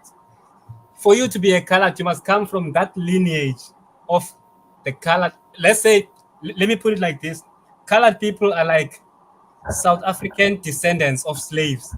That's what they are. Because you find people who come from, yes, you can laugh, but that's the truth. Most of these people are descendants of slaves. These are people who came here as slaves, and they are mixed with the local Khoisan people. They are West Africans in the colored community. If you look at people whose surnames are Africa and KG, you're gonna have the West African community coming for your head, bro. They're gonna hop on the panel. yes, they are West Africans. You can look at a guy called Cecil Africa. Look at what's this guy who's a coach now, Musanda? He's a coach, man. Wait, He's a soccer who's coach. Who's what? He was a former. He was a very famous soccer player. Now he's a coach. Benny McCarthy. Oh, Benny. Yeah, Benny McCarthy. Yeah. Oh, okay. Yeah. Look by at the way, Cecil. Abby, your football team's Man, taking that's L. just so- man, he's not. I mean, you can tell a little bit he's colored, but that's because of the accent, right? Let's be honest. Most people consider "quote unquote" colored by also accent. So, like, yeah, he's colored because of the accent. But if you were speaking to you right now, you wouldn't tell. Let's not Abby, lie. you support Chelsea, right? No. I Abby. support Newcastle, bro. Oh, you support Chelsea. Your team is shit. Yeah, wait, KG. What do you want to say? What do you want to say? Because I'm just saying what I was basing it is on the South African standard. They say that a colored in South Africa, I'm just talking about from the definition from the SA government, is a person of mixed European and African or / Asian ancestry, right? That is what the South African term is coined as someone who is colored. So Trevor Noah, even when you listen to his jokes, he says that he's always wanted to feel or be a black man. That's why he went to America. But the reality is when he marked there, right, he was classified as colored. We're not. Yes, you and him could be like, hey, what's up, my brother, my black brother? That's fine. But to the South African government, he's classified as a colored because he's of mixed heritage. No, Musanda, but we have to admit that being a colored is also a cultural thing, bro. Because you can see like black coloreds, bro. Like they are black. They're people that could even be darker than the average like black person in SA. Okay, and they can still be colored. Like these are like dark brown people, and they're still considered colored because they're part of the lineage, bro. They're part of the culture. You must be from that culture, from that lineage, for you to be a colored. Not every mixed race person in South Africa is a colored. Or is considered a colored, but I think but I get where you're coming from. That they should have. So you're trying to say the Trevor Noah is just mixed. He's not. He's just mixed. Just pure mix. He's not colored. He can't even speak. I'm sure he can't even speak Afrikaans. Of course, he said He so. didn't grow up in a colored community. But I think he can speak like the Zulu or Xhosa, but he can't speak Afrikaans. He speaks Zulu and Xhosa and English. He Yeah, can't I'm speak sure. Afrikaans. How do you call yourself a colored, but you can't even speak Afrikaans? You didn't grow up in a colored community. It's a banana colored, white on the inside and yellow on the outside. Banana colored. It's like calling yourself a vendor, but you can't speak vendor. You didn't grow up in But vendor. because Musanda, let's be honest, you've also seen coloreds that can almost pass for white, but they're still considered colored. They're not considered white. It also goes the other way around. Yeah. I mean, we all have. But one thing about colors, one thing about colors that always hits me is Musanda, let's just be real. If there's no smoker in your family, you're not a colored family. nah, man, it's racist, right? You're fucking racist, man. Nothing you say. I'm joking. I'm joking. Listen, man, because I don't know, man. I feel like, but then from the South African context, at least that's what I was taught from school. I feel like what you guys are talking about is just societal standards.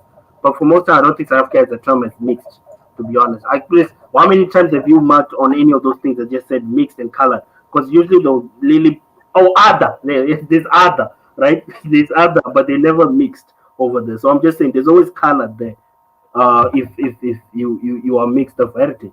I'm just saying they've never really act mixed. I mean, I get that by social term we'll call them mixed, but that's not registered in the South African racial category. That's all I'm saying, But Trevor Noah, man, shout out to that guy, man. I don't know how. I don't know what to say. I'm struggling to understand why did Trevor Noah made it to that big show? Because that guy is not even funny, man. He's not funny. I don't find No, Musanda, let's be real. On the show, he's not funny. Whoever his writers are on the show, they're doing a terrible job. But his stand-up is funny. What do you find funny? Trevor Noah's all about left-wing politics nowadays, going after Trump and his BS. No, Mo. On a serious note, go watch his stand-up. Like whoever his writers are on that show, bro, they're doing him a disservice. Because his stand-up and what he does and the jokes he tells on the show are two completely different things. I mean, nowadays, if you really want to watch some real comedy gold, then you have to watch people like, what was that guy? Joe Rogan's friend. First of all, you could watch Eddie Griffin. He's good. There was another comedian. What was his name again? Yeah, no, he's one of the goats. There's the other one as well that chills with Joe Rogan. What's his name? Also good. Brandon Schaub. What do you say? Russell I said Brandon Schaub. No, the other one, the black one, the black comedian. Dave Chappelle. The African American one. Dave Chappelle, yeah. Chappelle. Yeah, Dave Chappelle. He's one of the goats. Dave Chappelle funny. I remember he's making one of the skits and he goes, if terrorists kidnapped let's say Americans, right? And they found out, let's say if it's a white person, they're gonna, oh my God, he's white, we must save him. And let's say the terrorists called the White House and said, you know what, we have 3 black. Hello. Basically, they're gonna cut the phone, meaning that they won't even.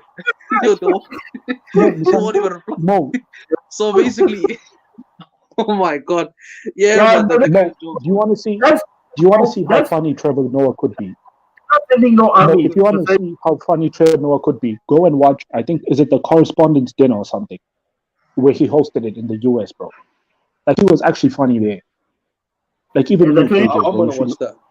Off one was the funny one when it started with the intro, except the Indians. Then he started saying all the stereotypes, like, oh, that boy said he wasn't original. It's like, except the Indians, and then like they made another example, like, oh, he said he work after 20 days. He was playing like the piano and stuff for the like if you watch the Eddie Griffin one where he made a skit about religion, that finished me, man. Like,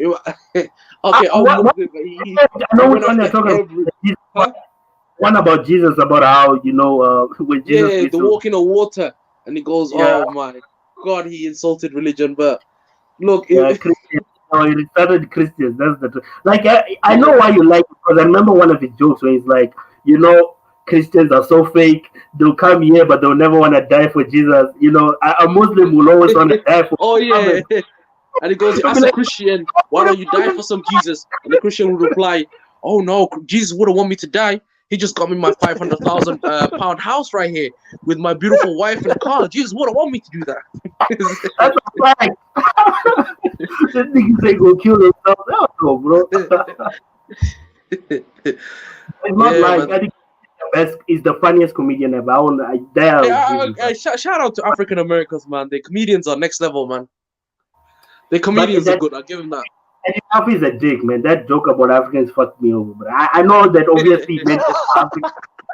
Oh, there's an African joke in it where he goes when African American when Africans are talking to women, they're like, "Hey, woman, come here," and then he blows that shit where that fucking tube. Woman, come here.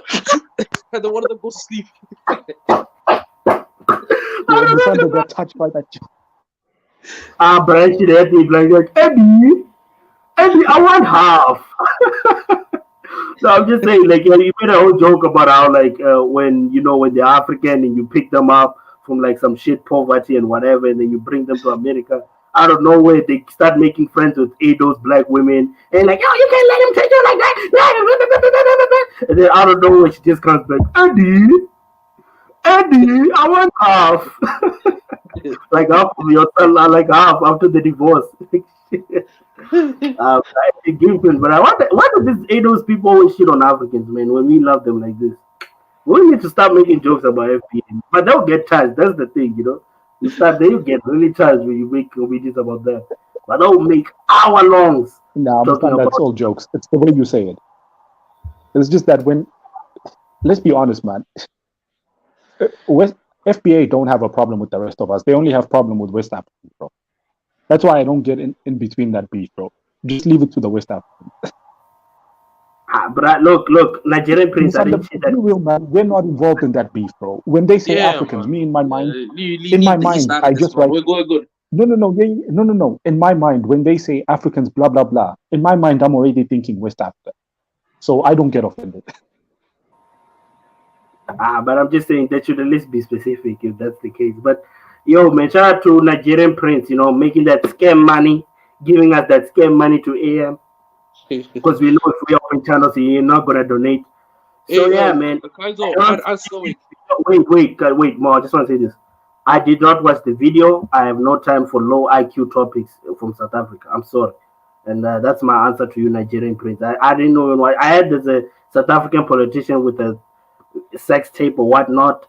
I'm not involved. I don't want to watch it. I don't know why all these ANC members always have sex tapes everywhere.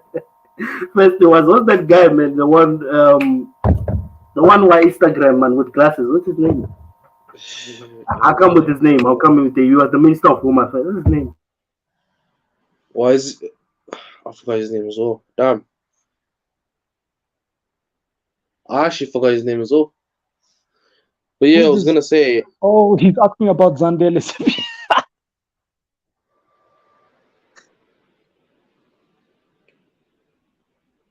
Is he South African comedian or?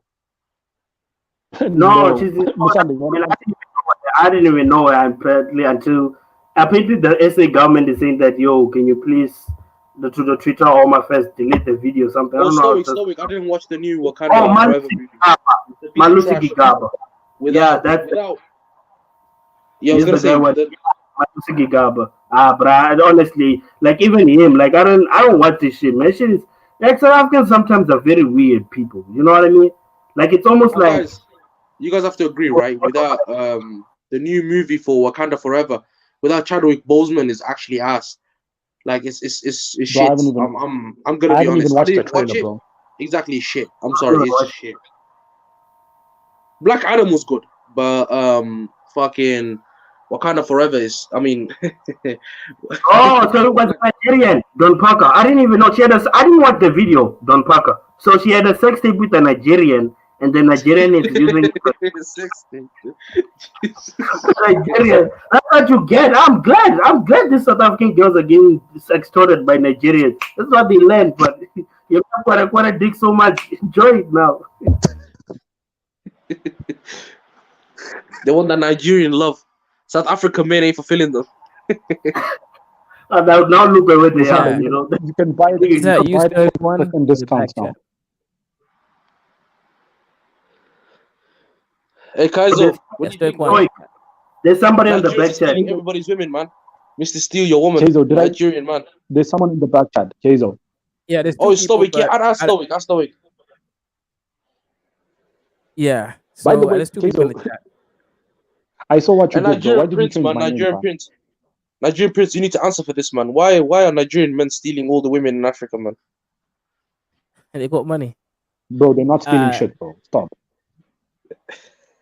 Yeah, so African stories, you have a Chinese name. I can't let you in. And then Stoic, you gotta prove it's you somehow.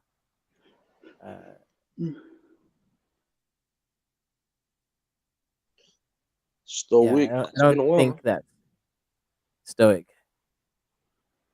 Oh, it's not actually Stoic. Stoic doesn't say that word. Yeah, it's difficult to know if it's you, Stoic, so can't let you on. Yeah, right Stoic. in the chat. Write in the chat with your range that it's you. Yeah, that's the only way I'm gonna believe you. And then also the other new guy, sorry, but you have a Chinese name, so can't let you on.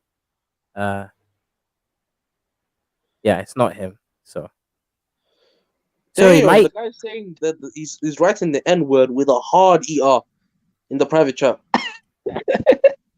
Yeah, so I'll kick both of them out. Yeah, they don't look like Stoic, so I couldn't add them. Stoic is like, it's not me. Last day is working overtime. Oh, shout out to Nigerian Prince. It's my South African brothers. What's this thing I'm seeing on Twitter about Zandile Sifiba? What did we Nigerians do again?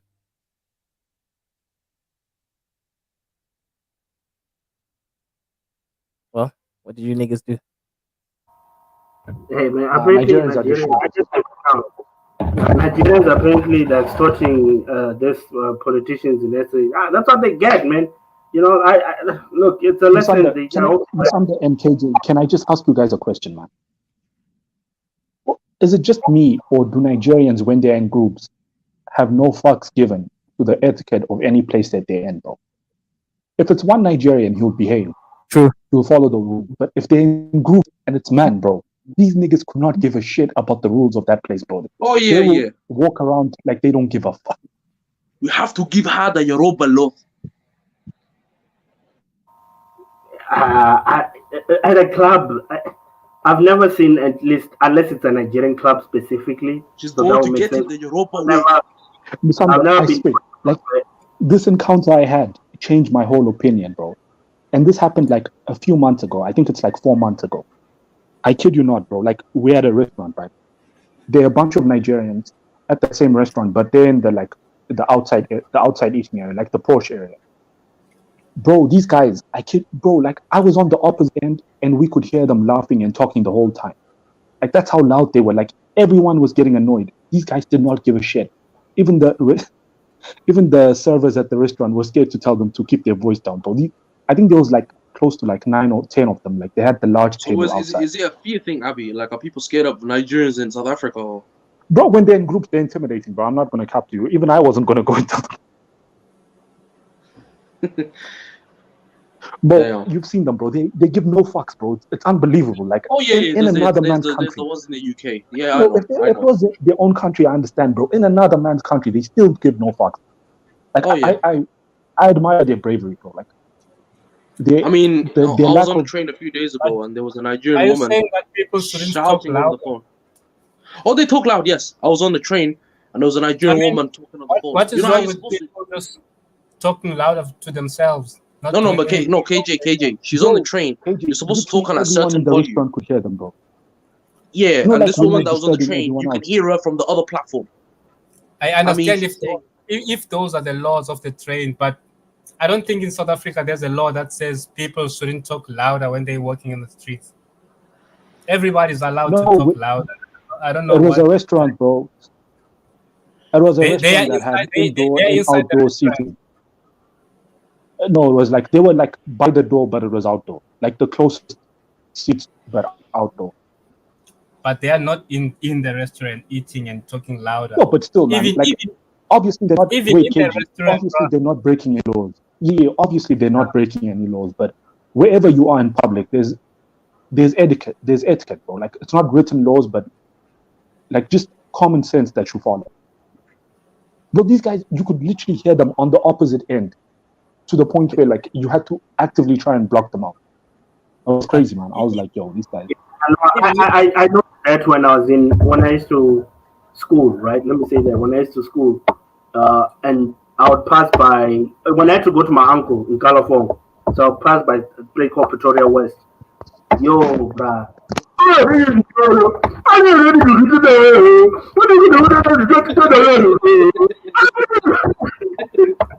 don't know what language they do there in Nigeria. Because like they like to do those businesses of fixing cars. You always hear,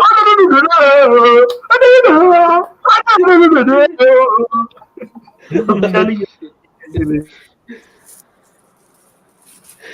Oh, days. Look, I was No, gonna say, you know, look, that's why no. I gotta shout out to my Niger people, man. Musanda gives no fucks, man. You know, KG, I want to ask now, man. I was not insulting anyone because Kaiser usually likes to have topics about Khoisans. Can you tell us some of the history between the Khoisans and the Xhosas? Like, I was always the mind that you are like why are you laughing? Mo, bruh, this guy. I'm not. No, why? I don't know why this guy's laughing. I always said the analogy that you are mixtures of when you why are you guys laughing, bruh? I think funny about what I'm saying. You are a mixture of the Ngunis, because Ngunis I know that they separated between Swatis and obviously some I forgot what the original one was, but then they amalgamated to Zulu, and then you had Hey, Mustada, shout out, man. You gave a perfect accent of a Nigerian, bro. Oh yeah. So what I'm saying is, are you guys a mad mixture of Khoisan and Xhosas, or like that's sorry, of Ngunis and Khoisans, or Khoisan in the south? I'm asking, is that what Xhosas come from, or is it just the language that you guys just inherited? No, it's just a solid question. I really want to know. No, it's true, bro. We are a mix of Khoisan and Ngunis. I mean, you can tell, like, obvious. Why is Mo laughing? This guy. No, I just the idea that I was like, I'm not Mo's laughing. Like, What funny? Whoa! Like, what is this guy so laughing? I was just asking questions. Like, you Goonies just said maybe he just took the language No, or no, no, what? I was laughing at something. I was laughing at I was laughing at something earlier. Bro, the accent was Most South Africans, but most South Africans are actually amalgamation of Khoisan Indian. Actually, Vedas too. I was shocked, but the difference is that I think you guys also took their language more. Like you absorbed most of their language, or at least a part of their language compared to you. That's KG, why. have you heard what Keizo likes to say about Khoisan? Man? That's why. Apparently, he wants to have a Khoisan. No, man, he says that. What I'm saying is that BLF guy, what's his name, man, Andile or something. Right, he was the one talking about when the Afrikaners were like, "Yo, the Khoisans were the first settlers of here." That is like, what are you talking about? I'm actually part Khoisan, so basically, you coming in trying to represent me and our people, basically, because basically I know, basically he's trying to give the analogy that Khoisans are technically still here because the Xhosa tribe still lives in Southern Africa in a way. So I want to get your point from that. Guys, I've got a question. With the whole thing. Again, I was looking a bit into the scandal that happened in South Africa with the Nigerian sex tape. Again, what do you guys think?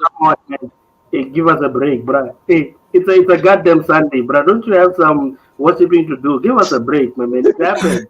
No, his holy days on a Friday, bro. Oh yeah, so I was wondering, what do you think the consequences are gonna be? Nothing. A People have been promotion. talking about it for a while. A promotion. What else? This is Africa. What do you think happened? You found corrupt here, you become president.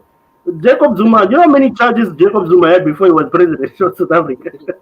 And now what Lenin chooses is fighting for his presidency. That's South Africa, man. You know, I feel like it's hard to be president without any. What is this guy talking about? Huh? What sex thing is this guy talking about?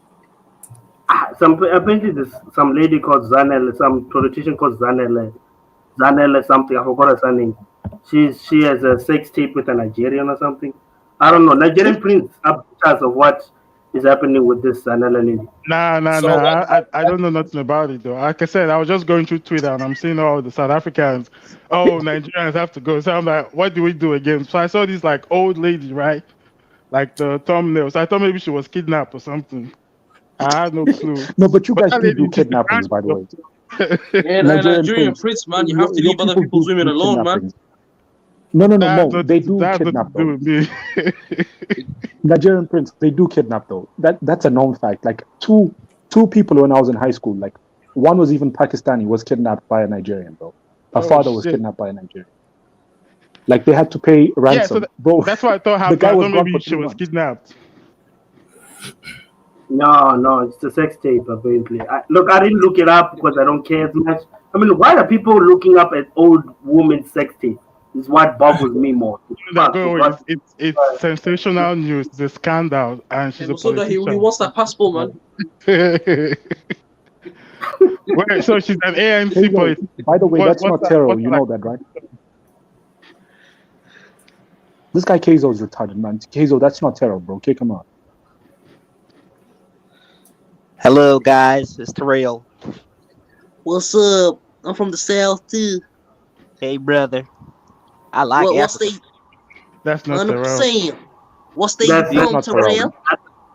That's a fake South Edo accent, man. That's the biggest Edo Southern accent. What state you from, Terrell? It's I'm not from the terrible, South but too, brother. don't worry. I know who it is. It's all good. Where you Terrell, from? what state you from? Hey, Where you Kaiser. from? How you Close doing? to one another. Where Hey, you Kaiser. from, How boy? you doing, my brother? I'm good, brother. I'm just chilling, eating my cornbread. Do you like my profile Alright, I'm picture? out. Wait. It's my favorite dish. Cornbread. Wait, Oh, ask it. 100%. That cornbread, mac and cheese, I barbecue. love cornbread. Say 'em, Terrell. Say 'em. Wait. This is crazy. Who added him? Who added me? I am Terrell. I'm the real Terrell. Can't I'm you the one understand my Terrell. English? Hey, have you hacked us again? Because I did not add him. What are you Guys, talking about? you let them hack AM's channel again, right? Oh no, this is not good. Who let you in, by the way? I promise you, wallahi, billahi, tallahi, it wasn't me. So, Brother, this is Terrell. What are you talking about? and I know who you are, but who let you in? You're not Terrell. You let me in, so you didn't let me in, Kaizo? Nope, it wasn't me. You a Oh, damn shit. lie. You a damn lie, Kaizo. Wait, is the hacker kicking people off again? What's going on? Oh wait, I'm out. Ja, who Fuck let out you of here. in? I'm out of here. This is crazy. Yeah, we know it's not him, but who let him What on? happened? Were people No, being I kicked didn't- out? I'm not the one who let him on. So if there's a hacker, then the hacker is definitely the one doing this. Nah, But last isn't this channel? Isn't this AM's channel? Maybe AM put him in.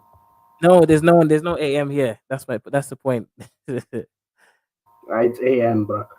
Wait, Yeah. who even added you, Nigerian Prince? It wasn't me. It's probably AM. What are you talking about? No, there's no AM here. Come on, man. Really? Somebody knew them, so whoever the person was. No, wait. Mo, did you leave or did you get kicked out?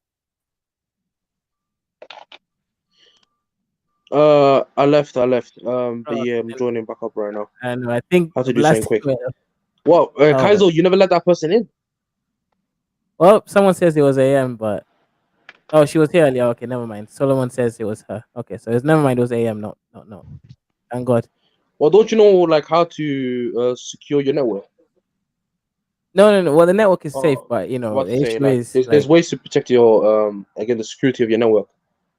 the net. It's not the network. He hacked me okay. last time because I was low IQ. Yeah. I mean the most. Okay, the most basic again VPN, but if there's more steps that you can take.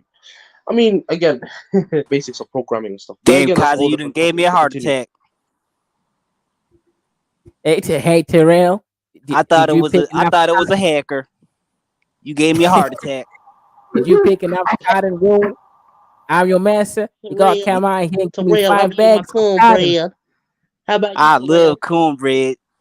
That guy sounds like a slave. I'm not gonna lie. Nah, it sounds. That it nigga, sounds yo, like that nigga sound like he's fresh off the plantation, bro. Kodak Black. Sounds Do like not make fun of my accent, guys. Kodak Black. That's Janzola, right? That's Janzola. Terrell, how could I, man? We're both from the cell. That's Janzola. Terrell, we're both from the cell. Oh Lord, oh Lord. Oh lordy, oh lordy. No. I'm picking out cotton. My mass is gonna come back and beat me on my ass. Ooh, at least I'm gay. I ain't gotta enjoy that shit.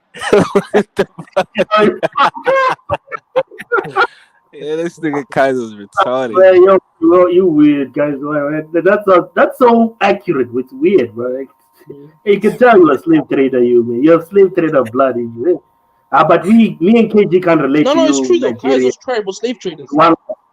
Yeah, Hey guys, and KG. why does Kaizo's you always- tribe not get enough hate? Wait. Kaizo's tribe were legit slave traders. Yeah, they were legit slave Yeah, but traders. they Kaizo's didn't. tribe. But Kaiser's tribe didn't sell us, so I don't care, honestly. Like what? Yeah, like why do you think us Southern Africans were not like always on keen to just bully clap for the white man? Like even right now, we probably strategizing on trying to fight them, but y'all niggas, y'all work with them and sold your own people. Look at Nigerian Prince. Kenny's not the white man. Oh, Mr. White Man. Oh, Mr. White Man. Yeah, you sold him for an umbrella. Like, do you think it's a genetic thing? Like that? Wait, I want to ask Nigerian Prince. Do you think there's a genetic slave trade genetics?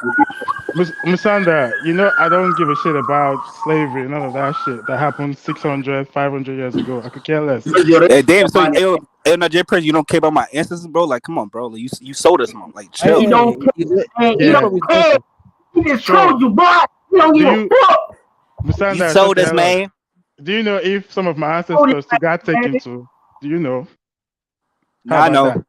I know. Like, yo, bro, we're amalgamation. That's why I don't understand why FBA be getting so mad. I don't understand why FBA get so mad because we have the same slave trading blood in us, bro. Like, Like I'm saying, what if there was a family of 6? 3 of them got took, and the other 3 survived. Exactly. So now the descendants of the 3 that got took are now beefing the 3 that was left Yeah, behind. exactly. And they still family at the end of the day. It don't make no sense. Now you People right. got took. At some point in time, you have to heal and move on. So.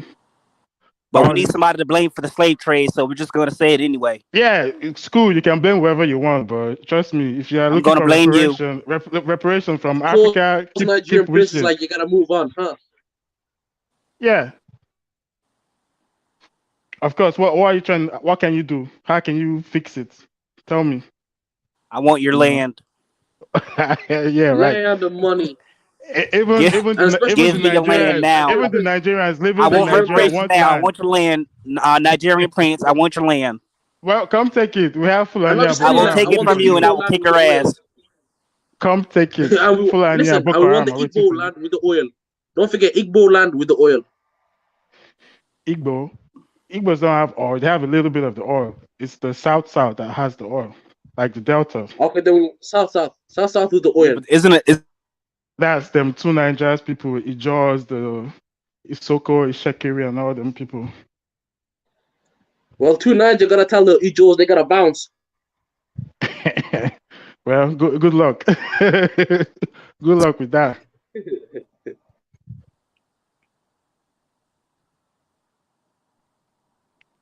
Shut up, Terrell. Reparations. You want your reparations, man. I want Nigerian prince's land. And I want Judah's land too. Judah, he's not even his own country, man. Why would you want land? Judah don't even have no land. I want Judah's land in Utah. Judah ain't got no land to give, so. Judah got cornfields in Utah. Yo, bro, Judah is a funny guy. Yeah, man. He says he doesn't hang out with African Americans. He's like, we don't do with the blacks. So is it like that with a lot of Africans? Like, I don't know. I never knew this. Obviously, not all, but it says that a lot of Africans stay by themselves, not because they hate ADOS, but they're scared of that crime you guys will bring or something.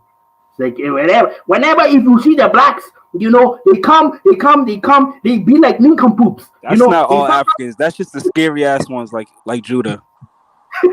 AM says he has colonial insults. What's a nincompoop? I think people project their personal experience on a broad term and tend to assume that's how it is for everybody.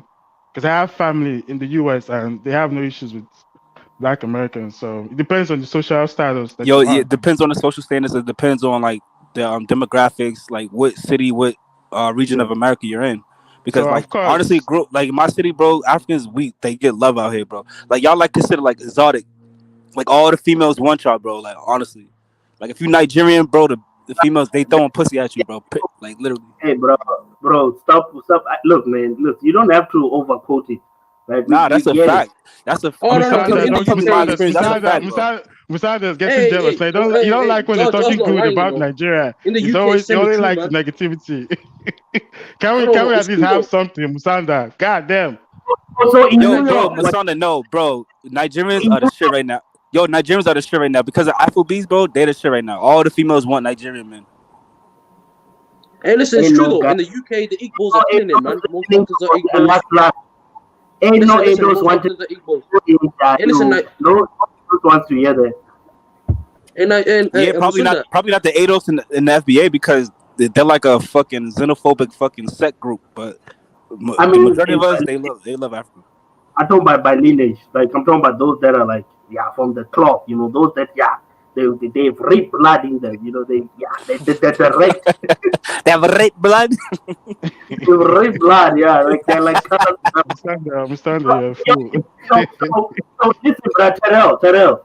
Habibi and KG were saying here that the reason a lot of you Black Americans do a lot of crime is because you're mixed breeds, man, and because of that, that's why a lot of you doing a lot of the Chicago. Because you look at the colors and they say it's because it has nothing to do with no fucking mixed breed, bro. The fuck? Do you know there's a gang in South African Cape, like a colored gang called the Americans. Yeah, I seen a documentary on it. Yeah, man. Do you think maybe that mixture is the one that makes y'all just wanna? But listen, Kafaro, he did bring up a point one time. He said that it seemed like all the Black people that that live in like European or white countries or whatever, they seem to commit the most crime. South Africa has like the Boers or whatever the case may be. America, obviously, UK, like we all commit the most crimes and shit like that when we live in those spaces. So And I gotta say, there might be some truth to that. George, you weren't lying when you said that Nigerians have a massive.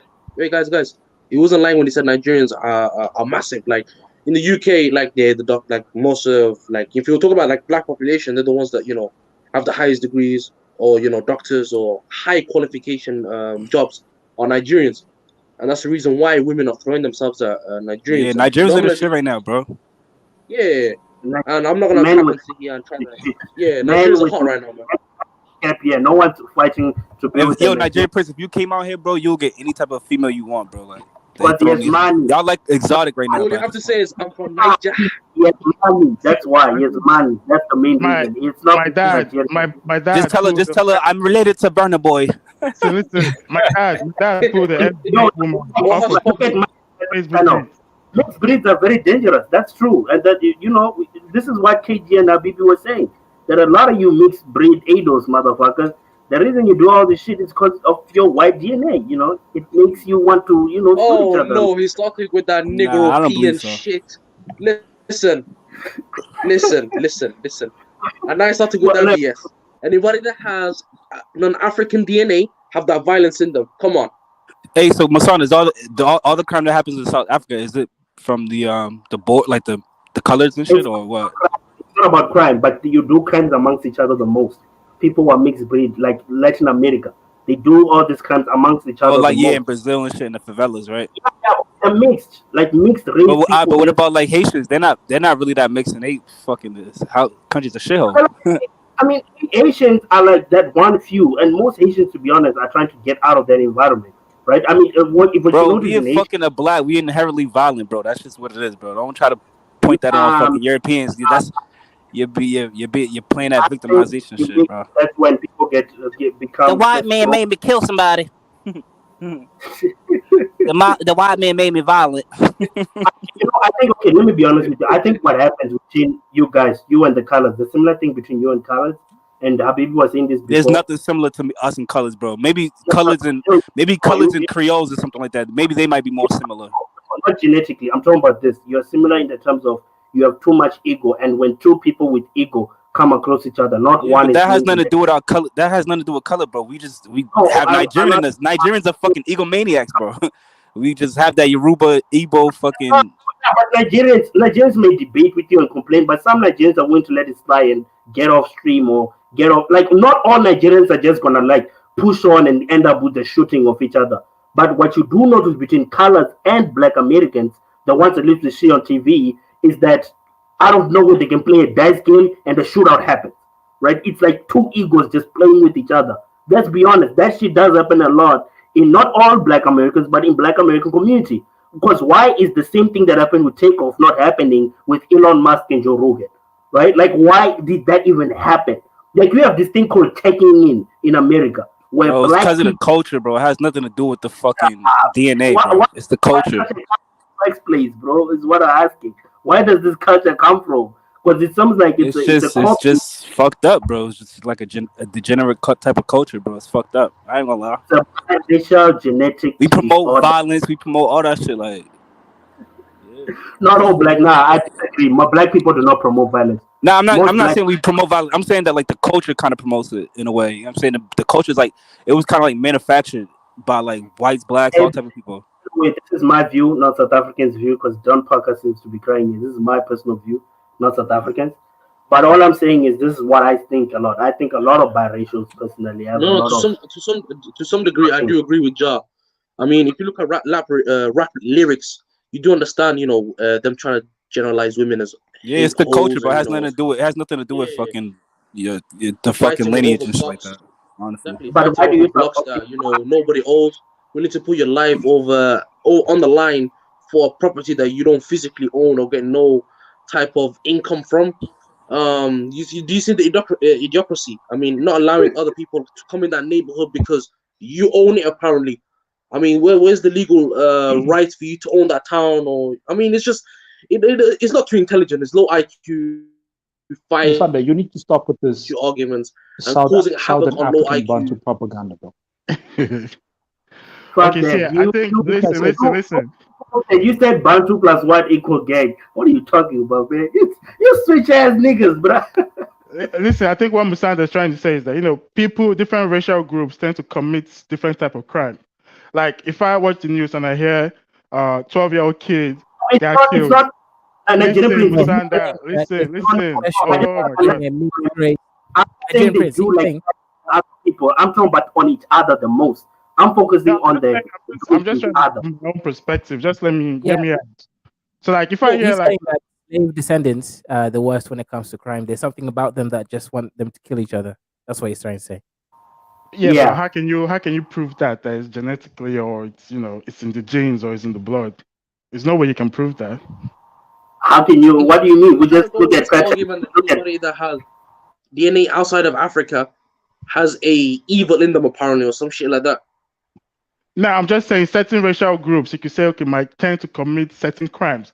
Like if I turn on the news and I hear there's been a suicide bomber, I don't go to a white person. Do you understand? I tend to I'll think of a certain racial group. So if I hear 16-year-old kid got shot and his Jordans were stolen. Yeah, but it has nothing to do with. But I'm just saying it has nothing to do with the lineage, bro. It's the culture, bro. Look at Minnesota, right? No. Look at the Somalis in Minnesota. They're fucking violent as fuck too. It has nothing to do with lineage, bro. It's just the American culture is violent. I'm just saying I'm talking about Musanda. We tend to have prejudice. Who are the Somalis violent to? They're violent to other people. Are they violent to Musanda, listen, if you grew up in old block, my nigga, you would be a fucking gangster, my nigga. Like Musanda will be out here killing shit. Do I even have a choice? I would have to go kill a GD or beat. Musanda would have been dead by now. You would have been shut up. Musanda would be a black disciple. Nah, because Musanda talk too much. They would have killed him by now. Musanda would have his trousers halfway up his ass, shouting "Oh block." No, but Musanda, I just came to say Musanda needs to stop with this Southern Bantu propaganda, because he makes it sound like we are the Dusties for slaving one another up north, whether it's east or west. Bro, you know what these guys used to do when they captured other warriors? They used to just kill them straight up, which is more efficient, enslaving them or killing them straight up, bro. No, that's what's my point. I'm not saying I'm more moral. I get that point. Yes, obviously, I'm not saying Southern Bantus are just more moral people. Yes, we didn't enslave, we rather public kill or force into our tribe. What I am saying is Mozambique. What I'm saying is there wasn't a level of let's communicate and start trading our own people, other people's tribes with them. It was always let's fight until they got. So what the fuck happened in Mozambique, bro? Why did they contributed 1 million slaves to the translated slave trade? Somewhere else, man. It's not. No. Musanda, let me answer this. Ja. Yeah. Northern Mozambique is closer culturally to Tanzania than it is to the rest of Southern Africa. If you look at Northern Mozambique, it was part of the Swahili coast. It's really not culturally similar. Northern Mozambique and Southern Mozambique are like two different countries, like Nigeria. Okay. Yeah, okay, that makes sense. Yo, bro, why all these people? Is it Yemi D-Boss? Is he Ados? They say he'll be a snitch. Why would I snitch, man, by then? Nah, man, King Venda don't snitch, nigga. Yo, Musanda is crazy. Yeah, man, King Venda don't be my name, you know. Nigerian Prince, earlier we saw that Nigeria is one of the lowest African countries. Sorry, one of the lowest HDI in Africa. How are you going to be the highest GDP country with the lowest HDI? I mean, do you guys not care about Nigerian people? What's going on? Because all of the money is in Dangote's pocket. No, they don't have military. Excuse me, not true. Now the thing is, the money doesn't disperse effectively down to the base population, so it stays at the top. So just a few people control the money, so it doesn't trickle down to the masses. Say what? You clearly you're not one of them, right? Nah, you're one of the Nigerians. If I was one of them, I won't be on YouTube here now. I'll be chilling somewhere on my yacht somewhere. Ike is a millionaire, but he's on YouTube too. So you Nigerians Ike is from the colonial people that enslaved people. But to be serious, but Keizo, to be serious, Africa is like one of the most unequal continents, man. Remember, I told you 7 out of the most 7 out of the 10 most unequal countries in the world are in Africa. So South Africa, Nigeria, and a few others. 7, bro, out of the 10 is in Africa, which shows you that a lot of countries in Africa, like Nigeria, where yes, they have a GDP and 80% of that GDP is being held by like 20% or something crazy like that. I see. I don't. The money doesn't trickle down to the rest of the population. Dangote is actually doing something good. He's building a company. That's why I try to remember when I tried to explain to Judah that a high GDP or high GDP per capita doesn't mean that your people are living good if the distribution of that income is not like. Yeah. And this guy couldn't. But this is why I say Judah is a fucking moron. Come on, who can debate that? That's pretty obvious. What I'm saying is, but let's be honest about this. Inequality, right? Not to defend Africa or anything. I'm just saying inequality does not necessarily reflect poverty too, right? If you check, in fact they said that the most unequal country in the world with the highest quote unquote Gini coefficient, they say is Netherlands. Yeah, Netherlands, where they make Heineken and stuff. That's the most unequal. Look at the GDP per capita. Yeah, but that's a high GDP per capita country. Nigeria is only like $2,000 with high inequality. That's a bad sign. You can't compare Nigeria to Netherlands or anything like that. Yeah, Whenever what that means? That means if the Netherlands had a GDP per capita of 40,000, that means that when you consider how unequal the country is, that means the average the average Dutch person is probably, instead of living on 40K, they're probably living on 25K or something like that. Yeah, that's still better than when you're on 2,000K, bro. That means, and you have that much inequality, it means there are niggas out there living with $500, bro. Yeah, like some people make like $50 a month. Right? Yeah, how much do you make? I make at least $300 a month. So how much do you make, Basanda? This guy, why are you asking us such a question? Somewhere in the 20K, somewhere, just say somewhere between. Let me ask you the math, right? So if I make 300, be honest. 20,000 and I'm talking. Okay, $20,000 a month. I'm like, stop it, Musanda. Okay. I'm definitely higher than the average Kenyan. I'm making $3,600 a year, so I'm not doing too bad, to be honest. I'm making almost double the average Kenyan salary. You are not making 3,000 something in a year. You probably make a job. Even a part-time job pays better than 3,000K. What the? He's lying, man. He's lying. Clearly makes more than that, bro. 3,000. That's really a monthly salary to a lot of people. YouTube is how I survive, Musanda. You know, like I survive on donations. That's what the police officer. You are a semiconductor engineer that earns 300,000 a year. A semiconductor engineer with a PhD in material science. Man, come on, bro. Look, who are you trying to Kaiser, what's the average salary in Kenya? $2,000 around that. $2,000. No, and what he studied more. Remember, how many semiconductor engineers do you guys know here? I'm just saying in life, when's the last time you actually saw a guy who's a semiconductor engineer? I'm just saying the fact that it's like mining engineering in South Africa.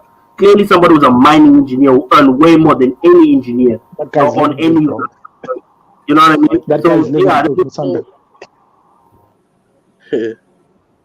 Definitely living good, bro. Definitely, it's just capping him. He makes a lot of money. You know. Hey, Kaiser, why don't you meet up with Brandon? He's in Nairobi right now. Yeah. I hit him up. I was supposed to meet him earlier today, but I didn't wait. Hey, did you see him eating that fucking, what is that, like cow intestines or some shit? Heads and all that. Yeah. Damn. But that's lit. I would, literally, I would do that. I would do the same shit, bro. I would buy a whole bunch of shit, and then everybody else around me, we all gonna eat, bro, together. Should I go pull up on him right now? Yeah, pull up on his ass. Hell yeah. On Bucci the Bear. Bucci the Bear. Yeah. Yo, Kaiser, imagine the fucking what's his name? Tariq. He makes a series called fucking Bucci in Africa. African Adventures. That would be too funny. Hyena eating Africans. Oh my god. That nigga's fat as shit, bro. Tariq is evil. I mean, it's arguments. I bet you all those Kenyans are like, who the fuck is this Winnie the Pooh looking ass nigga right here? So, I'm gonna talk like Tariq Nasheed right now. Sander. Apparently he gets Kenyan holes, man. You smell like a lion. You smell like a hyena. That's his argument, basically. That guys ignore the fireworks outside, man. Some dusty niggas always blowing some fucking fireworks.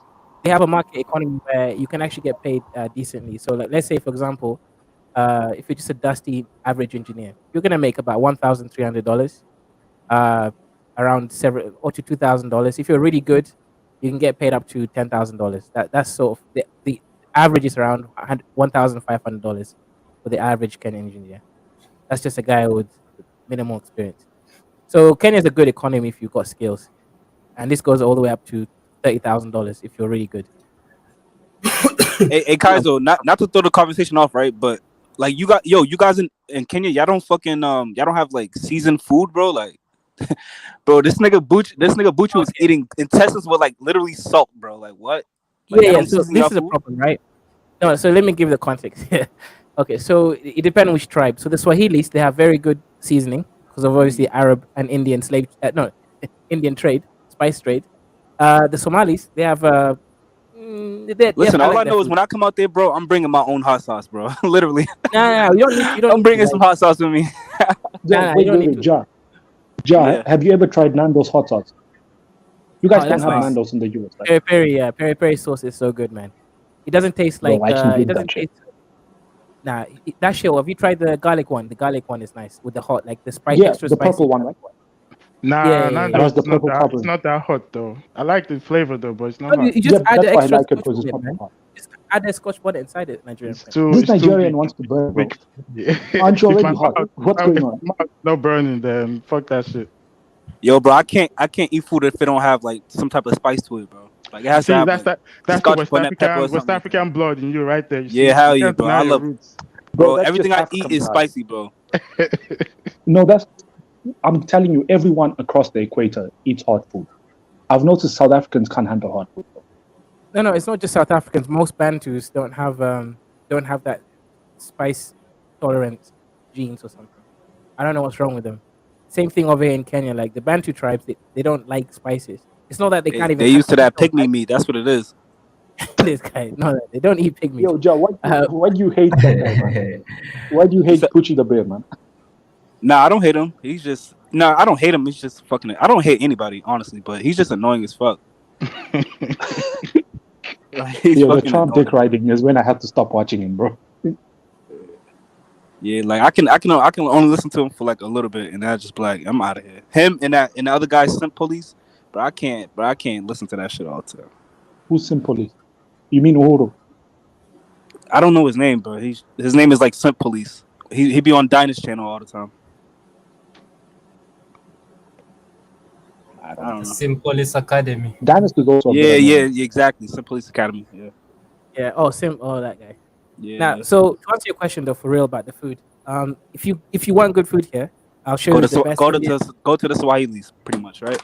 Yeah, Swahilis, but you can't just go to anyone. You know, the issue is even Swahilis don't know how to cook. Like I'm a proper chef, so I gotta be very specific. So there's a few spots like you come to the Oromo restaurants. I'll take you to some. You're gonna enjoy the tips. It's really really nice. I'll take you to some. He just means Habesha restaurants, bro. Those are Habesha food, bro. Stop giving your clan credit. Oromo's running it. It's not Habesha running it. Bro, that's But all yeah, food, it's man. Habesha. This nigga say Yeah. tips, bro. Get the fuck. Nah, it's all love. It's all Okay. love, bro. You I'll guys also are take you running to some it. So Wanga restaurants. if I go back to Wanga Ethiopia, I'm restaurants claiming are all good. of. Yeah. Wanga restaurants are great for chicken. Like they're the best chicken cooks. Like proper fresh natural chicken. That shit is good with the garlic and you can add your little Scotch bonnet. The Somali restaurants are good for the rice and Badwis is really nice. Yo, they rice looks so bomb, bro.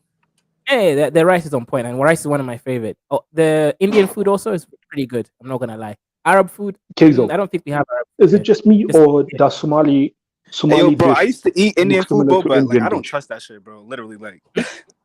Yeah, I was gonna ask the same thing. Doesn't Somali dish, especially their rice, look like Indian dish, man? Yeah, hell yeah. It's Indian, most of them. Somali food is like I would say it's like Swahili food and South Indian food. It's very similar to those foods. Same texture, flavor profiles, but it's good. I like it. Yo, Indian food is good, but that should have fucked your stomach up. Yeah, too much like seasoning. That's a Too problem. much curry. Nah, bro. Same thing with Literally, Habesha. my three favorite, Somali food's the bomb. Too much curry, not enough ginger. My three favorite like quasi fast food joints here in SA.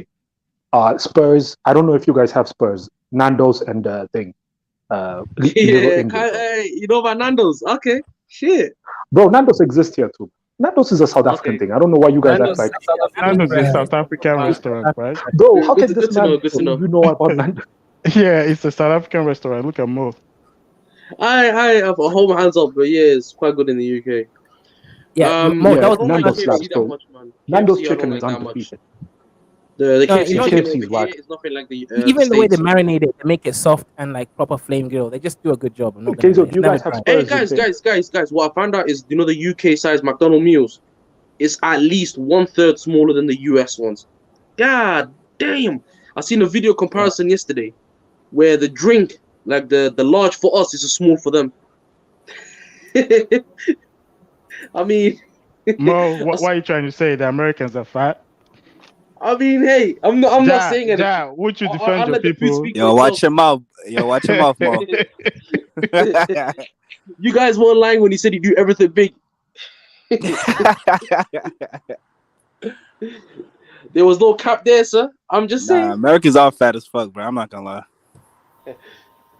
But South Africans too, right? To be honest, I think this is what happens when you're That's why when developed. COVID hit, we was dying by the fucking boatload, bro. Like, I remember my dad gyms a lot. It was looking at our parliaments like, God damn, but is there anyone here under 100 kg? Like, can you? I think there are a handful of people in our parliaments that are living under 100 kg. So I want to ask you, Savage AA, how many in your parliament, like in your judicial, your representative of your country, how many people could you actually say that they are actually of weight? Because most of Americans that I've at least noticed personally, who are in your judiciary, like the people who are making decisions, executive decisions in your country, most of them are, I would say, fit, but they're not overweight. Like they don't really nah, them represent. niggas, the politicians are overweight as fuck. Are you crazy? Are they? Like who? Like let's give it. Like you have DeSantis, right? You just got DeSantis as I think a representative of like your Republicans. He's pretty shaped well. You had Bush, you had, Clinton. I mean, these people are not fat. Like unlike other countries where I'm just saying, only example of SA, Ramaphosa fat, Zuma fat. Okay, maybe we could give what's his name, Mbeki and who, but de Klerk was fat. A lot of presidents, I'm just saying, in most of Africa also, you'll see that they do tend to have some weight on them. Look at the Cameroonian guy, the super old guy. He was fat. Mugabe, a little bit of weight. A lot of African leaders and their representative around them tend to be above 100 kg in weight. Just saying, this is something you do notice. Whereas with you guys, I feel like a lot of them tend to be a little bit fitter or some. Like most of them are not like Donald Trump looking, right? Or am I lying, Mr. Savage? I'm talking about actual powerful people. Don't tell me about your local mayor. Talk about the people on top who make decisions of we're going to Iraq tomorrow. Those people. I don't know, bro. I don't sit and watch people's weight levels, bro. Like, what? No, I'm saying, don't you guys have a? I'm sure it does. Don't you have a? You call it another thing. What do you call your parliaments in America? Where everyone has to come together, regardless of all nation, and make executive decisions and policies. You talking about the Congression? Yeah. Not just for black people, for all Americans. Like where all American politicians come together and they Congress, bro. Yeah, the Congress, right?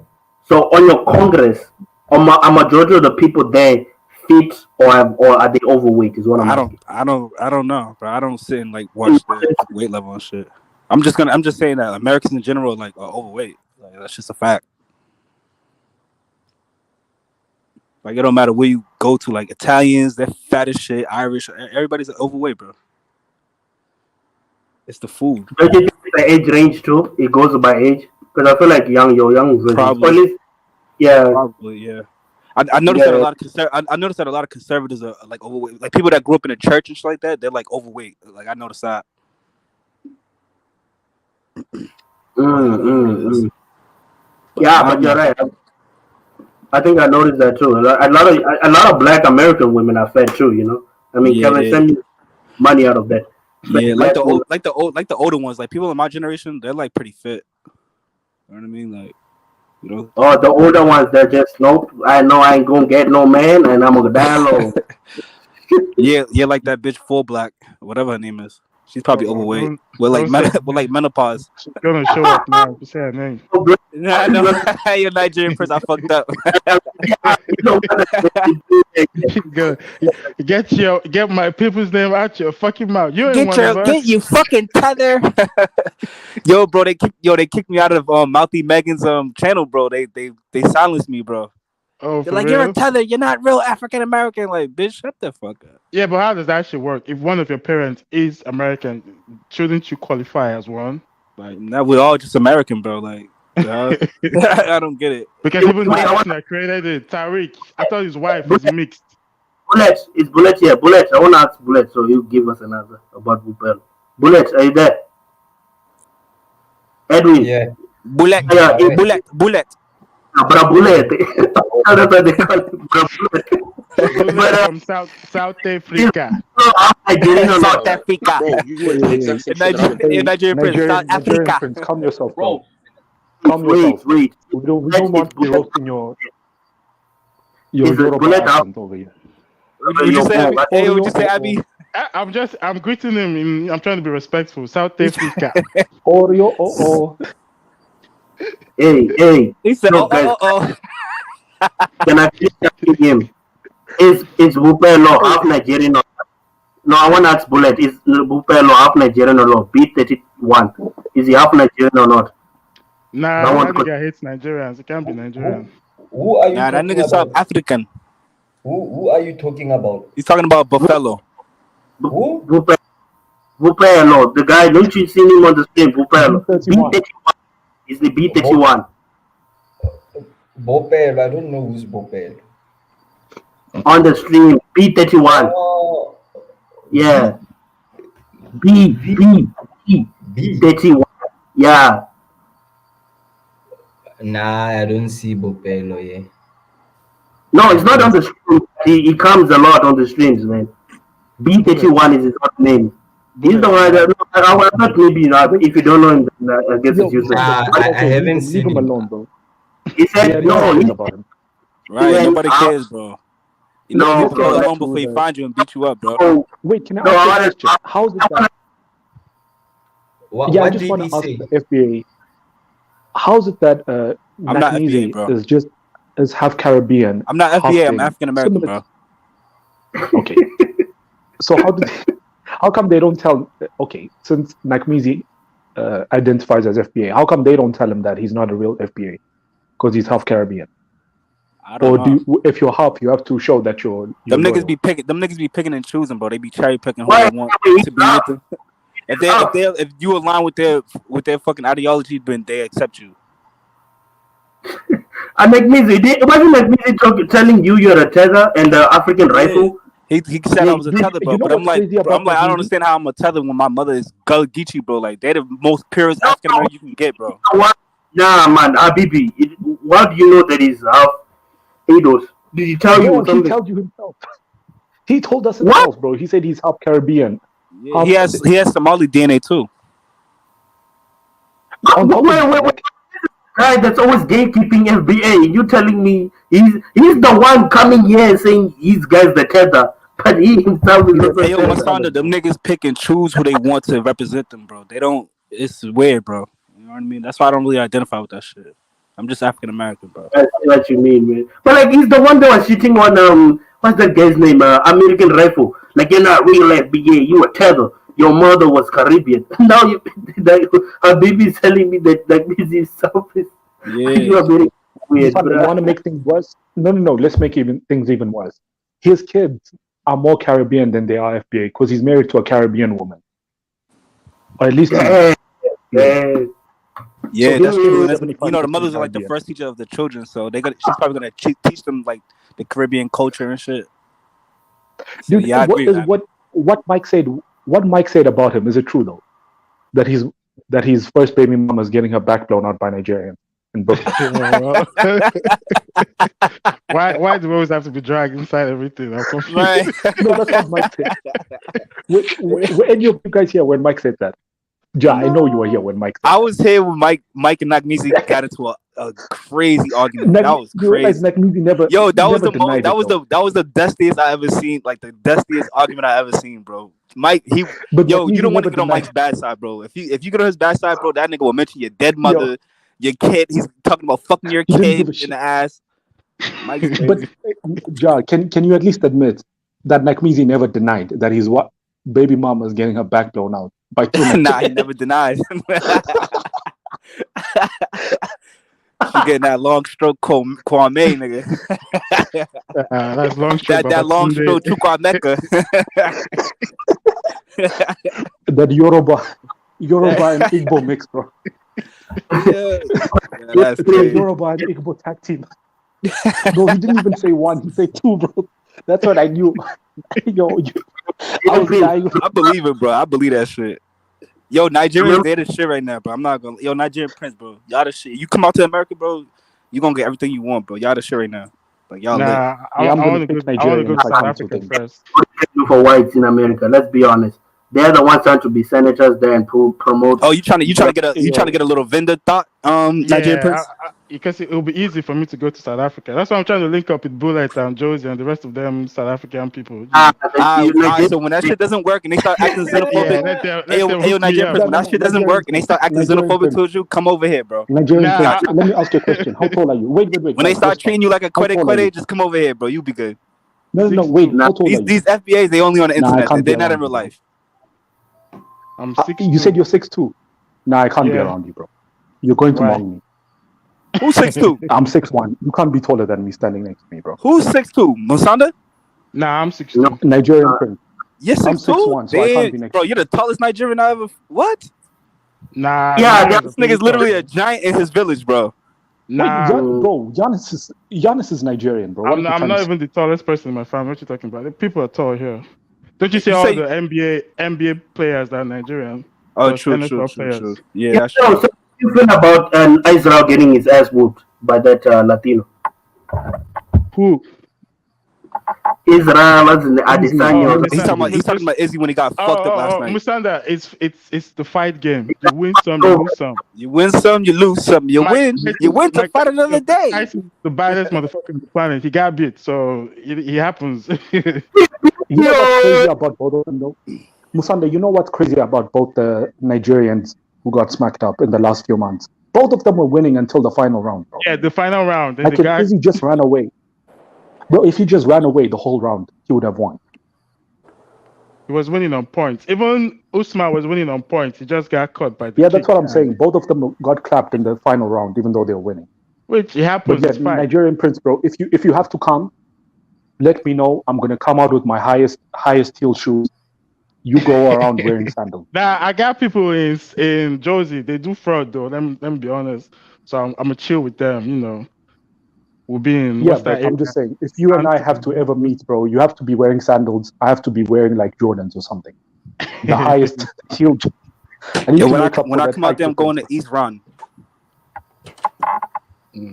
Yo, guys, now I'm really short. I don't wanna lie. I'm really short. I won't even of course, Bullet. We know, of course. Like, we're not surprised, of course.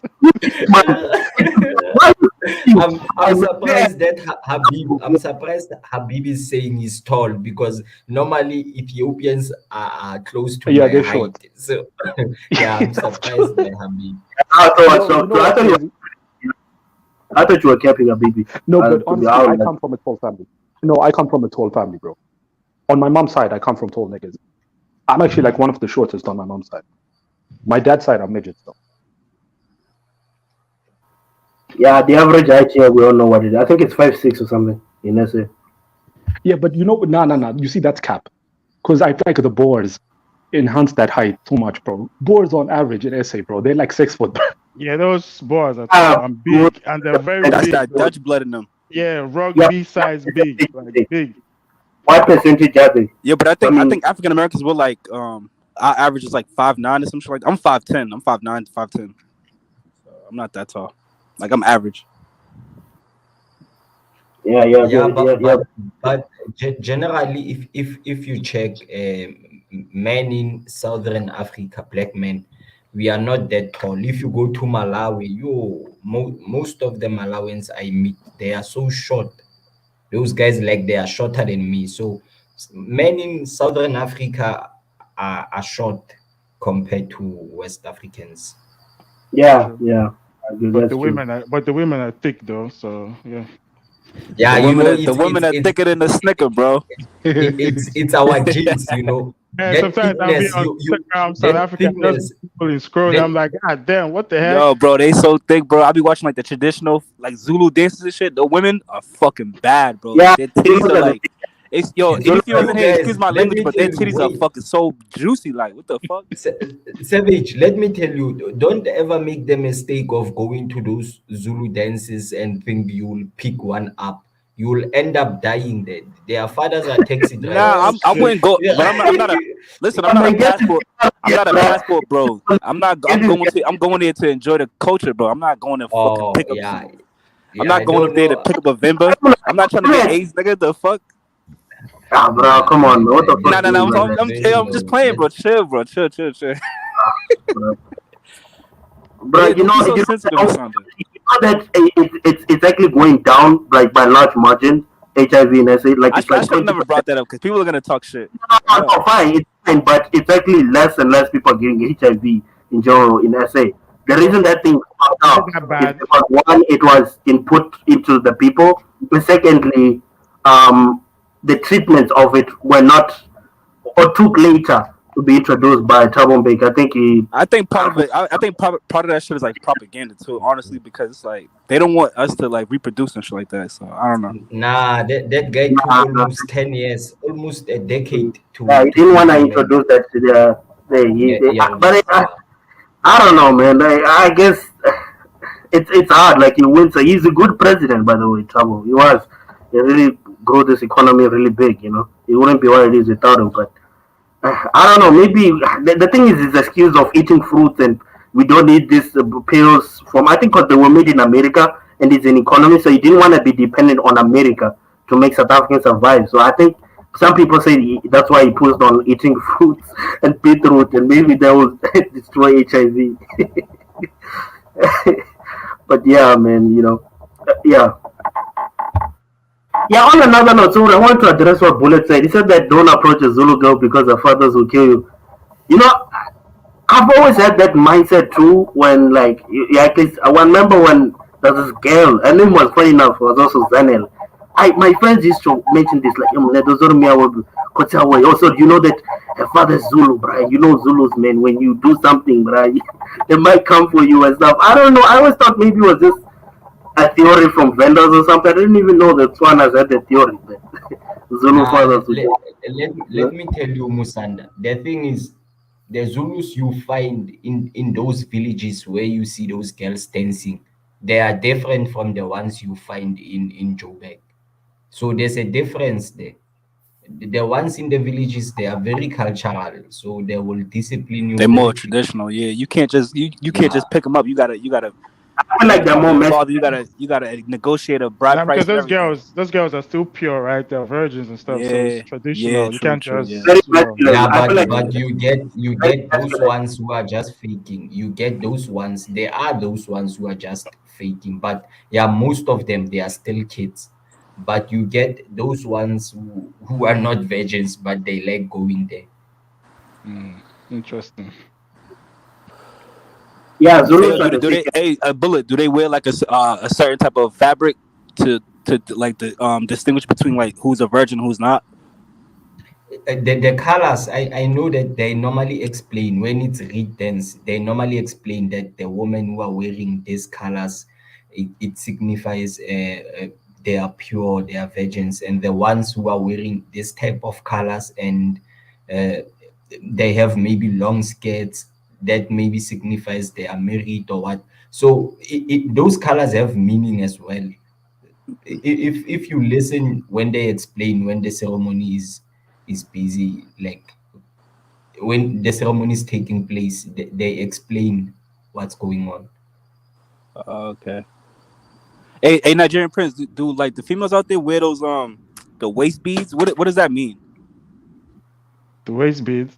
I mean, some tribes wear it, like the Yorubas and the Benin people. Yo, I see my little sister came over my house one time. She was wearing it. She's only 10 years old. I made her take that shit off. I'm like, what the hell is that? I thought it was like I thought it was like I don't know how it works. They say it makes the hips. I don't know the science behind it, but it makes the hips grow somewhere to like. Yeah, that. but So those beads are like connected to like sexuality or something like that, isn't it? I have no idea. Don't ask me about African spirituality. Nothing. I don't know shit. Nah, there are. I think you are confusing traditional healers because there are traditional healers who wear beads. Like, okay. Yeah, I think the people out here they wear it like as a fashion, more of a fashion statement.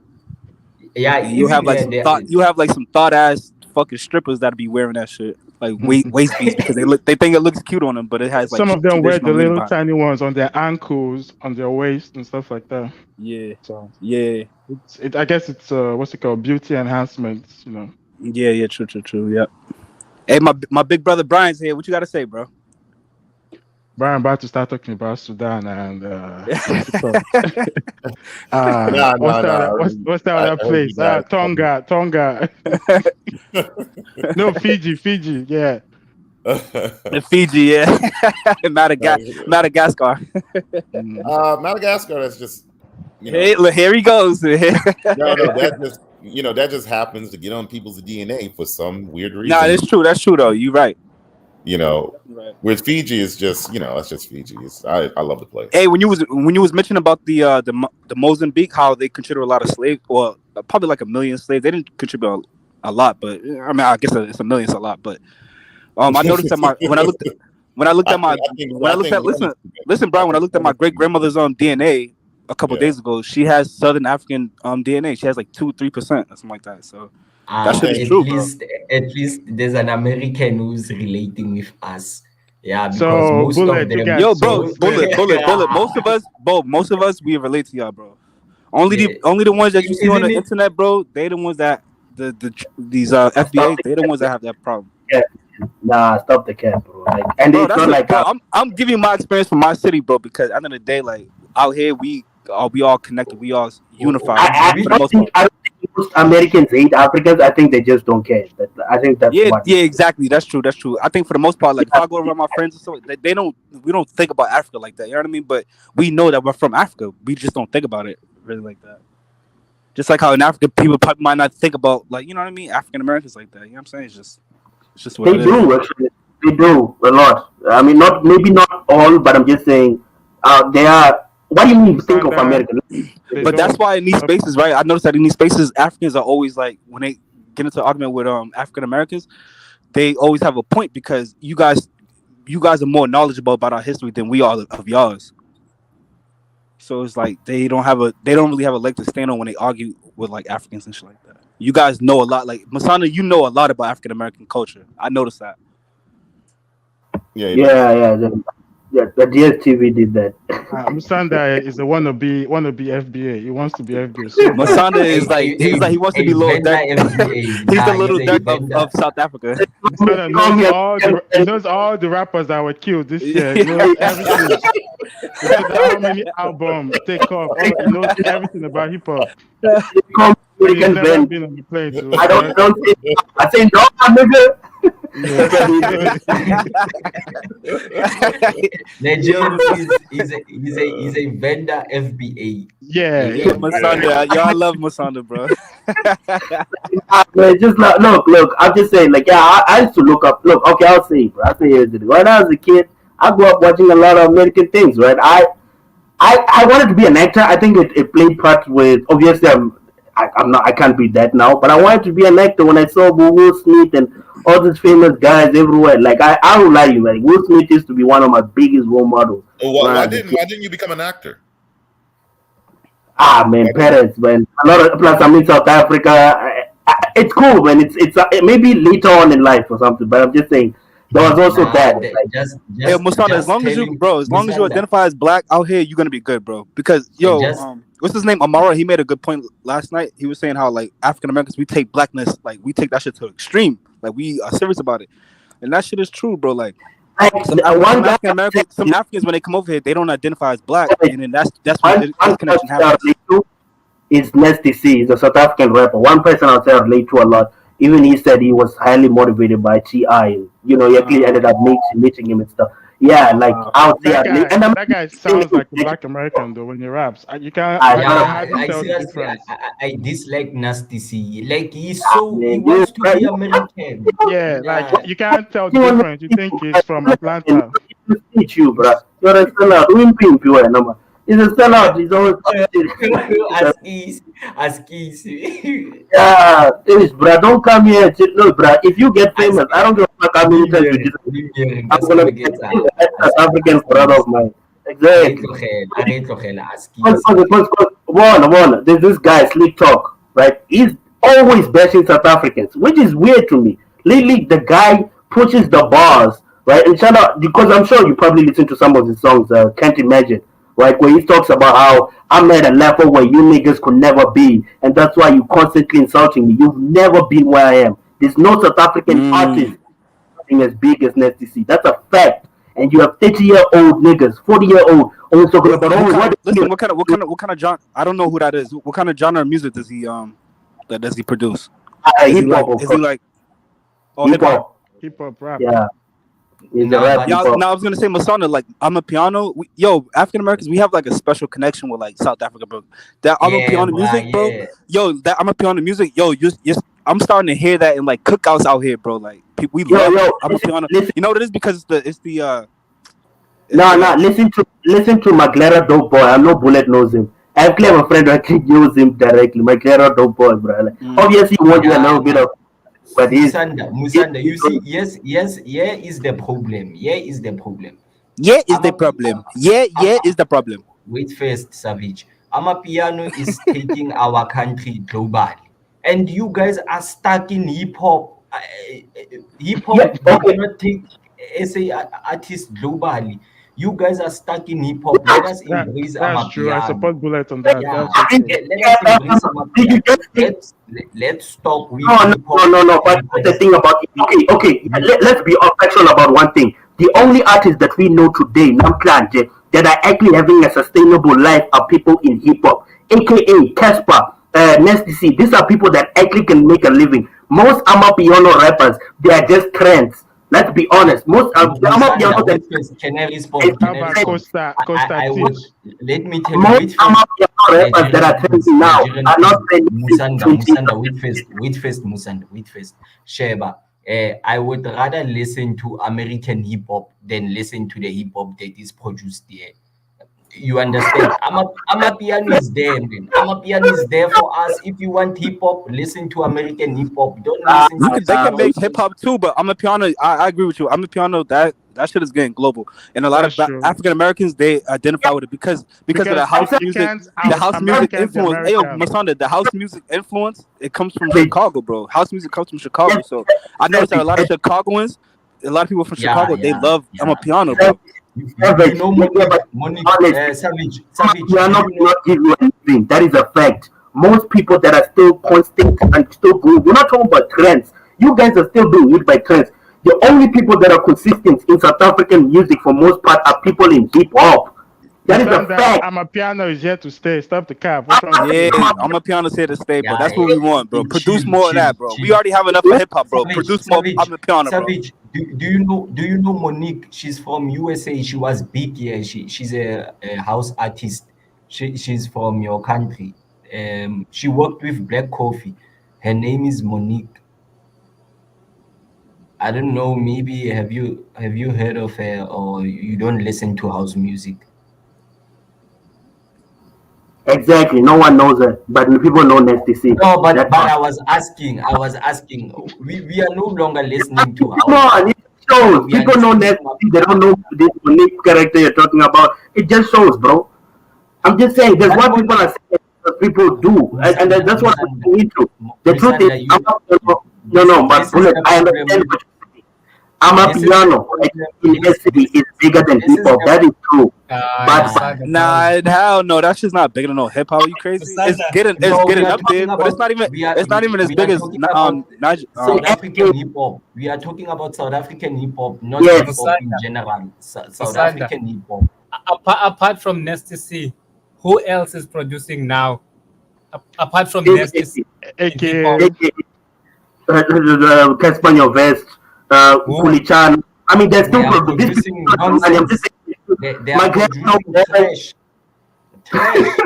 Guy, bro, McLaren is in your wood, bro. Why are you talking like this? On your wood. These guys I'm are the not. one. What's happening, guys? Now, the first one from they are not giving us Jay-Z vibes. They are not giving us J. Cole vibes. That music is trash. We are listening to Amapiano here. No one's listening to hip hop anymore. I'm saying Amapiano is Hey, nothing so but Masani, you're saying that South African hip hop is bigger than Amapiano in South Africa? Like, that's cap, bro. No, listen to what I'm saying. What I'm saying is Amapiano in South Africa, yes, may be the biggest in terms of people absorption. But most Amapiano artists, if you notice, they are not consistent on being the top. Meaning that one person is in, he will not be in the next. But if you check on hip hop, if you check, fine, you can. They're more consistent. Yeah, they're more consistent. AKA, let's mention all the hip hop artists I mentioned. How many of them can you say today do not have money? Mention the first person who made Amapiano in the 2000 and 2010s and tell me if this person still have money today. Literally all the other piano in 2010. There was no okay. In the early stages of Amapiano, let's say that. Tell me one person. Hey Brian, come back. And then who's else? Kabza.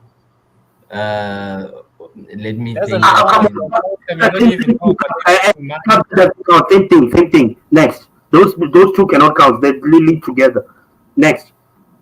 I'm just saying, think about the fact that you have to think about it, bro. Nasty C, bro. Nasty C, aka Nati, your best. I'm just saying, all these hip hop artists at the end of the young stuff from Cape Town, all these people are consistent. They can still generate revenue. Yes, for most part in trending, Amapiano goes. Hey, so Musanda, who's the best hip hop artist out there in South? I'm gonna look him up. Who's the best one?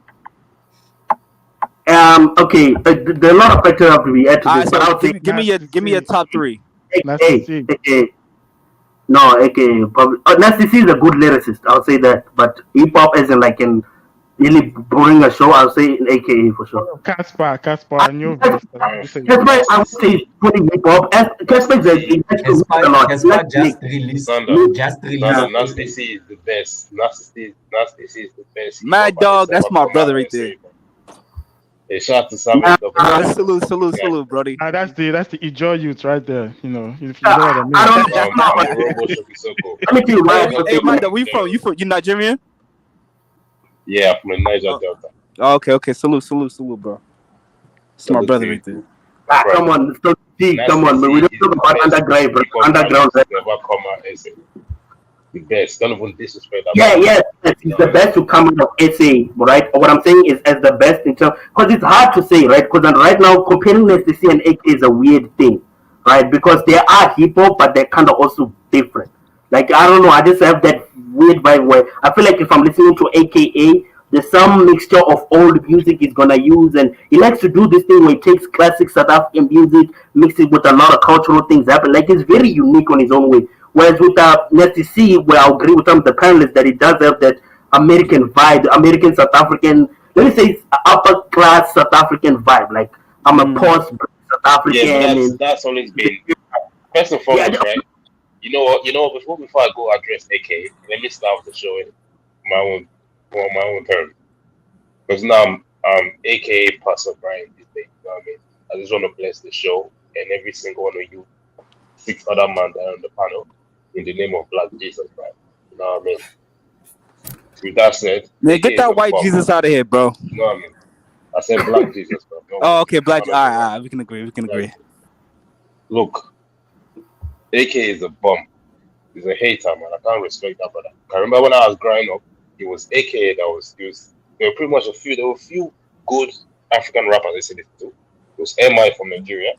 It was AK from South Africa. It was Doc Chabalez, Casper Nyovest from South Africa. And then there was one other brother, the brother that sang Rans and Naira. He had a song with Ice Prince, right? Rans and Naira. That was Dallas, right?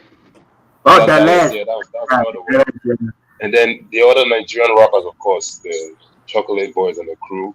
Erica was Young Six. Those were top rappers. For some reason, AK was the best amongst all of them. AK was the best, but I feel like because of the cultural inclination that he had in his songs, if you know what I mean, like the way he integrated culture into his raps. But the way his career has gone, I feel like there's a saltiness about how I feel like he's halted his own career. He just feels salty about that. He was attacking Nigerians about a year or two ago. Like, oh my God! So this is all about him attacking Nigerians, not his music. About Nigerian music. No, it's not about attacking Nigerians. It was attacking Nigerian musicians. That's what it was, bro. And even when it came to the xenophobic attacks and the way he supported xenophobic attacks against other foreigners. We're not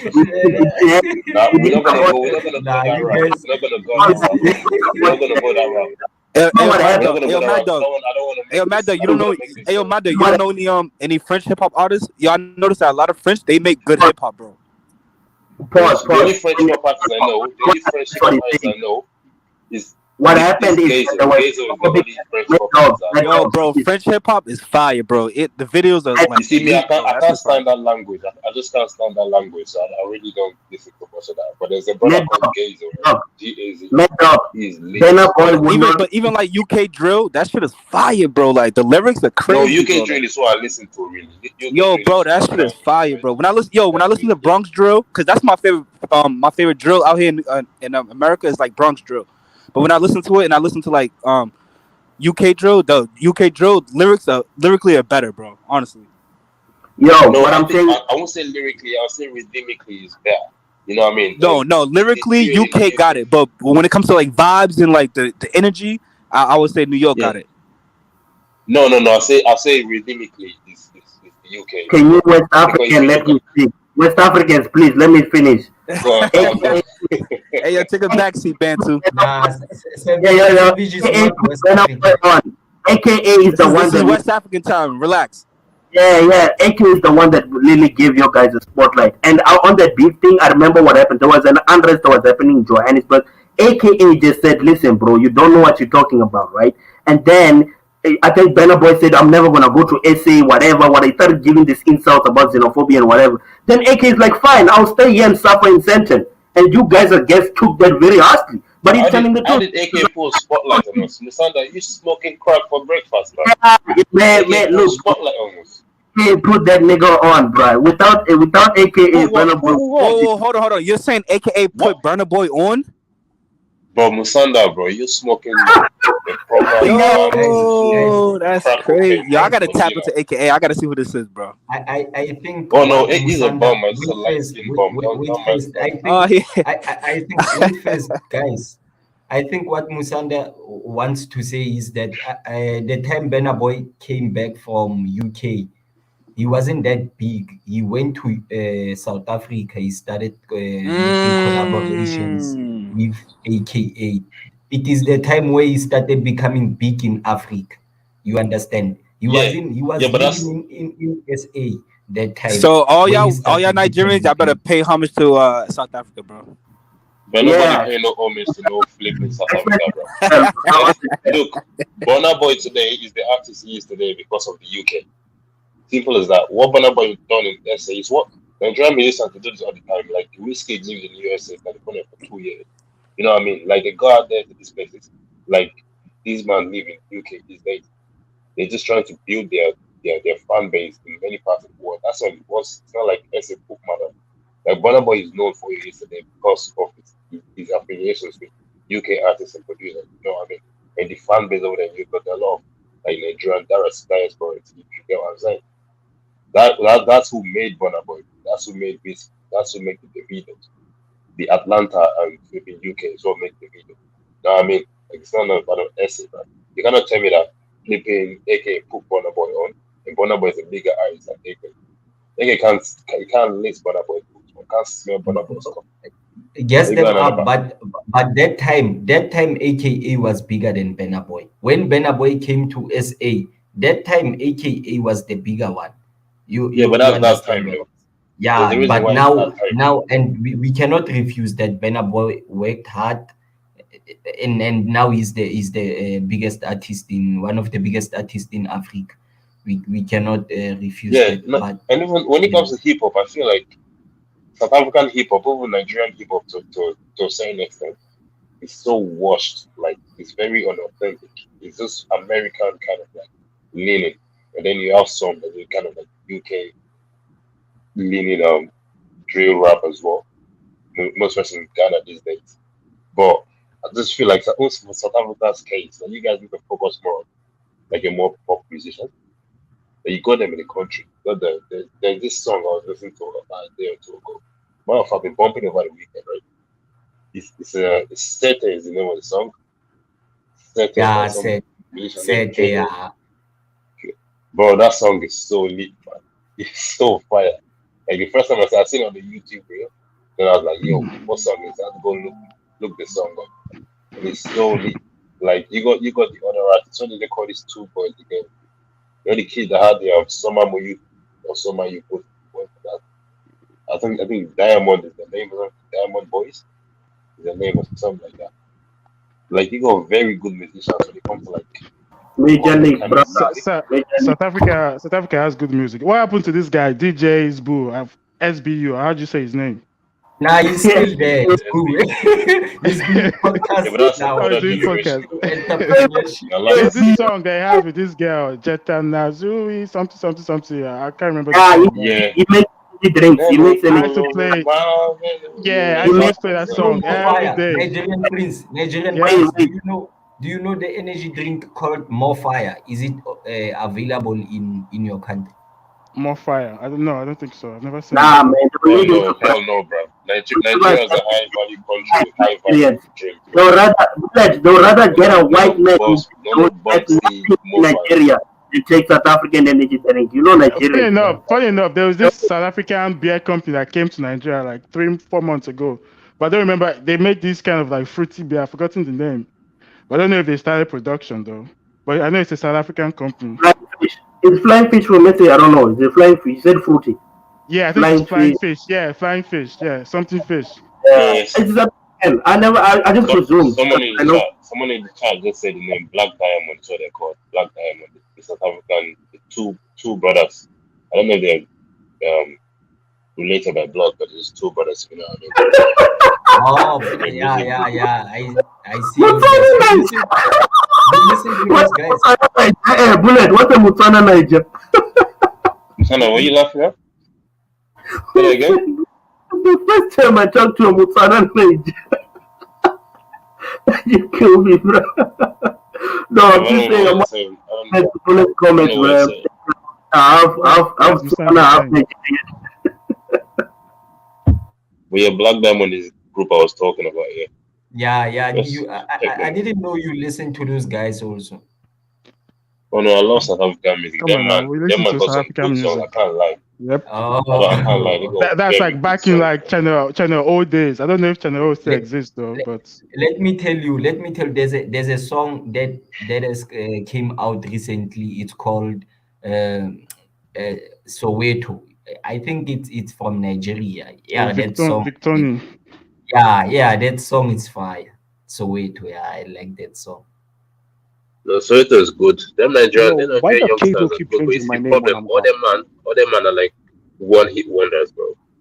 You know what I mean? The Victonis, the Flipping, whoever they called, but they got like one good song, and that's it. They just faded away. You don't know where they've gone after that. That's the problem I've got with them.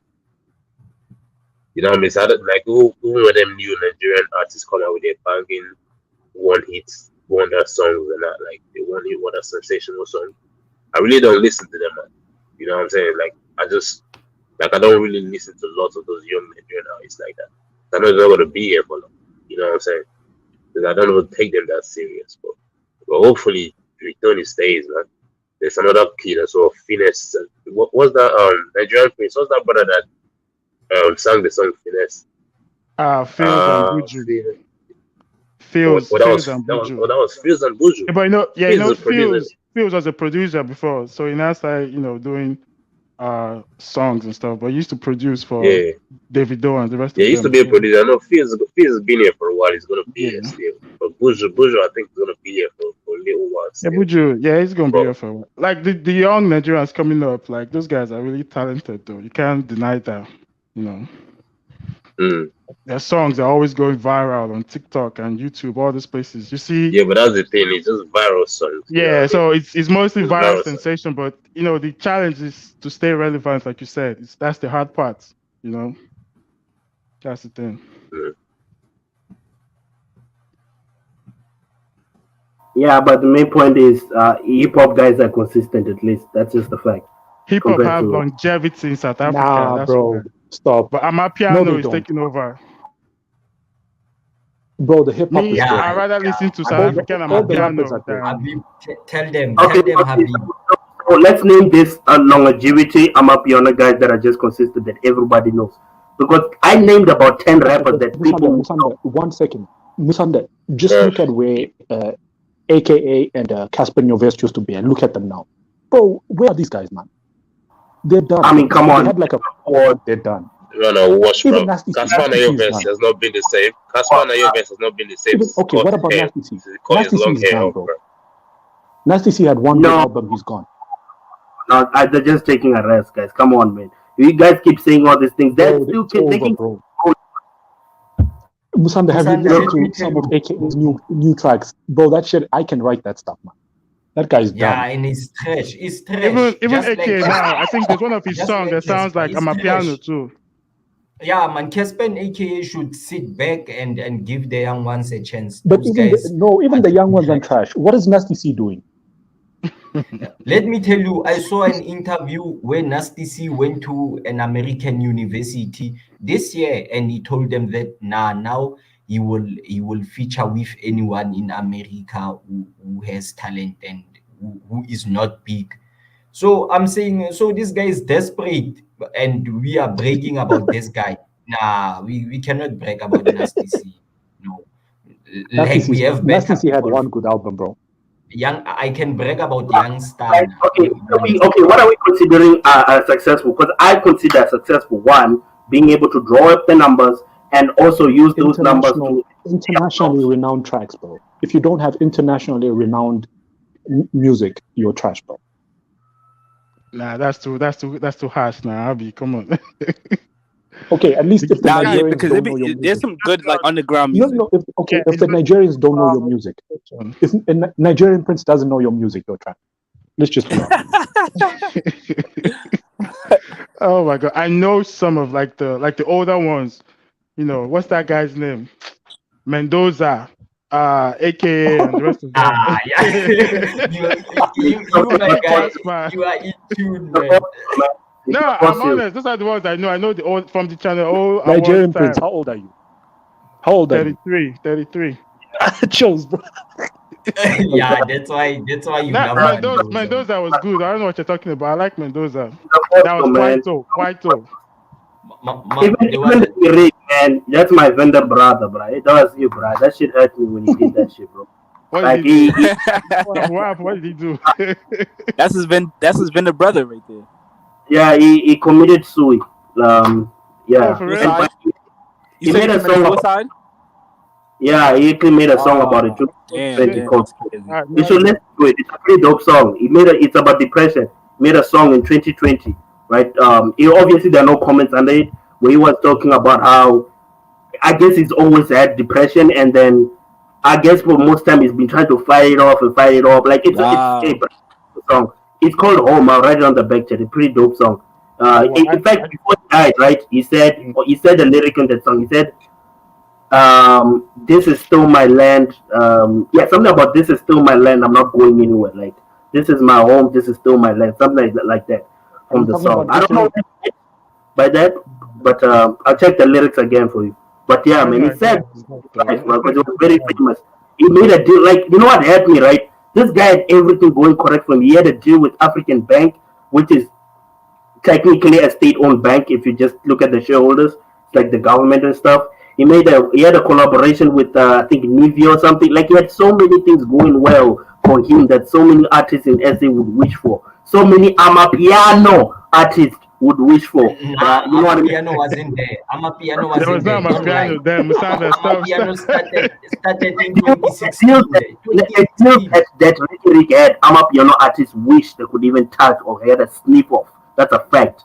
Hey, yo, R.I.P. Mendoza, bro. That's fucked up, bro. R.I.P. Mendoza. Yeah, I thought that fool. That nigga's he's in Gangsta Paradise right now with fucking Nipsey Hussle and Tupac. Yeah. Yeah, but this guy Musanda mustn't say. Would you say, Bullet? He mustn't compare. Amapiano. Amapiano is growing. Give Amapiano 3 years. Yo, Amapiano, bro. That shit is fire, bro. Honestly, I'm not even gonna lie. I like Amapiano more than I like Afrobeats, bro. Like, look at Amapiano is good workout music. And you know what? Let me tell you. Wait first, guys. It always comes in some.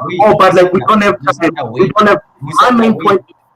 Wait, Musanda, wait. When Amapiano pops, I know that it will go viral very quickly because Nigerians will jump on Amapiano. Hey, Bullet. Hey,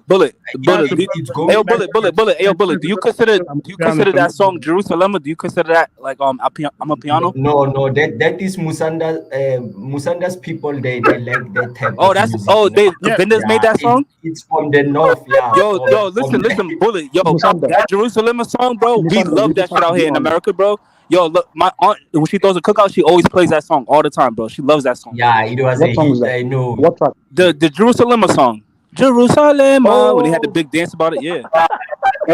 Yo, bro, that song, I love that. Yo, bro, listen. Yo, Musana, that song is like a mixture of gospel and like house music. It seems like. That's why I thought it was. I thought it was Amapiano. Gospel and house. Yeah. No, that's not Amapiano. It's not Amapiano.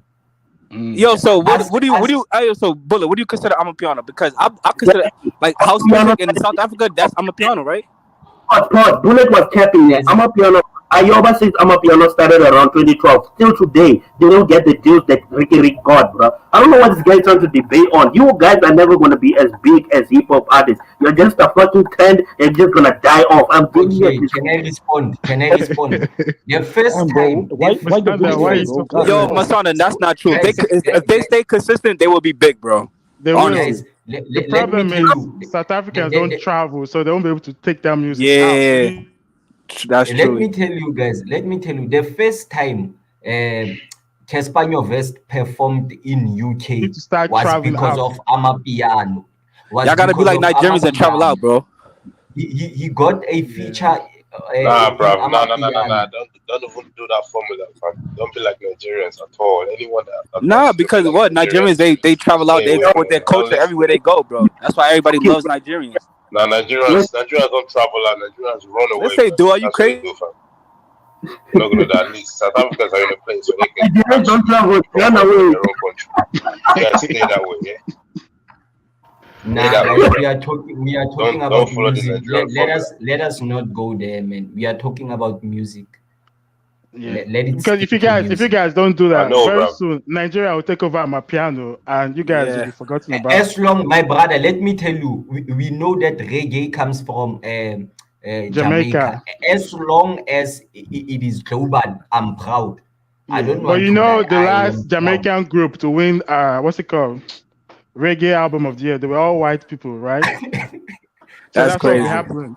Because now they started creating the Afrobeat category on American awards. So if they create Amapiano and Nigerians start winning it, guess what will happen? No, it won't be a problem. I wouldn't be surprised if I see Britney Spears make an Afrobeat song. So I'm just saying they need to go out and promote their music, do shows, interviews in the UK.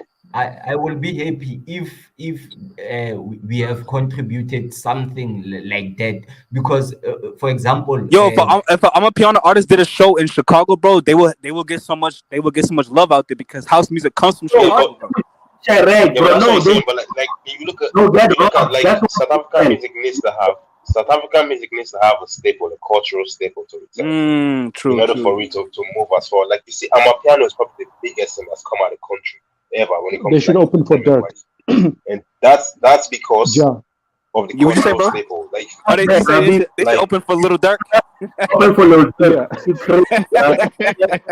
Like if the problem that you go with most South African artists is that the problem you go with most South African artists is that they want to be the Egusi version of fucking Young Thug.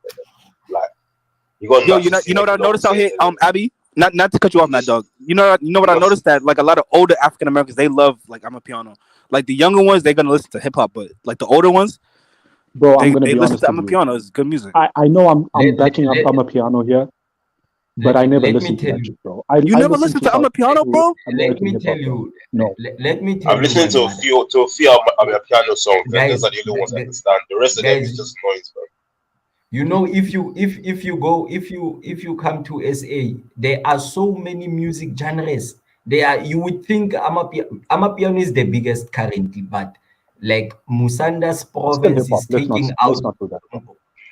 Okay, let me leave it there. No, finish, Bullet, bro. Finish, bro. I was just saying your province, like it's taking out so much music that it's not getting recognition. Like the songs that are becoming global hits. I'm just being honest. The songs that are becoming global hits, they are not Amapiano songs. Makati was in, I think she was in Botswana, and now she was in the UK or something. Yeah, it's fine. I mean, that's how music works, right? Even if you want to say, Musanda, you know, the world get big. Musanda, you know what the problem with? Oh, sorry. No, go on. No, I was gonna say, you know what the problem with South African hip hop is? It's that South African rappers are like South African footballers. They only have like 1 or 2 good albums and then they're gone. They become trash all over. They become one-hit wonders. South African players. Yo, Abby, they become one-hit wonders. Bro, PSL is... No, wonders. No, not one-hit wonders, one album. Yeah, all them South African musicians moving like Bafana in 2010. Like AKA is a bomb. AKA can still do numbers. Casper Nyovest can still do numbers. They may not be talking like that. AKA doing no numbers. AKA is not doing alphabet. No. You know, let me explain how these niggas do the numbers, bro. They sell their bundles. That's how they make albums. That's how they numbers. They sell their album. They sell like AKA. He'll probably sell his album, just say, to Vodacom.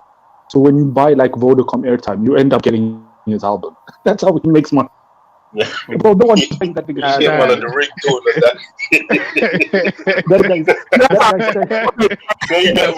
that guy's selling bundles. Yes, the thing. That guy's selling bundles. You end up buying airtime. You end up with his album. You got AKA telling you the fucking missed calls. Wait, Abby, you guys don't have streaming platforms where they can make money, bro. Hip hop makes more money in SA than that's what I'm saying. Like Ricky Rick died with so many sponsors. You don't see these things with Amapiano rappers. And Bullet was talking about, give them time and time. You niggas have got since 2012. And you're still in they started the genre in 2012. It was started in 2012. It started popping in 2020. There. Somewhere in 2020, it started popping. So that's what I'm saying. Yo, Amapiano pop because of COVID, bro. That shit pop because of COVID. Yeah, no. But to that point, before shit to do, so like fuck it. Yo, if it wasn't for COVID, Amapiano wouldn't be as big as it is, bro. Let's be honest. I'm always seeing on my timeline. That's how I knew what Amapiano was. Uncle Waffles. Yeah, would you say Nigerian Prince? Uncle Waffles. That's how I knew Amapiano, because I was always seeing that on my timeline. So I'm like, who is this? Sound and stuff. Yeah. Let me tell you, the only thing that attracted me to Amapiano is that it has some really nice girls. The first video reels I used to see of Amapiano. Yeah, Uncle Waffles. From South Africa. The shaking on YouTube. I was like, yo, I'll check this out. Let me tell you, my brother, these guys kept Amapiano underground. If you listen to Maphorisa said the person who introduced him to Amapiano, I have that clip. The person who introduced him to Amapiano is Wizkid. Because Maphorisa didn't take Amapiano seriously, so they kept it underground. You can search it on YouTube, you will find it. I don't know. He's saying it himself. He is saying it himself. So yeah, after Wizkid told him to take Amapiano seriously, then they started pushing Amapiano. So Kabza was underground also. Maphorisa was the one who took him and helped him to be what he is today. Nice history lesson. Thank you. Yeah, I don't know why you guys are hating on Amapiano, though. I like it. Though. Yeah, don't hate on Amapiano. I love that. I don't understand what they're saying. It's the rhythm, it just makes you do that crazy dance that they be doing and stuff.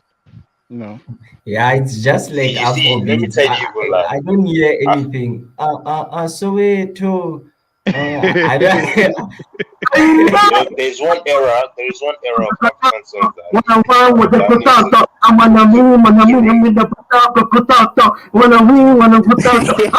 you doing, bro? Are you okay, You see, that's why I say Musanda was Chicago.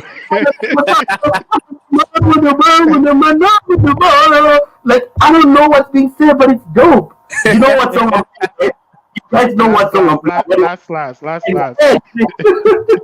Bro, yeah, that's Afrobeat really. But if you want one era of African songs that need to come back there, it's none of this Amapiano, fucking Afrobeat and none of that, bro. I needed Daddy Shoki of Nigerian era to come back, bro. You know what I mean? The sampled Ekwe, Shoki. A lot of you will not be familiar with that era of song. Will not be familiar with that song. That's Galala era. But yeah, Galala Konto and that era, bro. That's what I need to come back from. In the 90s, I used to listen to a lot of South African music, like the old guys. Hugh Masekela, Miriam Makeba. I know Fela Kuti. I know Fela Kuti, Femi Kuti, and even UB40, the reggae white boys. And so that one, Lucky Dube. Yeah, that one smoked too much. I really loved that. Hey, I'm shocked. Like, you know so much about SA legacy. I mean, you said Miriam Makeba, Lucky Dube. What did you mention? Those are classic. Brenda Fancy. I wasn't even born by that time. Beat the Little was just on his mama's titties by that time. They don't know nothing about that music. That's why, They don't know that Nigeria and South Africa was very close. It's not this new generation that started all their bullshit. We go way back. Yeah, that music was nice. The time of Brenda Fassie, I really enjoyed him. Yeah, I like Brenda Fassie. Which one is your best song, Bullet, on Brenda? I think for me,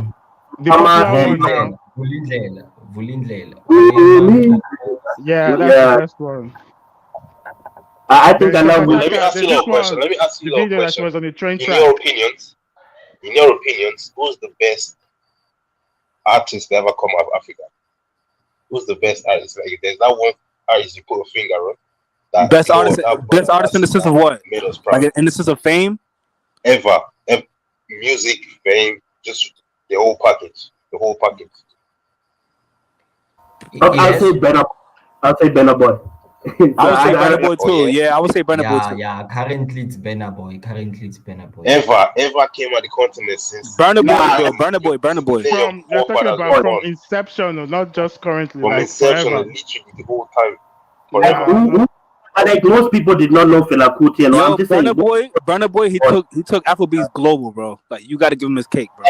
Burna Boy, disrespect, yeah.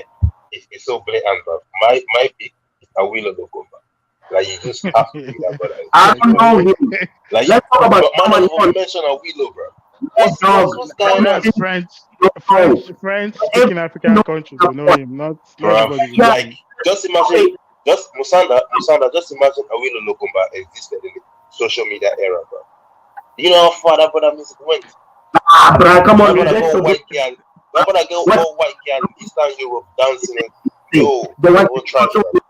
was no social media, but we all know Michael Jackson, we all know Bob Marley, we all know Whitney Houston, we all know these big artists when there's no social media, right? Yeah. At the end of the day, we're talking about people that are known all over the world. The person you mentioned, I'm sorry, most people will not know the world. Burna Boy, Wizkid, and DeVito, bro. Those are the top three. You're not trying to compare Awilo to Michael Jackson. Are you smoking hypotenuse, bro?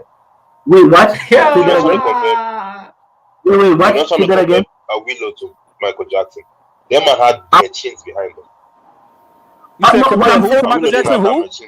No, but no. People know Michael Jackson. People know all these people I'm mentioning. Because they had a machine behind them. They had much promotion and distribution. Yeah, you're right. But did they not have that?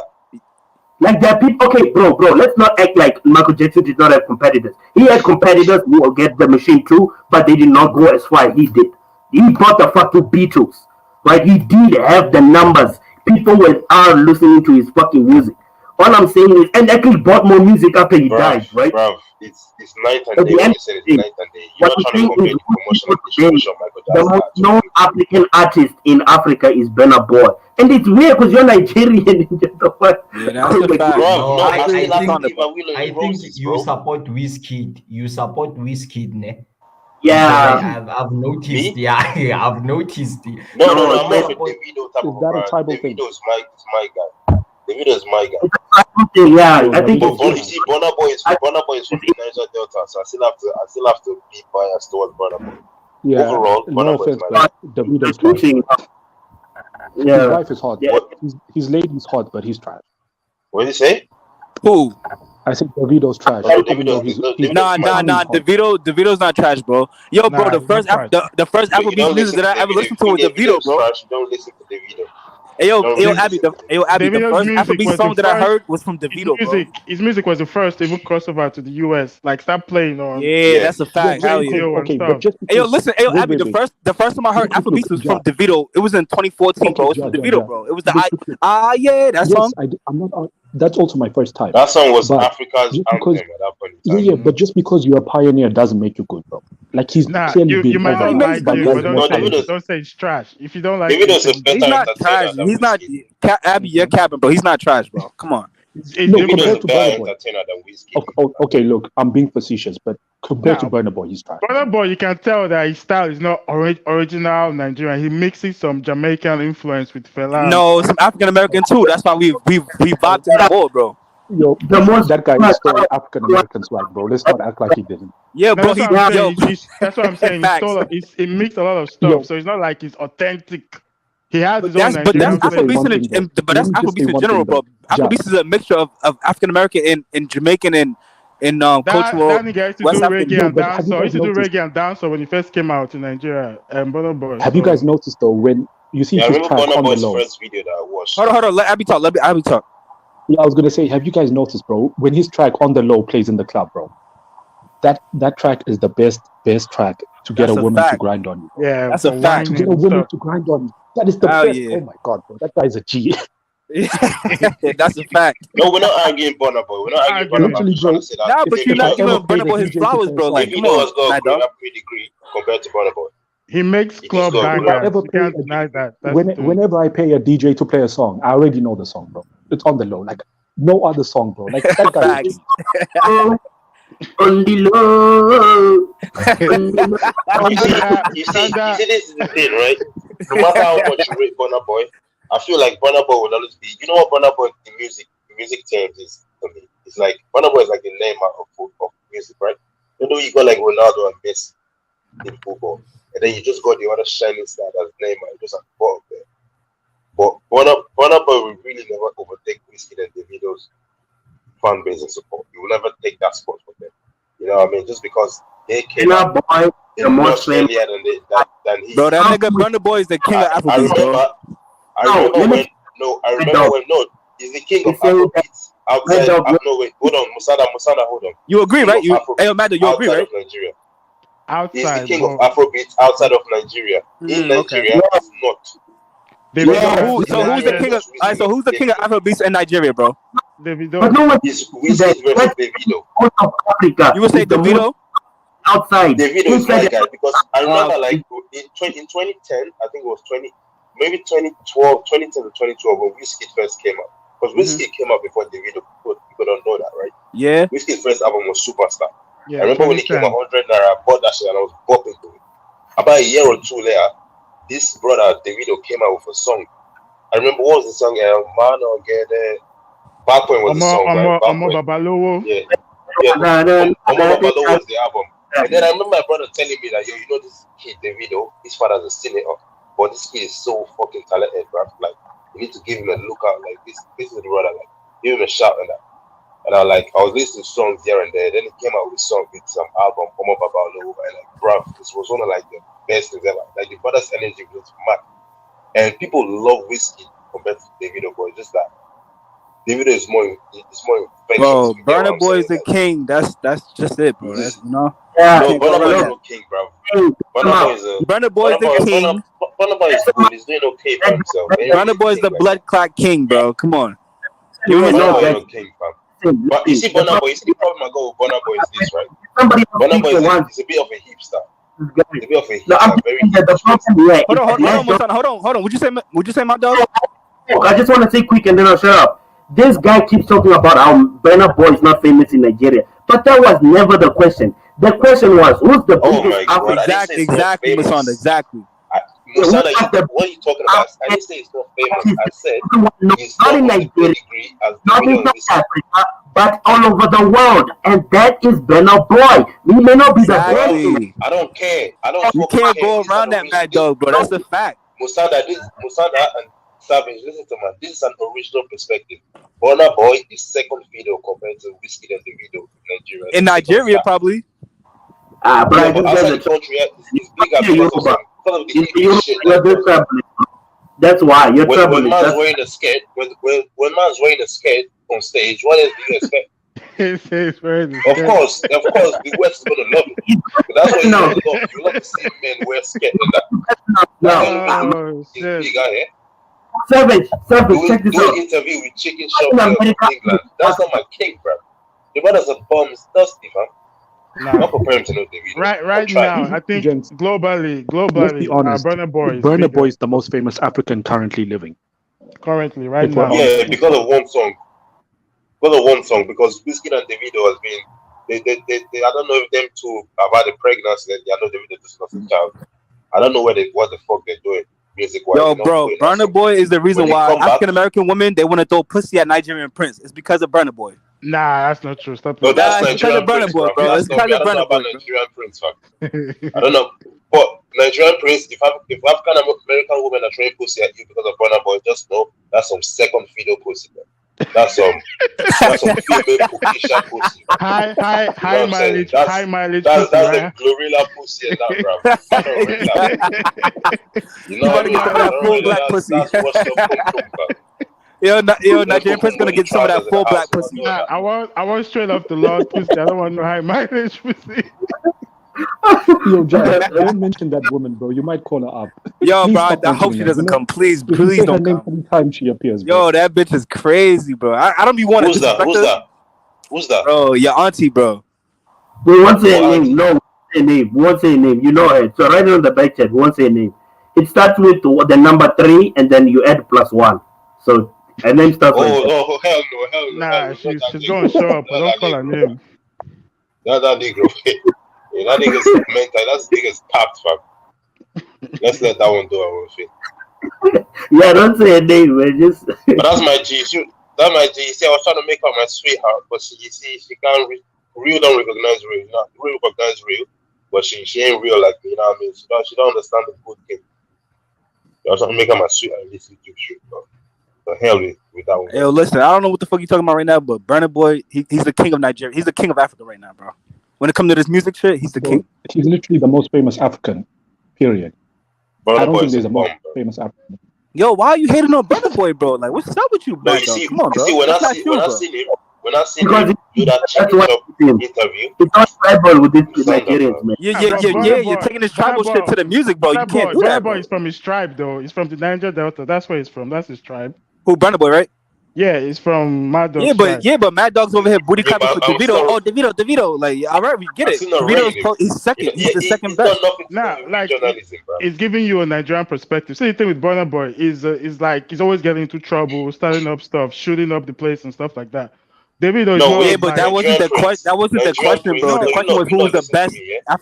Who's the best? No, that's what I'm saying. He's showing his own credibility. Did you guys see Burna Boy in that Chicken Shop date? With that girl. Yeah, that white girl. Is that your king? Is that your fucking king? That's your king, bro. That's your king, bro. I need to slap that Burna Boy. I swear down. Isn't it a bit crazy? Yo, Jen, I'm just being honest. Isn't it a bit crazy? I think I heard you guys know the comedian Andrew Schultz. He was like, it's a bit crazy that a white girl is taking all these black guys to a chicken shop, bro. Chicken shop, imagine. Exactly. And they're all there kicking, eating the chicken and stuff. Yeah. Yo, that's an L. Man. That shows an L, bro. I'm sorry, man. And that nigga calling himself the African giant. I just want to. That's the giant of the I country. just want to say one thing. I just want to say, Bullet. I'm sorry, bro. I think I just looked up Mr. C interview USA, bro. I'm seeing this guy do interviews with the 1K views, and I'm like, what the fuck?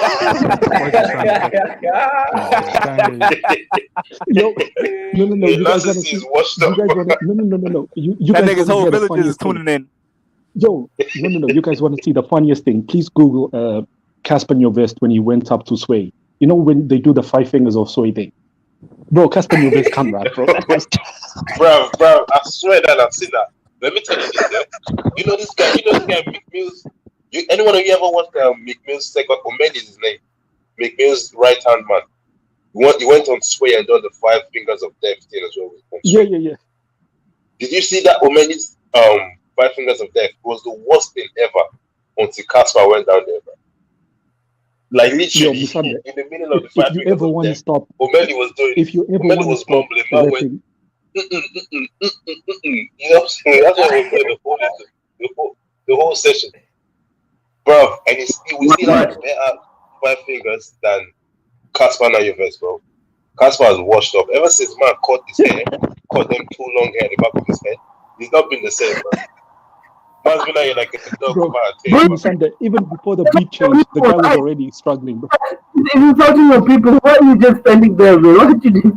But you know, Bullet has been against all the goddamn Tswana rappers over here. It's almost like he's, I'm shocked you just allow this guy back. Let me tell you, wait first, Musanda. Let me tell you. You hate Casper, you hate Casper, you hate I'm saying China. Let me tell you, Bullet is I'm a piano gang. That's why. Yeah, that nigga's team. I'm a piano, bro. To the fullest. Casper knows how to rap in our language, which is Setswana. In Setswana, that guy. Bullet, we don't care about the 1K views, bro. Come on. Yeah. I was just telling Musanda that. But anyways, you're gonna leave this now. Right? He raps in Setswana, but he said he's trash. Maglarado boy.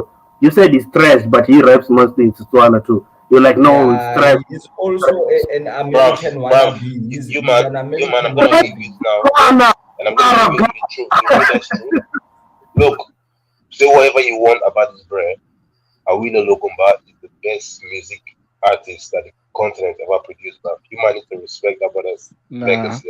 I disagree. With that said, Wakanda forever. Why you disagree, Nigerian Prince? Look, no, this is it. Alakabrin, bro. Them lyrics are the best they ever come out of the continent. Yeah, but that nigga was speaking French. It doesn't count, bro. Like, the brother was so saucy, bro. To be fair, that guy to close out stadium in Nigeria though. There was a show. Bro, this guy was shutting National Stadium in Surulere. The whole place was packed. I'm like, what? Speaking French, you know? Come on, man. But only the French guys know about him. Nobody else does. So Awilo forever. The South Africans will know Awilo. Or the North Africans or the Americans, nobody knows who he is. Just the French people.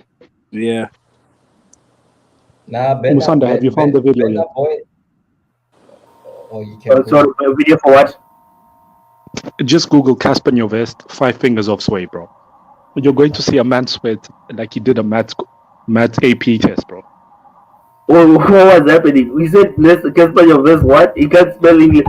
Casper Nyovest, I'll agree that he's a little bit illiterate, man. I remember on Breakfast Club. No. They asked him to freestyle. It's called 5 fingers. Oh, he was on Breakfast Club. On Sway. No, Sway. You know when they used to do the 5 fingers of Sway, where they used to change the beat and you had to freestyle along with the beat. Yeah, bro. I'm actually scared to look it up too. I'm like, hey, now to see. Okay, yeah, I'm sure you don't know this, man.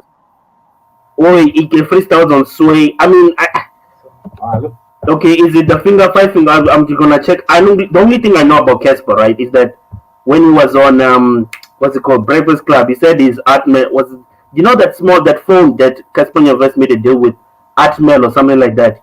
It's like the reason the business, the company closed was because we had too much demand and not enough supply.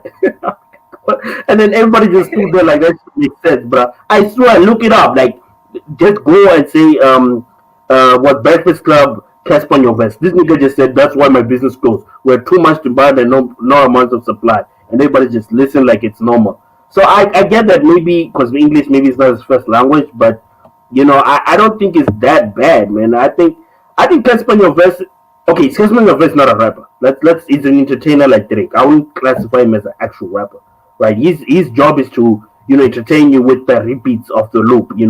Pop shebeleza, pop, like that's his job, right? To make this side of dancing music. It's not to rap. Nobody wants to listen to Casper Nyovest to get some, some philosophical like reading or some shit. People listen to him to get something that hooks. Yeah, I like Casper though. I don't know what you guys are talking about. When he speaks Musanda, do you guys remember the time when he wanted to fill up the dome, and everyone and their mother had a free ticket? Bro? Yeah, I thought he filled it up though, because I saw videos on social media. Because niggas had free tickets, bro. Wasn't that Moses Mabida? I think that was Moses Mabida. Wasn't that Moses Mabida? Yeah. Because you're right. Yeah, the Moses Mabida. Because Fill Up the Dome was a success, I think, but Moses Mabida wasn't a success. Yeah, I mean, but he at kept least I have hope in Youngstana. I have hope in Youngstana. No, but guys, with all due respect to Casper Nyovest, no matter how bad he is, he can never ever in his life be as bad as AKA. AKA has to be the worst rapper I've ever seen in my life. AKA is not that bad. Come on. I like it. Listen, no, don't listen to his old stuff. Listen to the recent stuff. Listen to the stuff he's releasing now. So the guy's literally talking on the track. He's a crackhead. Habib, did you listen to Stogie T when he was on Sway? Stogie T, at least. Yeah, I remember that one. Yeah, I remember. I told you, but like we know Stogie T is a racist, guys. That's what I'm saying. Like Stogie T, Nasty C, these people are good with lyrics. We know this. Nobody's expecting dope lyrics from Casper Nyovest. We're all expecting talk, shebelets, like we expect shit like that, like rhymey shit. Or what's this guy? The equivalent of giving is Gucci Gang. What's his name? The one in America, Gucci Gang. What's that guy's name? Lil Pump. What's his name? Pump. Lil Pump. Lil Pump? Yeah. You talking about Lil Pump, right? Yeah, Casper Nyovest is like a low punk of Africa. That's literally what he is, Gucci Gang, like, yeah, that's what he is. If you really think about it. I fucking hate that nigga, bro. Yeah, I'm just saying it's a vibing song. They vibe and then people. Yeah, during that time of Puma Kim, Mr. Know It All, Puma Kim, during that time, I listened to Casper Nyovest, but after that time, you should just stop and focus on business. But like he has hits though. He has 3 good hits. He said that to really make it in life, you need just 3 hits and then you always. He actually said in an interview like the other songs could just be for fun, but 3 big hits is what you What's actually the track need. he has with Questa? That's also a hit, isn't it? Good. I think good. That's also a hit. Good. Yeah, it's a catchy. The thing is, that's what I'm saying. Like he likes to move from here. This is why Reese hates him, and I understand why, right? Because like he's like mixing and calling himself a hip hop artist. No, you're not, right? Because now you're it's almost like he's trying to hate another type of thing where put genres into one thing. One thing you notice in SA, right, is that Amapiano guys and hip hop guys are not friends, right? And clearly, when one is sided over the other one is angry. And I guess Casper's trying to do this, we're all the same type of shit. And I guess people are not having this. They're like, no, when we wanted hip hop, Amapiano, was pushing us away. I've heard Amapiano guys say they don't want to listen to any amount of hip hop. And I'm fine with that. Because hip hop guys might listen to Amapiano, but they're not going to look for Amapiano songs.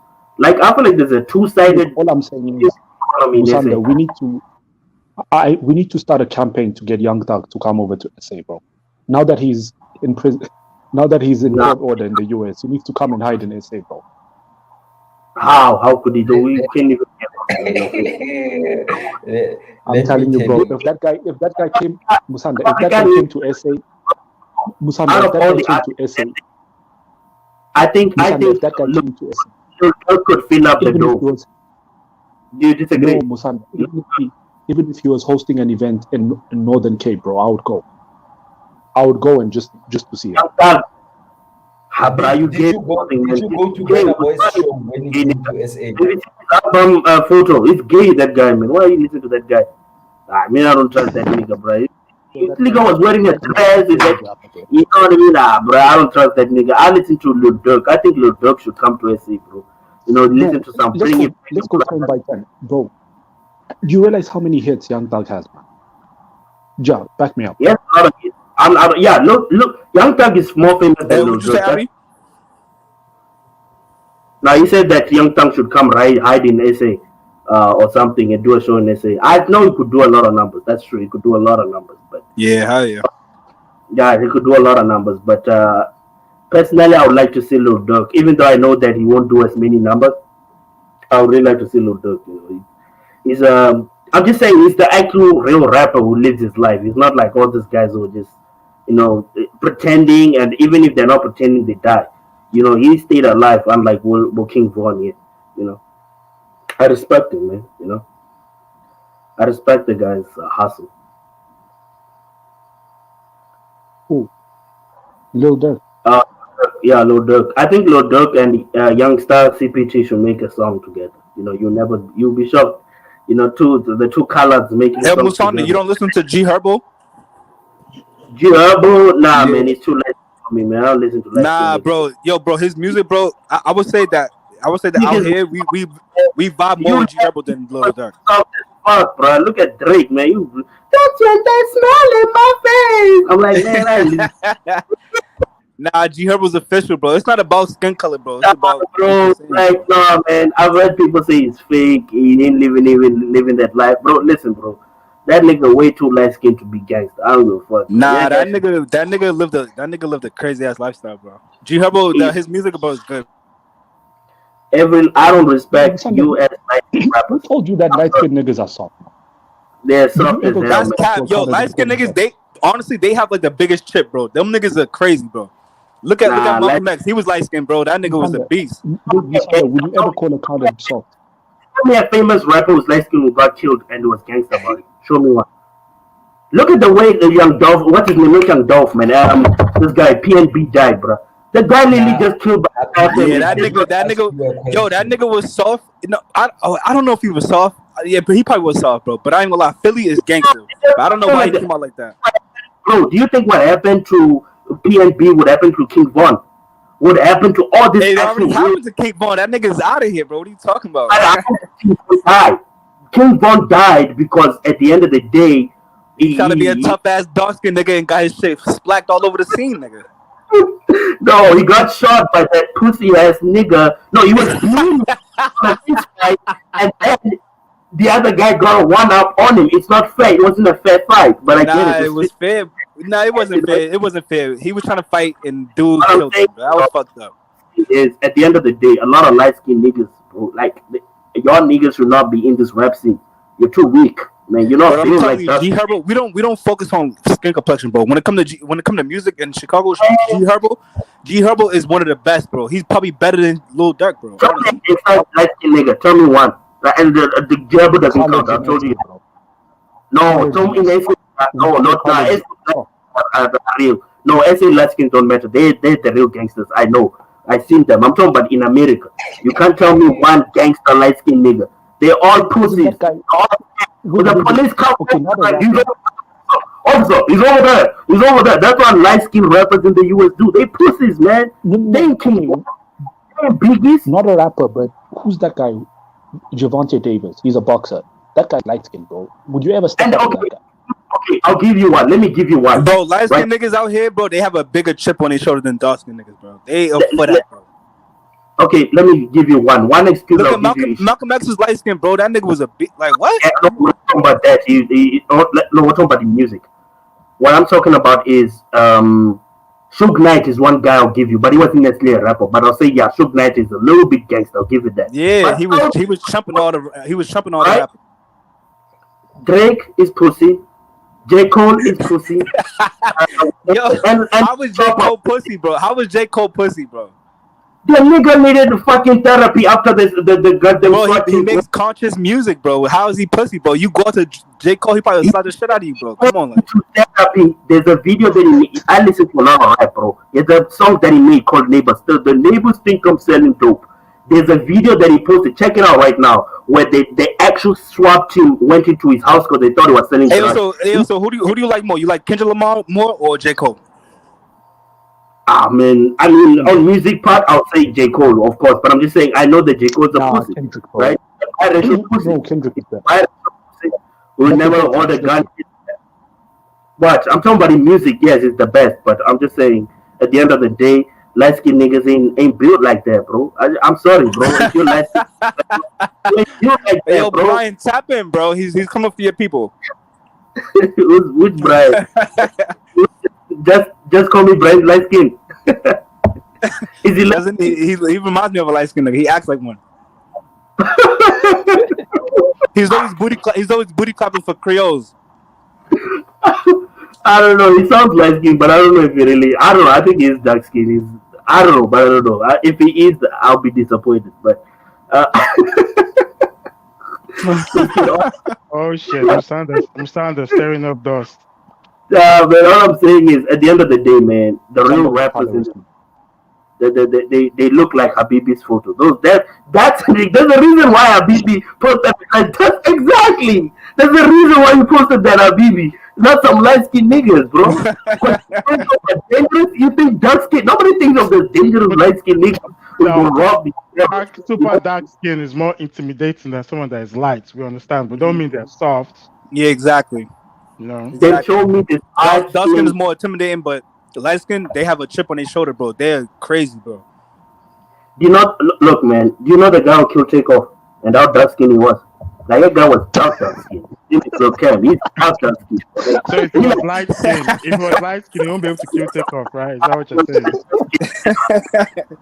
Dark skin to the brown skin nigga. He shot him in the head and then ran off. And then the thing, right? The light skinned son of Jay Prince was just watching what the world happened. There's a reason for that. There's a reason why Lil Jay will wait for a Lil Cam, a dark skin shooter, to do the real job while he just walked there like he's nothing.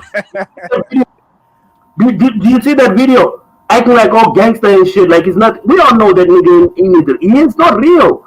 Oh, every light skinned nigga always wants to pretend to be dark skinned. Why is that? They always try to pretend like they are from the real streets, but they not, man. They fucking gonna put fucking sun. They go home, bro. They ain't built like that, bro. Yes, they are, bro. Yo, bro, Masana, go to the colors that rep the American gang in South Africa. Go to them and say that shit, bro. They will kill you, bro. Like light skinned niggas, they are like that. They have a chip on their shoulders. They are dangerous, bro. Oh no, I told you we're not counting SA, man. We're not counting SA. All I'm saying is stop the light skin slander. Yeah, come on, stop the light skin slander. You're alone, bro. None of us are going to stand for you when they come for you.